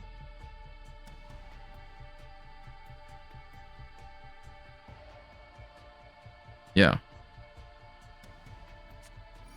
Oh, okay. Okay. On the... I mean, that's worth it, right? That's definitely worth it. On Maxi and Fuva, now being able to draw relatively early? Oh, that's good. Now, of course, we cannot do the entire thing because we are under our own Droll and Lockbird. But that's way better than just passing. That being said, they might be forced to just pass because we got more than just that. We got an Ash as well. Gifted. All right, Divine Temple of the Snake Eyes, though.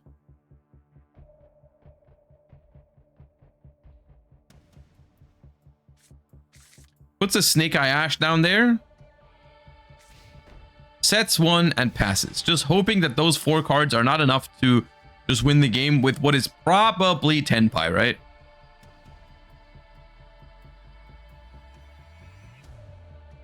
It's funny because this week's tournament seems like day and night compared to last week's Challenger Cup qualifier.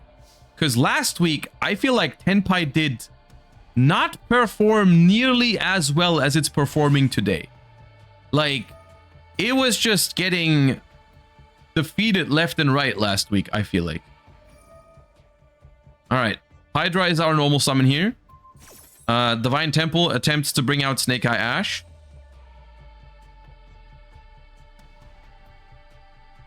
And we imperm the Hydra.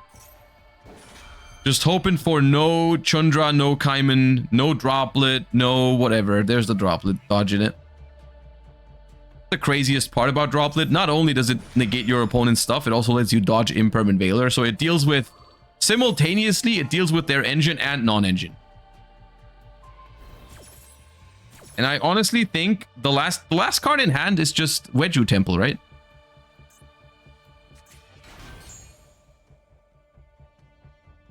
Yeah.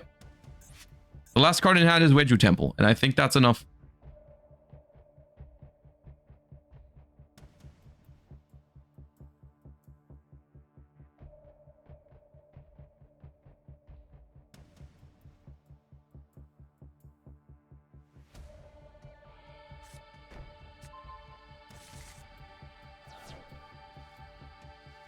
The thing is, that's not going to be the end of the series, right? That's going to be the equalizer, because Dark won the first game, probably going to lose this one. Not over yet, but I think it's highly likely that this is going to be enough for Tenpai here, unless they mess something up. I don't see how it's not.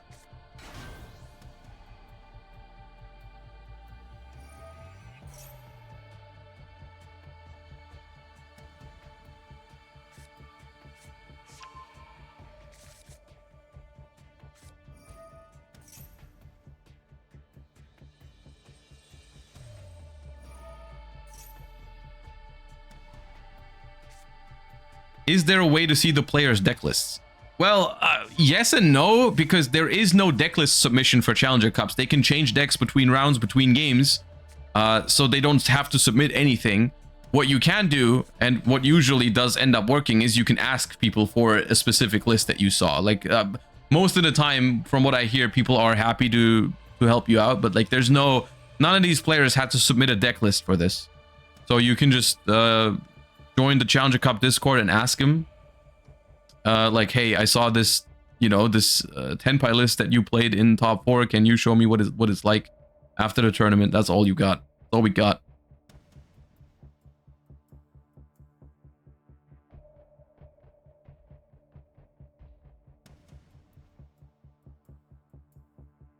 In a way, we're crying about Droplet now. I think it's fair to realize that Droplet is an incredibly powerful card, but it is also I think it's also worth noting that it is only really being played in Tenpai because Tenpai gives it like the perfect environment.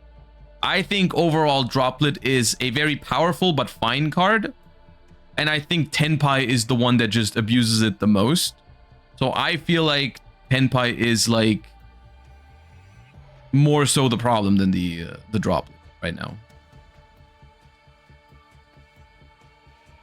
What do you think about Tenpai for locals? When you say locals, I assume you mean in the TCG. I think Tenpai right now in the TCG is fine, but only as a going first deck. Like in the Tenpai Fiendsmith, I think is fine. Or you said, oh, you said BE Tenpai, so Blue Eyes Tenpai? I haven't tried that yet. I can't tell you what that is, how good that is. I think we are experiencing a bug.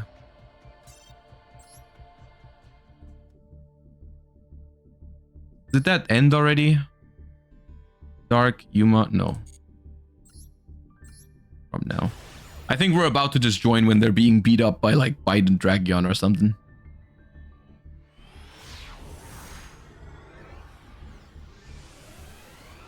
No, yeah. Ah, called it. Called the right one. But yeah, that obviously is going to be enough.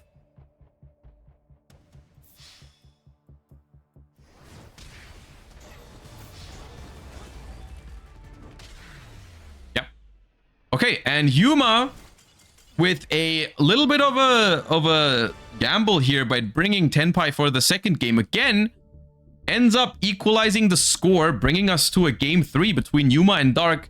And here's the thing: when you're Dark, what do you do now for game 3? Because your opponent has just played Tenpai back to back, game 1 and 2. Do you just pick first now, or do you send them first? I find that interesting, and I think it's a difficult decision because would you just want to go first against someone who's clearly just willing to play Tenpai over and over?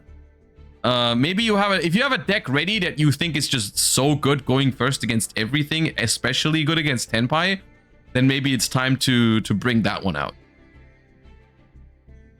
But I don't know what do you think is the counter to Tenpai? Because we've seen Labyrinth lose to it. I think. Have we? Oh no, actually they won. That was the weird. There can be only one game earlier. Stun. You could, but then what if they just have the lightning storm and you don't have the judgment? It's like not that safe. Like, what do you think? What do you think the percentage is of stun to beat Tenpai? Maybe like 70, 65 or something. I don't know. Maybe it's not even that high. Maybe it's like 60 or 55. I don't know. I think if you build it specifically for Tenpai, then it could be fine. But then what if you're wrong? You know, what if they don't play Tenpai again?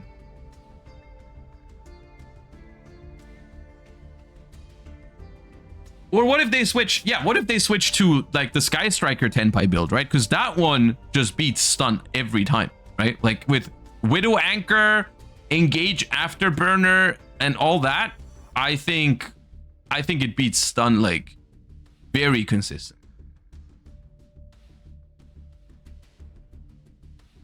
Either way, we don't have to speculate any further. We're gonna see the third game right away. Let's go ahead and jump into the last deciding game. Who's going to be our finalist? Is it Dark? Is it Yuma? We're going to find out now. Any second when they begin. Once that spectate button starts glowing, we're going to hop right in.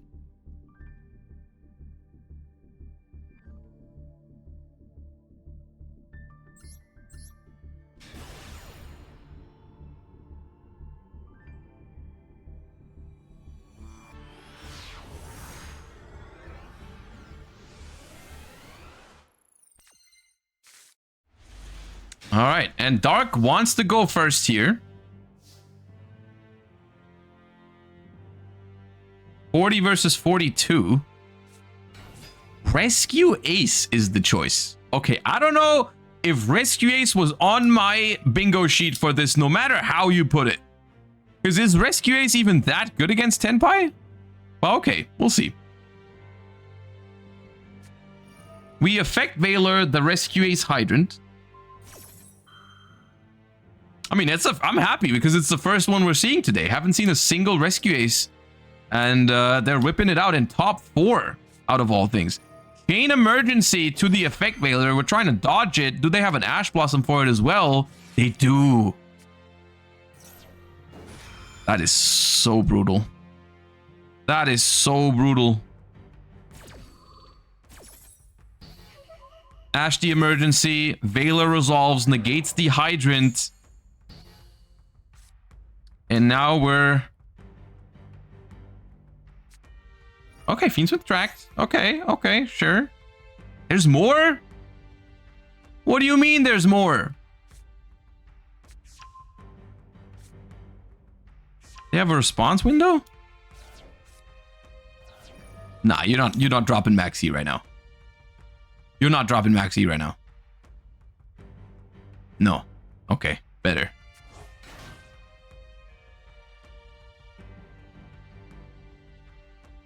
I think it's Fuva. I think it's Fuva, and they were considering whether they should drop it on the open board or whether they should wait for the guaranteed draw off of the Requiem effect. If it was a Bystial, they would have Bystialed the Lurry. There's no reason to let the Lurry go through. Not Fuva. Okay. Maybe another Imperm. Or whatever. I don't know. We'll see. But there is something, right? I'm not tripping.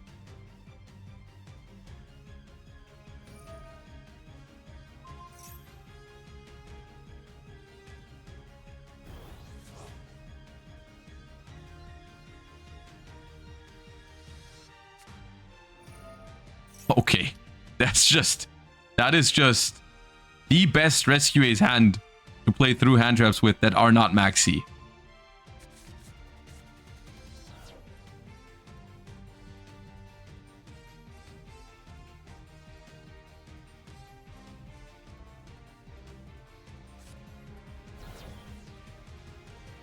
All right, sent the equipped Requiem for the Yubel Star.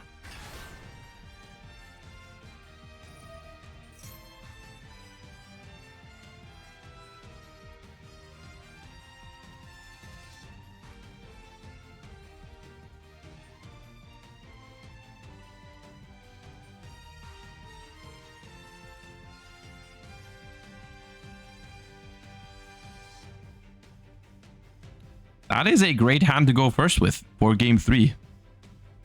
Especially if they don't have Maxi or Fubalos for it. Okay. Original Sinful Spoils here, however, I don't know how good it is because we've already used Hydrant. I don't know if we play other targets for it. I don't know if there's like a Snake Eye package in Rescue Ace these days. I would think no. Right? I would think that's usually just there to access the Hydrant.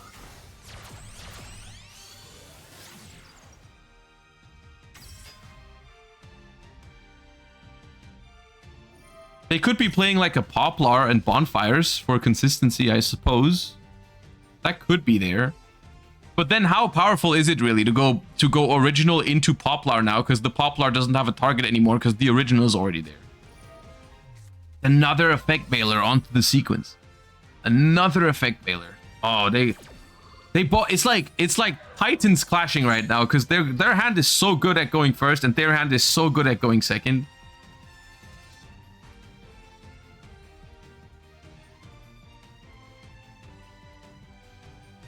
How can you join these Challenger Cups? ! Challenger Cup.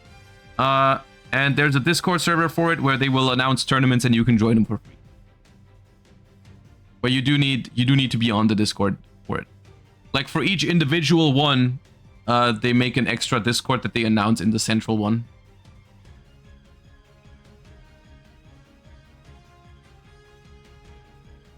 All right. They are thinking on how to proceed.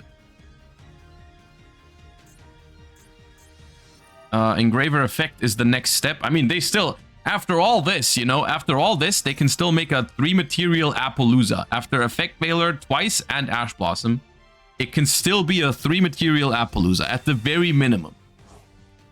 Which is very, very powerful.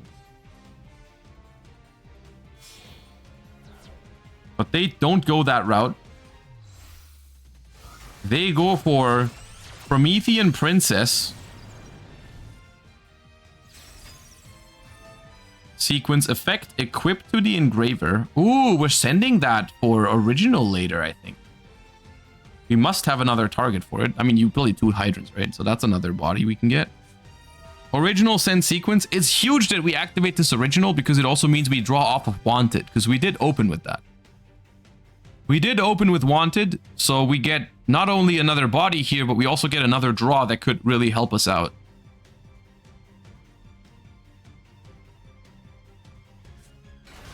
And it is Poplar. I don't think this Poplar has a target, because they typically only play original, nothing else. And it does not activate. Now the Wanted tries to draw a card, see what we get.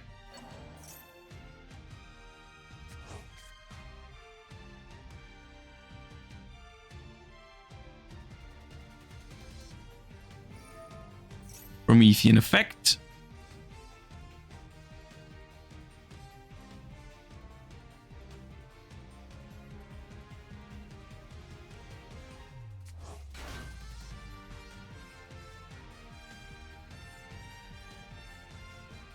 We can go Hita here potentially, and then take the Ash Blossom if we play it, which lets us bridge into a Appaloosa. And it also lets us keep a fire monster on the field. Ooh, that's Sunlight Wolf. It's also good.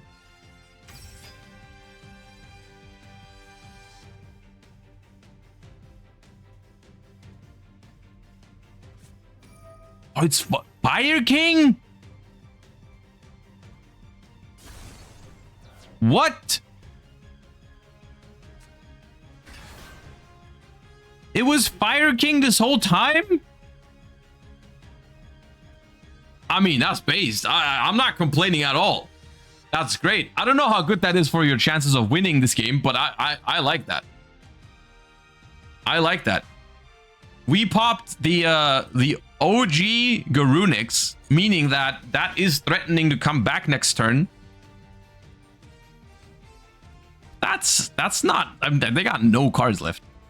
They got no cards. None of them cards.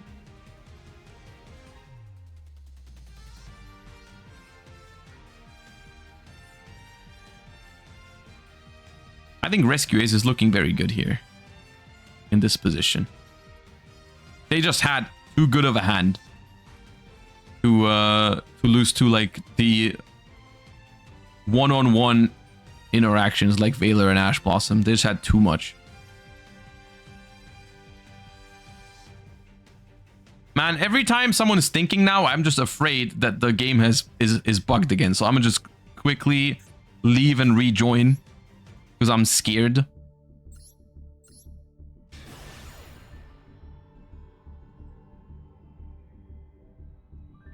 What game is this? This is game 3 of top 4.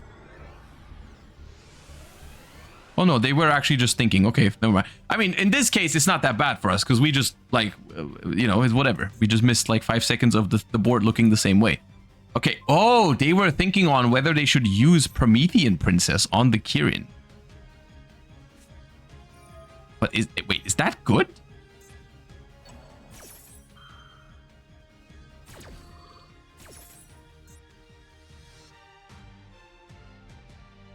Okay. They used Rescue to take the opponent's Garunix, which is the only target for Kirin, so it can't activate. So they are just straight up, they are out of cards, and they also, now this one does not come back because it wasn't destroyed, it was linked off. They lost 5 cards. You got no cards left in hand. On turn 0.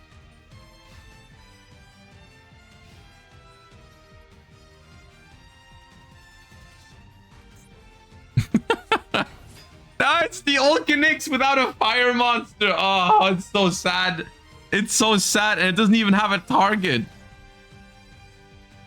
It doesn't. Oh god, you're not playing 2. I don't believe you. You don't play 2 Garunix. Don't lie to me. Yeah. Oh man. Dude, they both whipped out the fire decks for game 3. That was cool. Rescue Ace takes down Fire King in a very exciting game 3. And Dark moves on to the finals. Congratulations. Let's quickly check out what the score in the other one is. In the other one, we have Mout up 1 game against Player. So they are currently in game 2. They are currently in game 2 and Mout leads 1-0.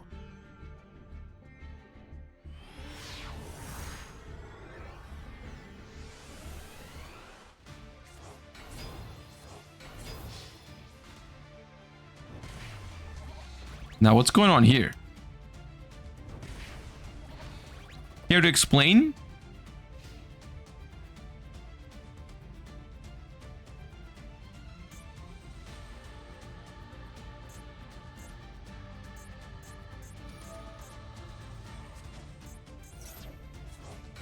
Looks like Stun is getting dismantled by Snake Eyes here, which is weird because they picked Stun when they were it was Mout that won, right? Ooh, Iron Thunder. Iron Thunder on SP. They are in main phase 2. Yeah, they picked Stun going second apparently. They're also on 1500 life points. End phase. Is Morganite active? I didn't see a Morganite. Nope. Did not see a Morganite.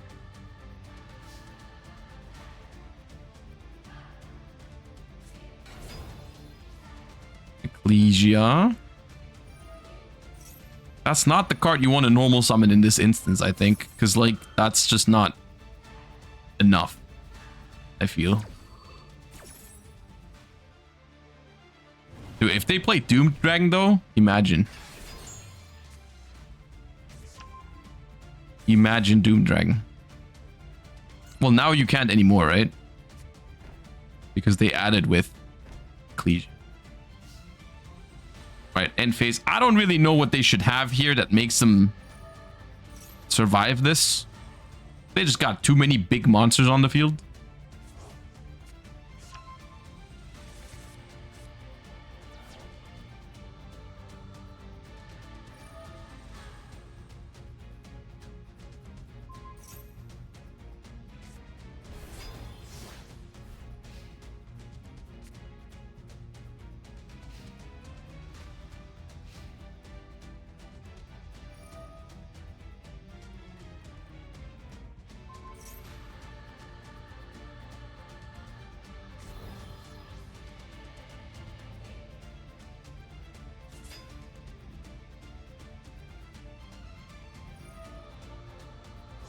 Man, these spell trap zones are just unhinged with Snake Eyes today. Mirror Force. There is already one Mirror Force in the graveyard. They do play it. Please, Mirror Force!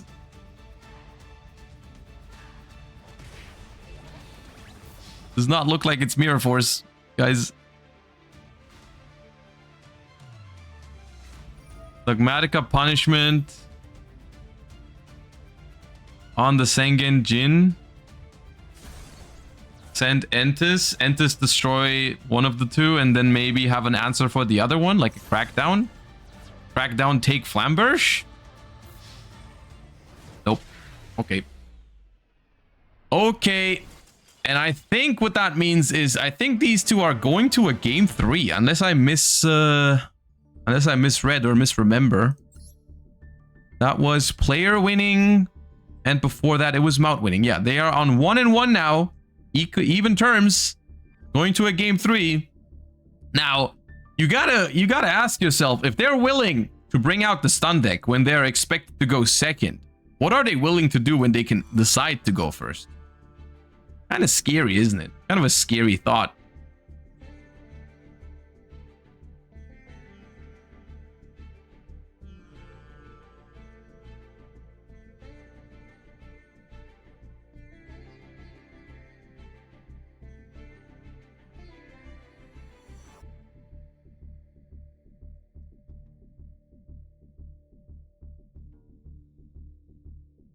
All right, we are looking for our second finalist who's going to join Dark in the grand finals. And both of these duelists are just one win away from getting there.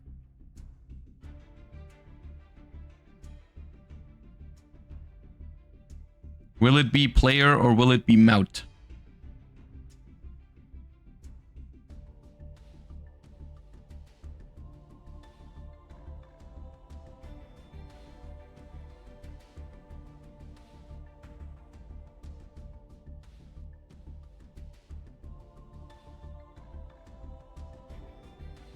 Yeah, I mean, there's only 11 minutes left, so you got to question, like, if you're playing stun though, games can be over very fast.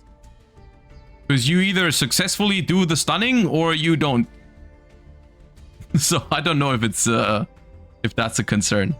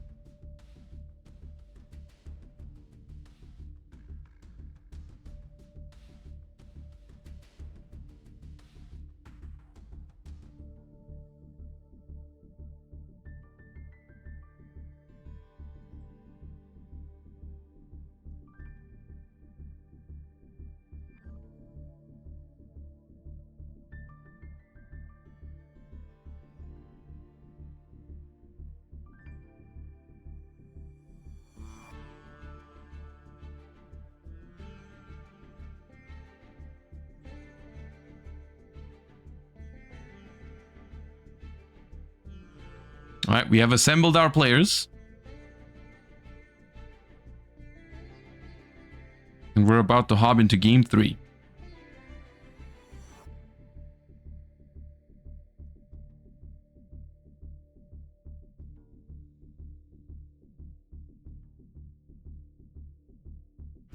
early. There we go. All right. Let's find that second finalist. This is the last game of top 4. After this, we will have our finalists, and we're probably going to hop into the finals without any long break or anything like that. Okay, we've got 41 versus 40. We have Mout going first.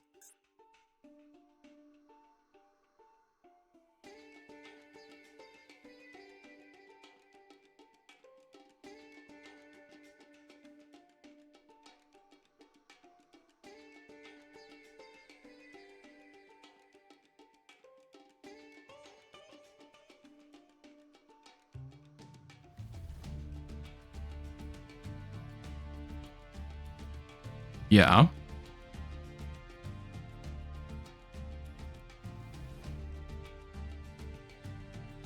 Did we get a bug right at the start or no? Okay, 1 for 1. Discard Yubel. All right, we're going for Yubel. Going first. Understandable. Very powerful deck. Resolving the 1 for 1. Not interrupted on it. Samsarity Lotus hits the board.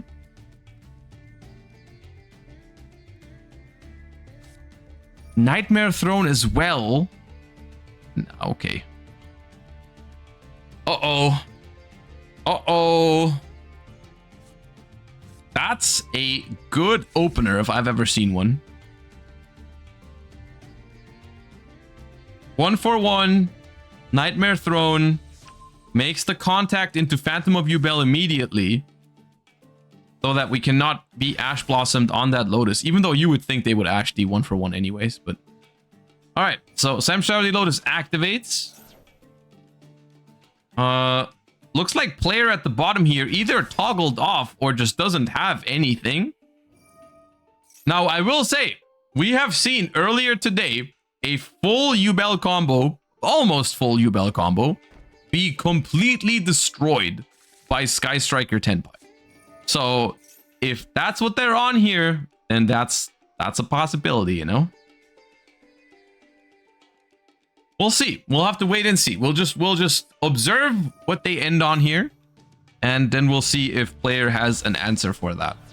Because it is, no matter what, this is going to be a very powerful end board, unless they're hitting them with like a surprise Imperm plus Nibiru combo at some point. But like, I think this end board is going to be quite something.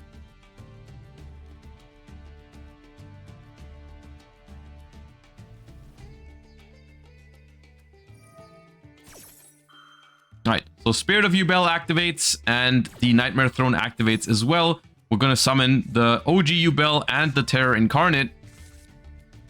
And then we also still already have that Gruesome Grave Squirmer in hand. So it's just a matter, at this point, it's just a matter of what the optimal sequencing is for the Yubel deck. Do you go for the Yama first? Do you go for the Fiendsmith lines first? I haven't really figured that out yet with the Yubel deck at the moment, but we'll see in a second. I think Yama comes first. Yeah.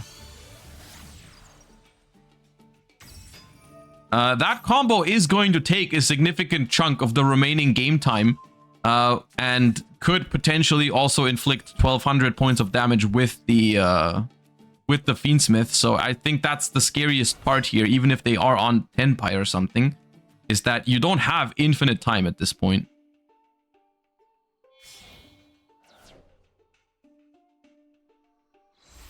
And Lacrima Burn is a real thing, yeah. There it is, Moon of the Closed Heaven. We got access to the Fiendsmith line now.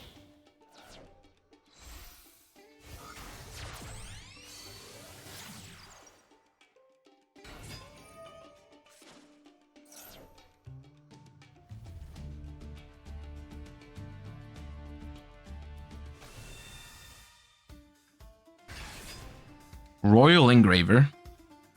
That's neat. Wish I had that.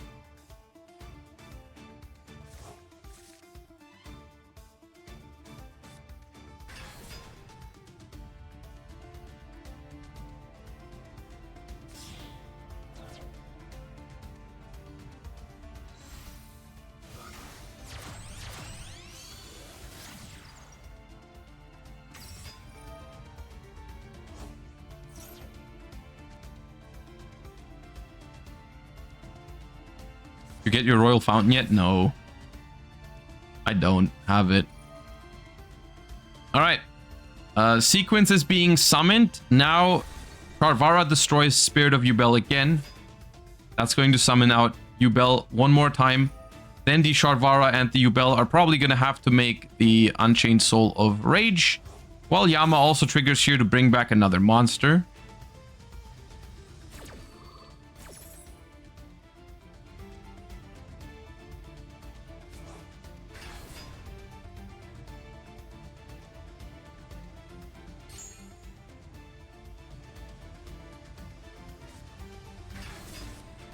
That is also 2 level 10s on the board. However, the Terara is stopping us from going into the thing right now. It's just...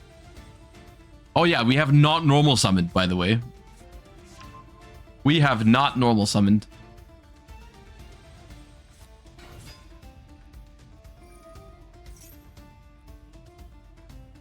What was their hand? They had 1-for-1, Nightmare Throne, Opening of the Spirit Gates, whatever they discarded for 1-for-1, and I think one last unknown in hand. Which is quite something. That is quite something.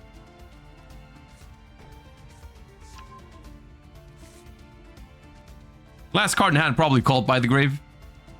Calling it now. Or Ash Blossom.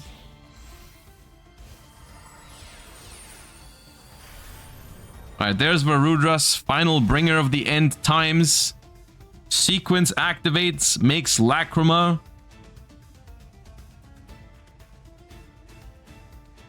It looks like we are not going to combo all the way until 0, but still not much time for the opponent to make up those 1200 life points. And the crazy thing is they didn't even do it that slow. It's just that that deck just takes that long.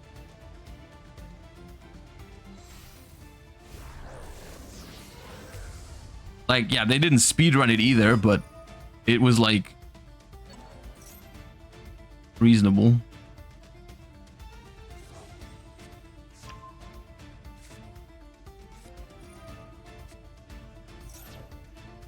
They thought a little bit at the start, but like, if you opening 1-for-1 Nightmare Throne, surely you get to think about how you want to start for a moment.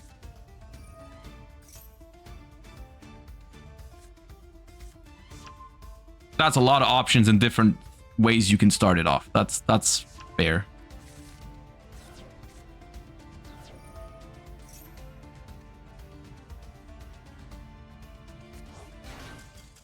Yeah, and the opponent has seen enough here.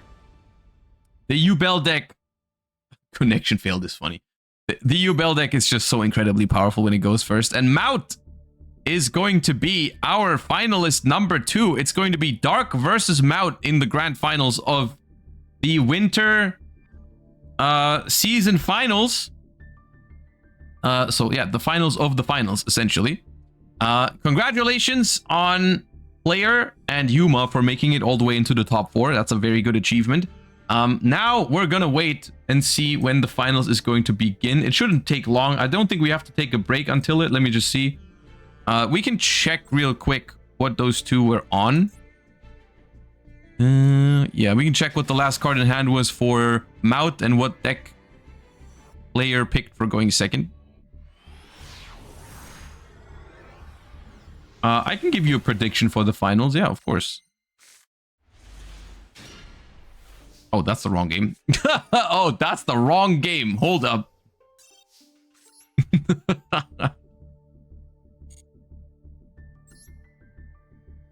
There it is.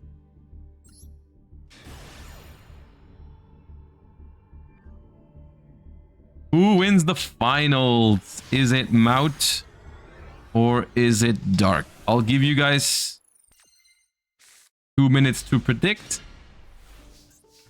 Okay. We should not have looked. We should not have looked. Why did we look? This makes me feel so much worse. Why did we look? Guys, we should not have done that. We should not have looked.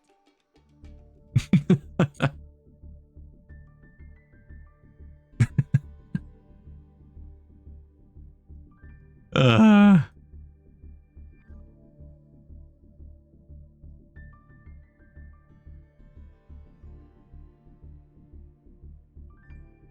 mean, player's hand was not bad, but also not crazy, right? It was like Talons, Thrust, Raigeki, Fadra, and 1. That genuinely does not beat the Yubel board. It doesn't beat it. It really does not win there. Even if they had a little more time, I don't think that beats Varudras, whatever.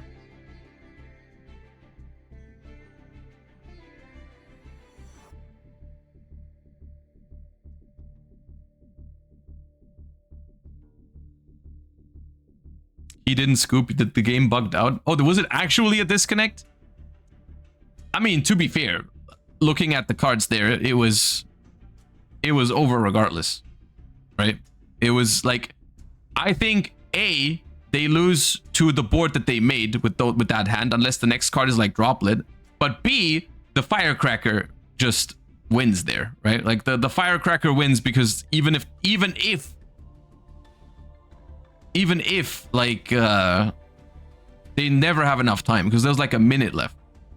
Talons, Thrust, Raigeki into the void, yeah, and Fadra. He was cracking that board 100%. Yeah, but not in a minute. Right? Never in a minute.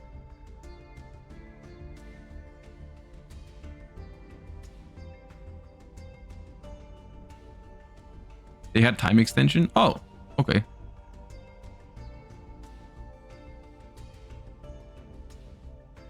Okay, well.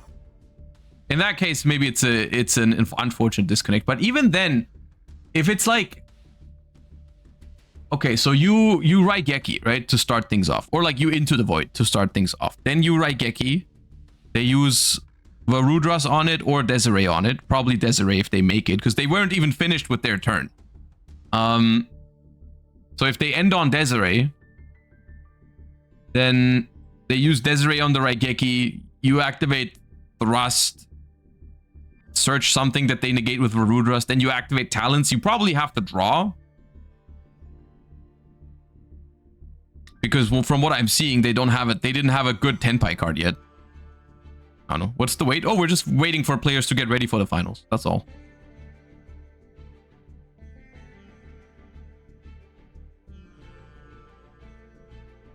And in the meantime, while we're waiting for the finals, we're discussing the things that happened in top 4. That's all.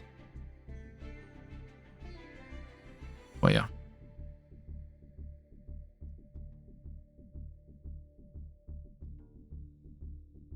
He has a shot. Yeah, he might have a shot. Yeah, it is unfortunate. If it actually was a disconnect, then it is very unfortunate. Yeah, 100%. I agree.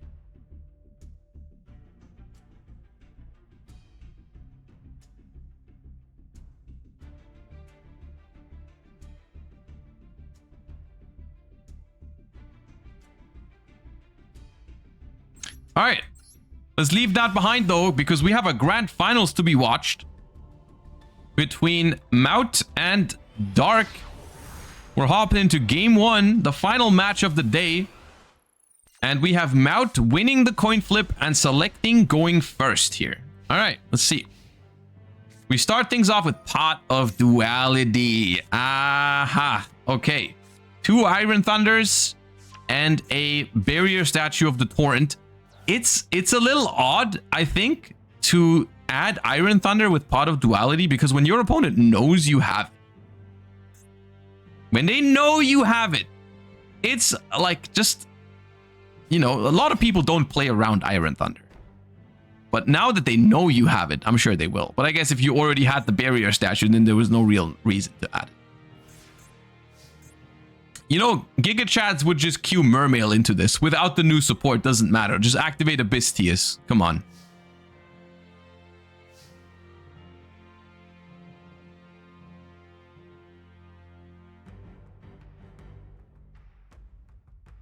Come on, a Bystial, discard Dragoons. Yeah, Paleo wins this too, yeah. All right, well, we got 6 cards in hand. We're currently thinking about our options. Can we beat a Barrier Statue of the Storm Winds, of the Torrent? Never mind, not Storm Winds. A Bonfire. Any water pyros? Is there a water pyro? I think there's not. I think there is no water pyro. All right, Snake Eye Ash. That has 1,000 defense. Fire King Island. Ooh, wait, it's Fire King. You know what? Fire Kings are actually dangerous for stun because of Skyburn. That's scary. We'll find out. Not the worst, honestly. Ponix. Because the thing is, Ponix is very hard to get rid of for the stun deck because it'll keep adding back. So eventually... And here's the thing. They know you have Iron Thunder. So if they just put Skyburn in the column of the barrier statue, even if you negate it with Iron Thunder, you're popping... Yeah, exactly. You're popping your own barrier statue. Unless they have a Solemn Judgment as well. But otherwise, you just have to let it go. It's just gone. Yeah. Oh god, this is terrible. Iron Thunder. This is why Iron Thunder is not as good of a card. Iron Thunder is just not that good of a card, unfortunately. Oh, they picked the wrong column. Okay, that's unfortunate. That is just that's unlucky. That is just unlucky. But still, I mean, this is still not looking good for stun. They're down to 3 cards. The only good thing for stun is that it is Snake Eye Fire King. So there is no second Skyburn, but there is a Diabell Star in hand to extend here, and they only have to do 4,000 damage. Oh, come on. You missed the column of the non-Iron Thunder twice now. Oh man, that is just not fair. Come on. All 3 are... No, they can't all 3 be Iron Thunder. They revealed 2 Iron Thunder of Duality. Okay, Ponix back to hand.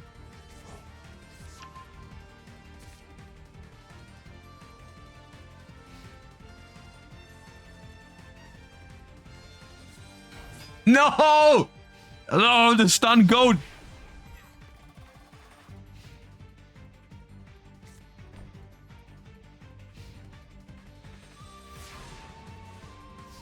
All right, no more Skyburn in the deck, probably. Usually a one-of.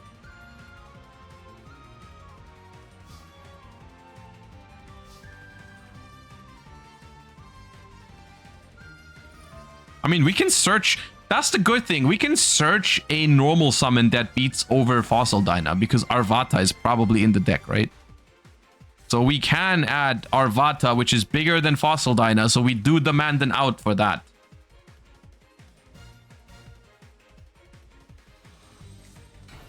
All right, there's Arvata. Battle phase. Skyburn protects that. Skyburn protects it. Mirror Force does not do it. As hype as you think that is, it is not that hype. They have Skyburn.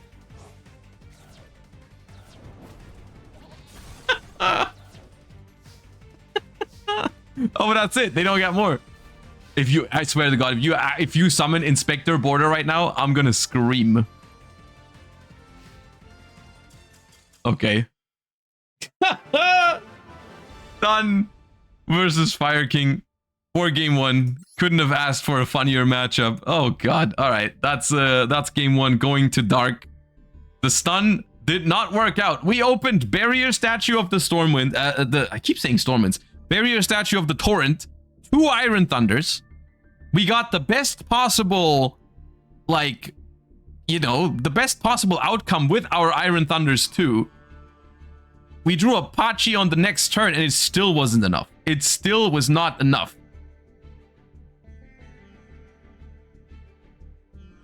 Should have played Quaking Mirror Force. Quaking Mirror Force would have done it there. Quaking Mirror Force, you put the Arvata face down and then you run over it with the Pachi. No problem. No problem.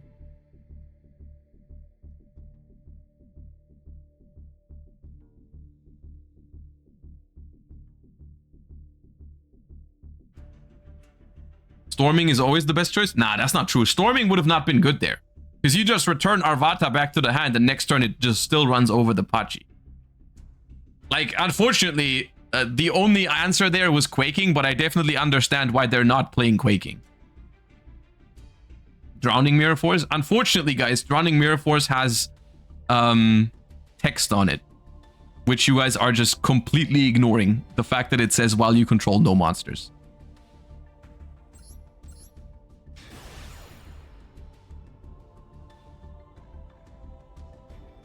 You think people would really be playing any of the other Mirror Forces if Drowning Mirror Force just put anything back to the deck on any attack?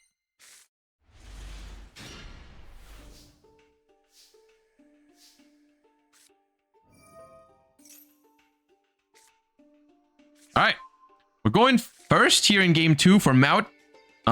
We have changed from the stun strategy to something with Terara Unicorn in it. We start with Planet into Unicorn. So far, no interruptions. We grab Birth.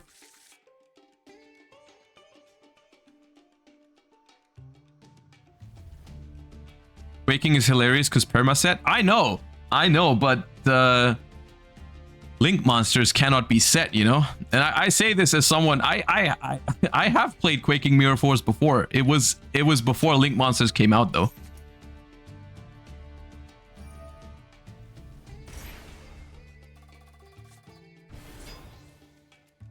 All right, we got Millennium in there as well.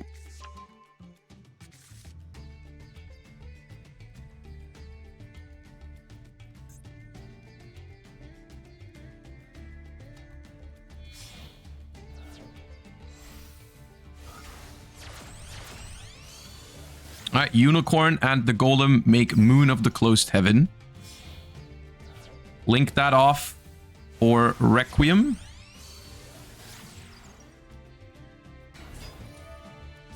Requiem effect does resolve, it looks like, to summon out Engraver. All right.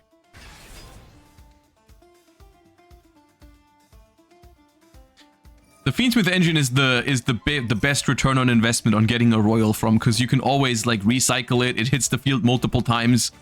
Even if it's an extra monster, you just recycle it every turn, you know? Really the most value you can get out of a royal. Especially like even Engraver. If you have one Engraver in royal, it's always the one you're gonna summon, so.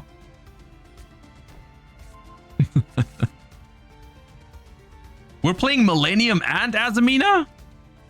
This shows all the engines in one deck.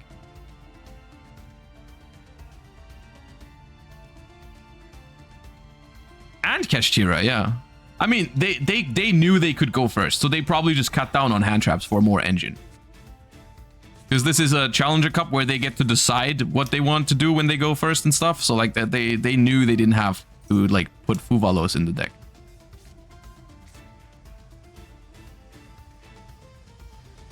I think they just typed special summon into the text box and put the cards in the deck.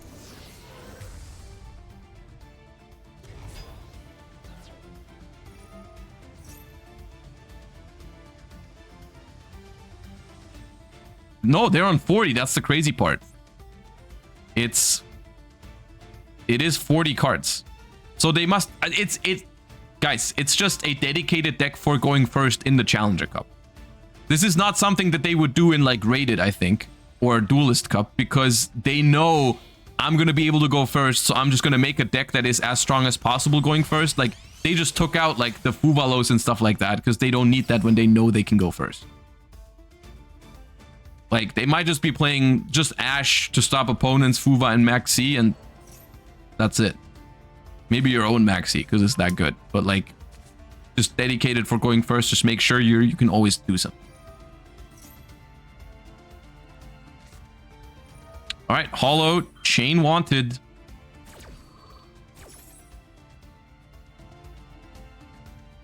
Add back the Abel Star. Hollowed summons out Ilya Sylvia.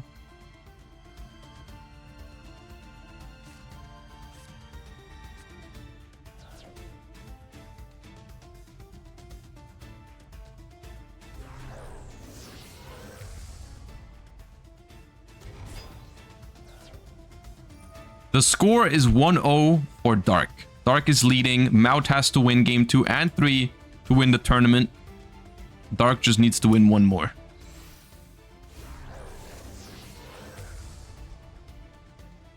Alright, Alright, there's Fiendsmith's Lacrima.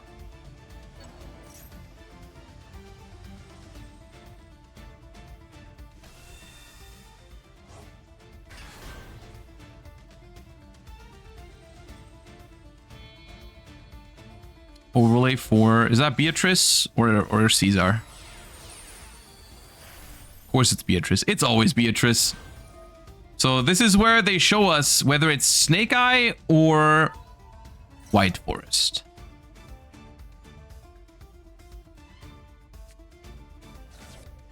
Never mind, it's anti-spell fragrance.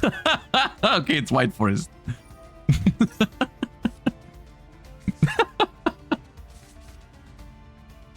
That's not...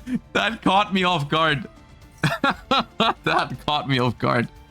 I guess that is one of the things you can do with Beatrice as well. Yeah, that's kind of crazy here, because it seems like the opponent is also just on like a board breaker deck and no hand traps. So I think that's gonna be good. Yeah.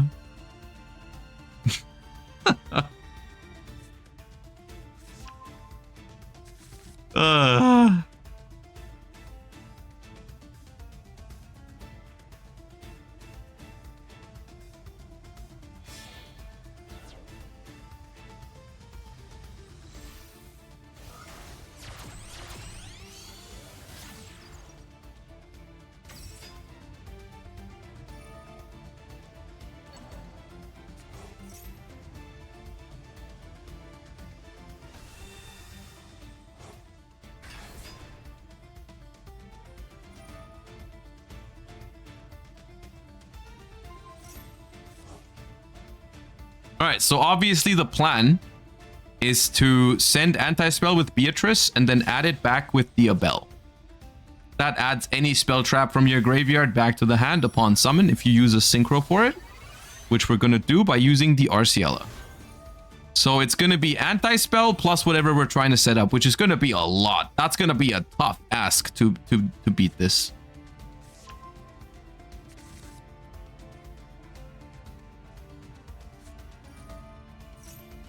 Special summon LZ Azamina.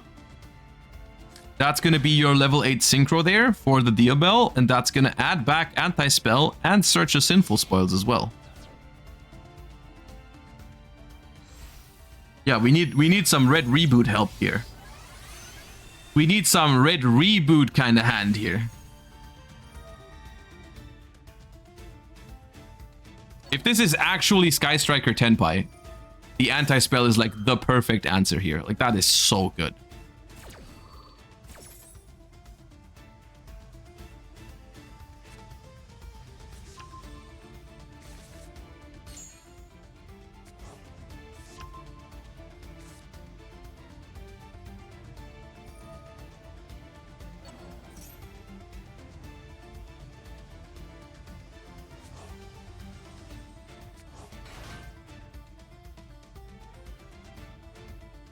I've never even considered sending a Floodgate to add back with Yubel.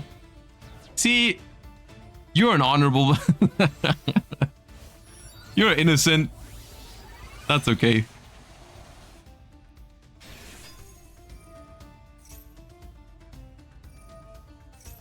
Yeah, why do we have 6 cards in hand still?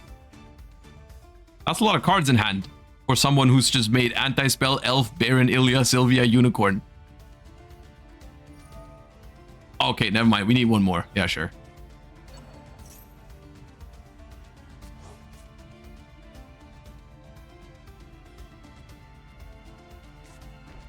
One.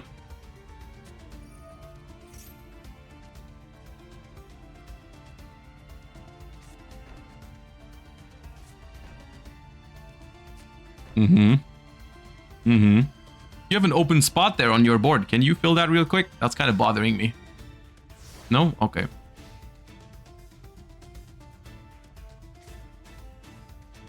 My elf can fill it.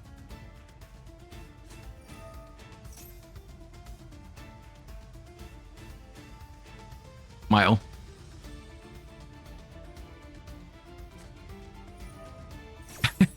It's Tenpai.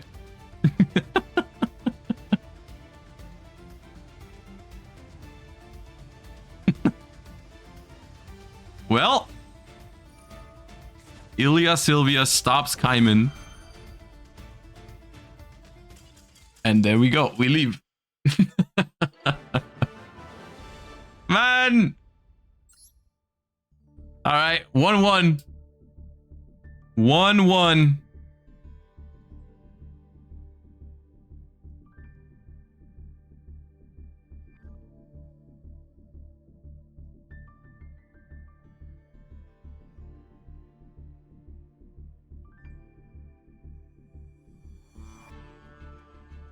All right, what are we gonna do now?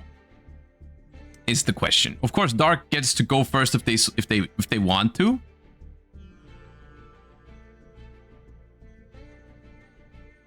Tell them to hit these decks. I mean, I think those decks will be hit after the Duelist Cup. I do think so. I do think it tends to be, and this is just a prediction. It tends to be that the bigger updates happen after a Duelist Cup. So I think that's why the last one was rather small, and the next one is going to be bigger, I think. I think they wanted these cards to unfold their full potential for this Duelist Cup, and then after we're gonna take some measures, I hope.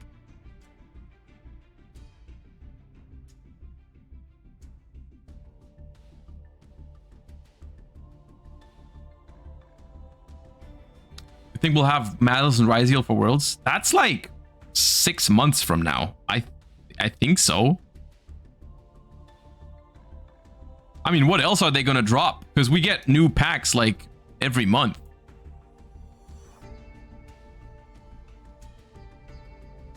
Yeah, maybe it's 5 months, 5 or 6 months, but like we're gonna have to get something.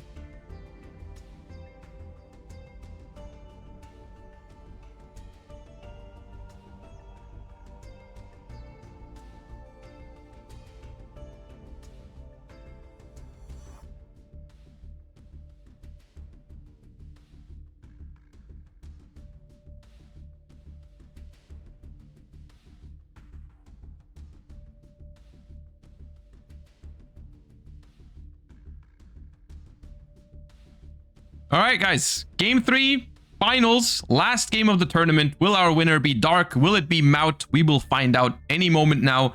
We got plenty of time left, 25 minutes for the third game. Dark gets to choose whether they want to go first or second. We'll find out what they have chosen in a second.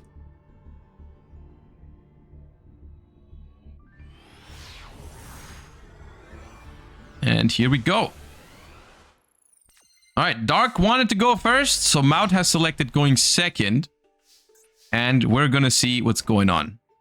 Set 1, set 2. Kind of scaring me there. Set 3. What does this mean? End phase. Uh-oh. Is this good or is this bad? Is this a good sign or not? Because I feel like if it was a trap deck, more likely you would set 4 or 5. When they ran into Tenpai with it. That's scary. Ooh. Ah. Solemn Judgment. Okay. Solemn Judgment, the Dora. There it goes. Down to 4,000 life points. Battle phase. Jump scare. Hyman. It's there. No. ×2.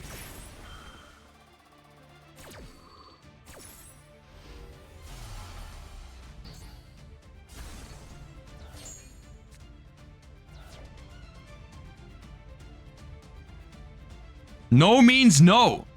Mout. No means no.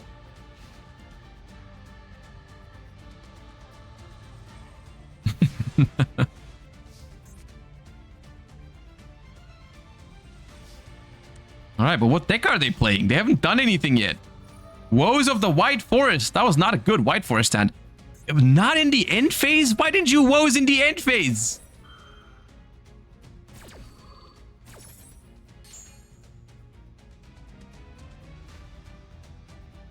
Why didn't you get that out there in the end phase? Now you got max seed. Well.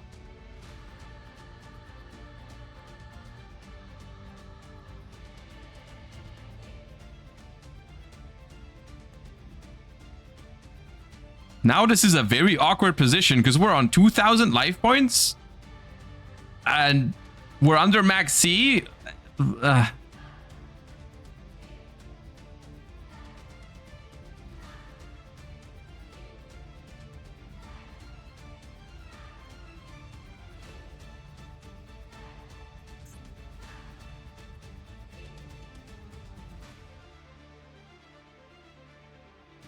Right, I don't want to risk missing anything of the finals, so I'm gonna try and see if this is a bug and they're still deciding, or we'll just quickly refresh, because I don't want to miss game 3 of the finals. If they're thinking this long, then fine. No, they have summoned Sylvie. Looks like they just decided, so I don't know if it was a bug or not. Okay, effect Veiler on Sylvie. Makes sense. Alright. Now, it was in fact not a trap deck, which makes me think their hand was just not very good. And I doubt that we can really push into this max C. Like, that just does not seem likely to me.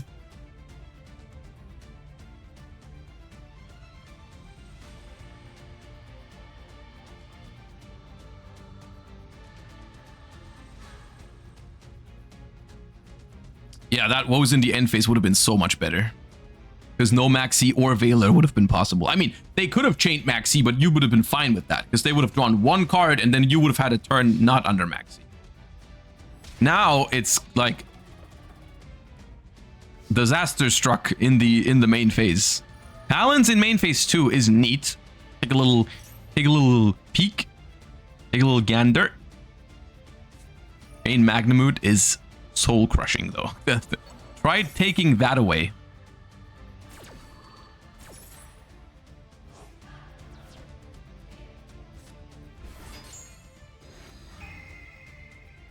Yeah, well, I mean, taking the Pydra is still good, but the Magnamute is going to get Genroku in the end phase, and that's going to get real ugly real fast.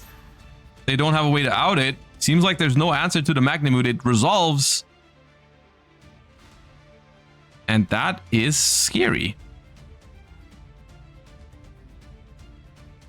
That is very scary. We're on 2,000... Look, we're on 2,000 life points, okay? The deck we are up against doesn't really matter at this point. Like, it doesn't even have to be Tenpai. The fact that Tenpai can do 32,000 damage with one card does not matter in the slightest here. Like, the Magnamute alone into a Druid's Worm is already good enough or something. Like, it doesn't really matter what we're up against here after how this has gone. Like, we just like the Magnamute alone is 1,000 damage. We're down to 1,000 after, and then whatever.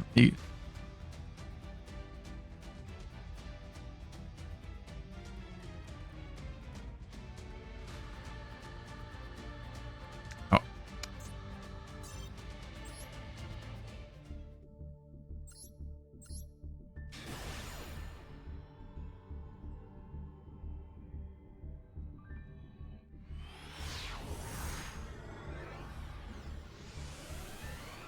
Okay, Tales of the White Forest for LZ.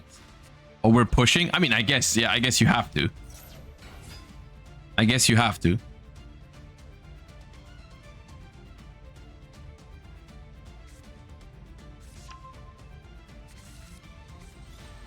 But that is also not very promising, I think. In main phase 2.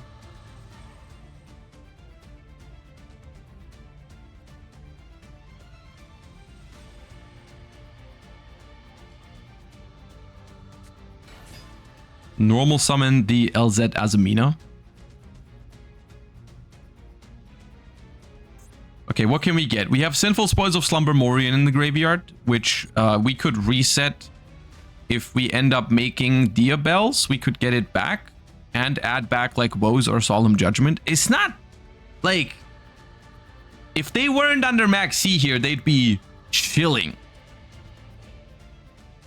But here we are. Even under Max C, 2 more special summons will get them 2 trap cards. It's probably not enough.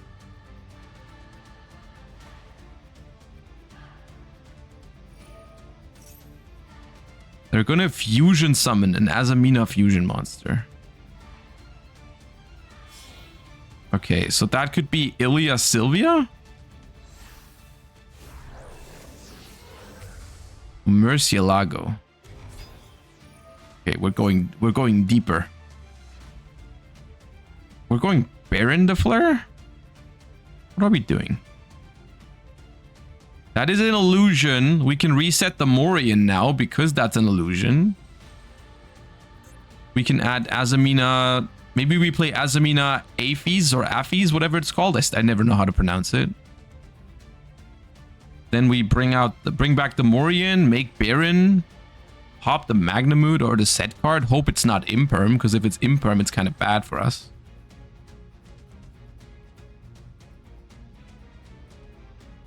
Could also make Light and Dark Chaos Angel if we play it and try to survive off of that for one turn. That could be, you know what, that might not be the worst plan. If we go Chaos Angel in defense, a world where that's good enough.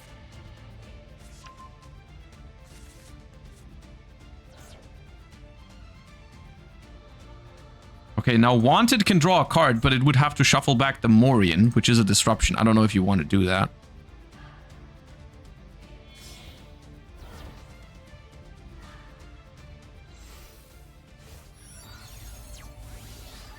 It's Baron.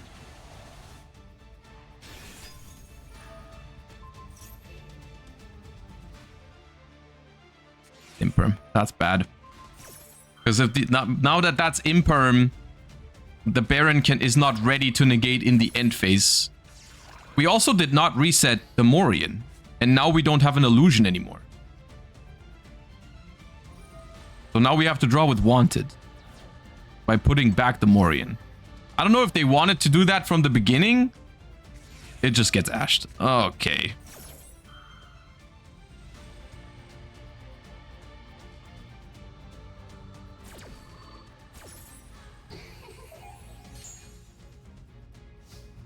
And end phase. Magnamute resolves. Brings out Genroku. Cannot negate this with Baron because it is currently impermed.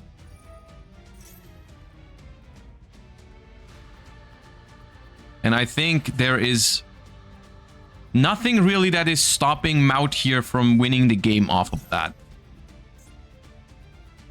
I don't think that's gonna be winnable with just the Baron. Funnily enough, all this aside, do you know who wins here? Do you know who you guys make fun of all the time? That makes whatever else happens here completely irrelevant because we can just slap him down, bounce the Baron, and attack for game? That's right, Typhon. Typhon just wins no matter what. Like, we can just make Typhon bounce Baron and call it a day.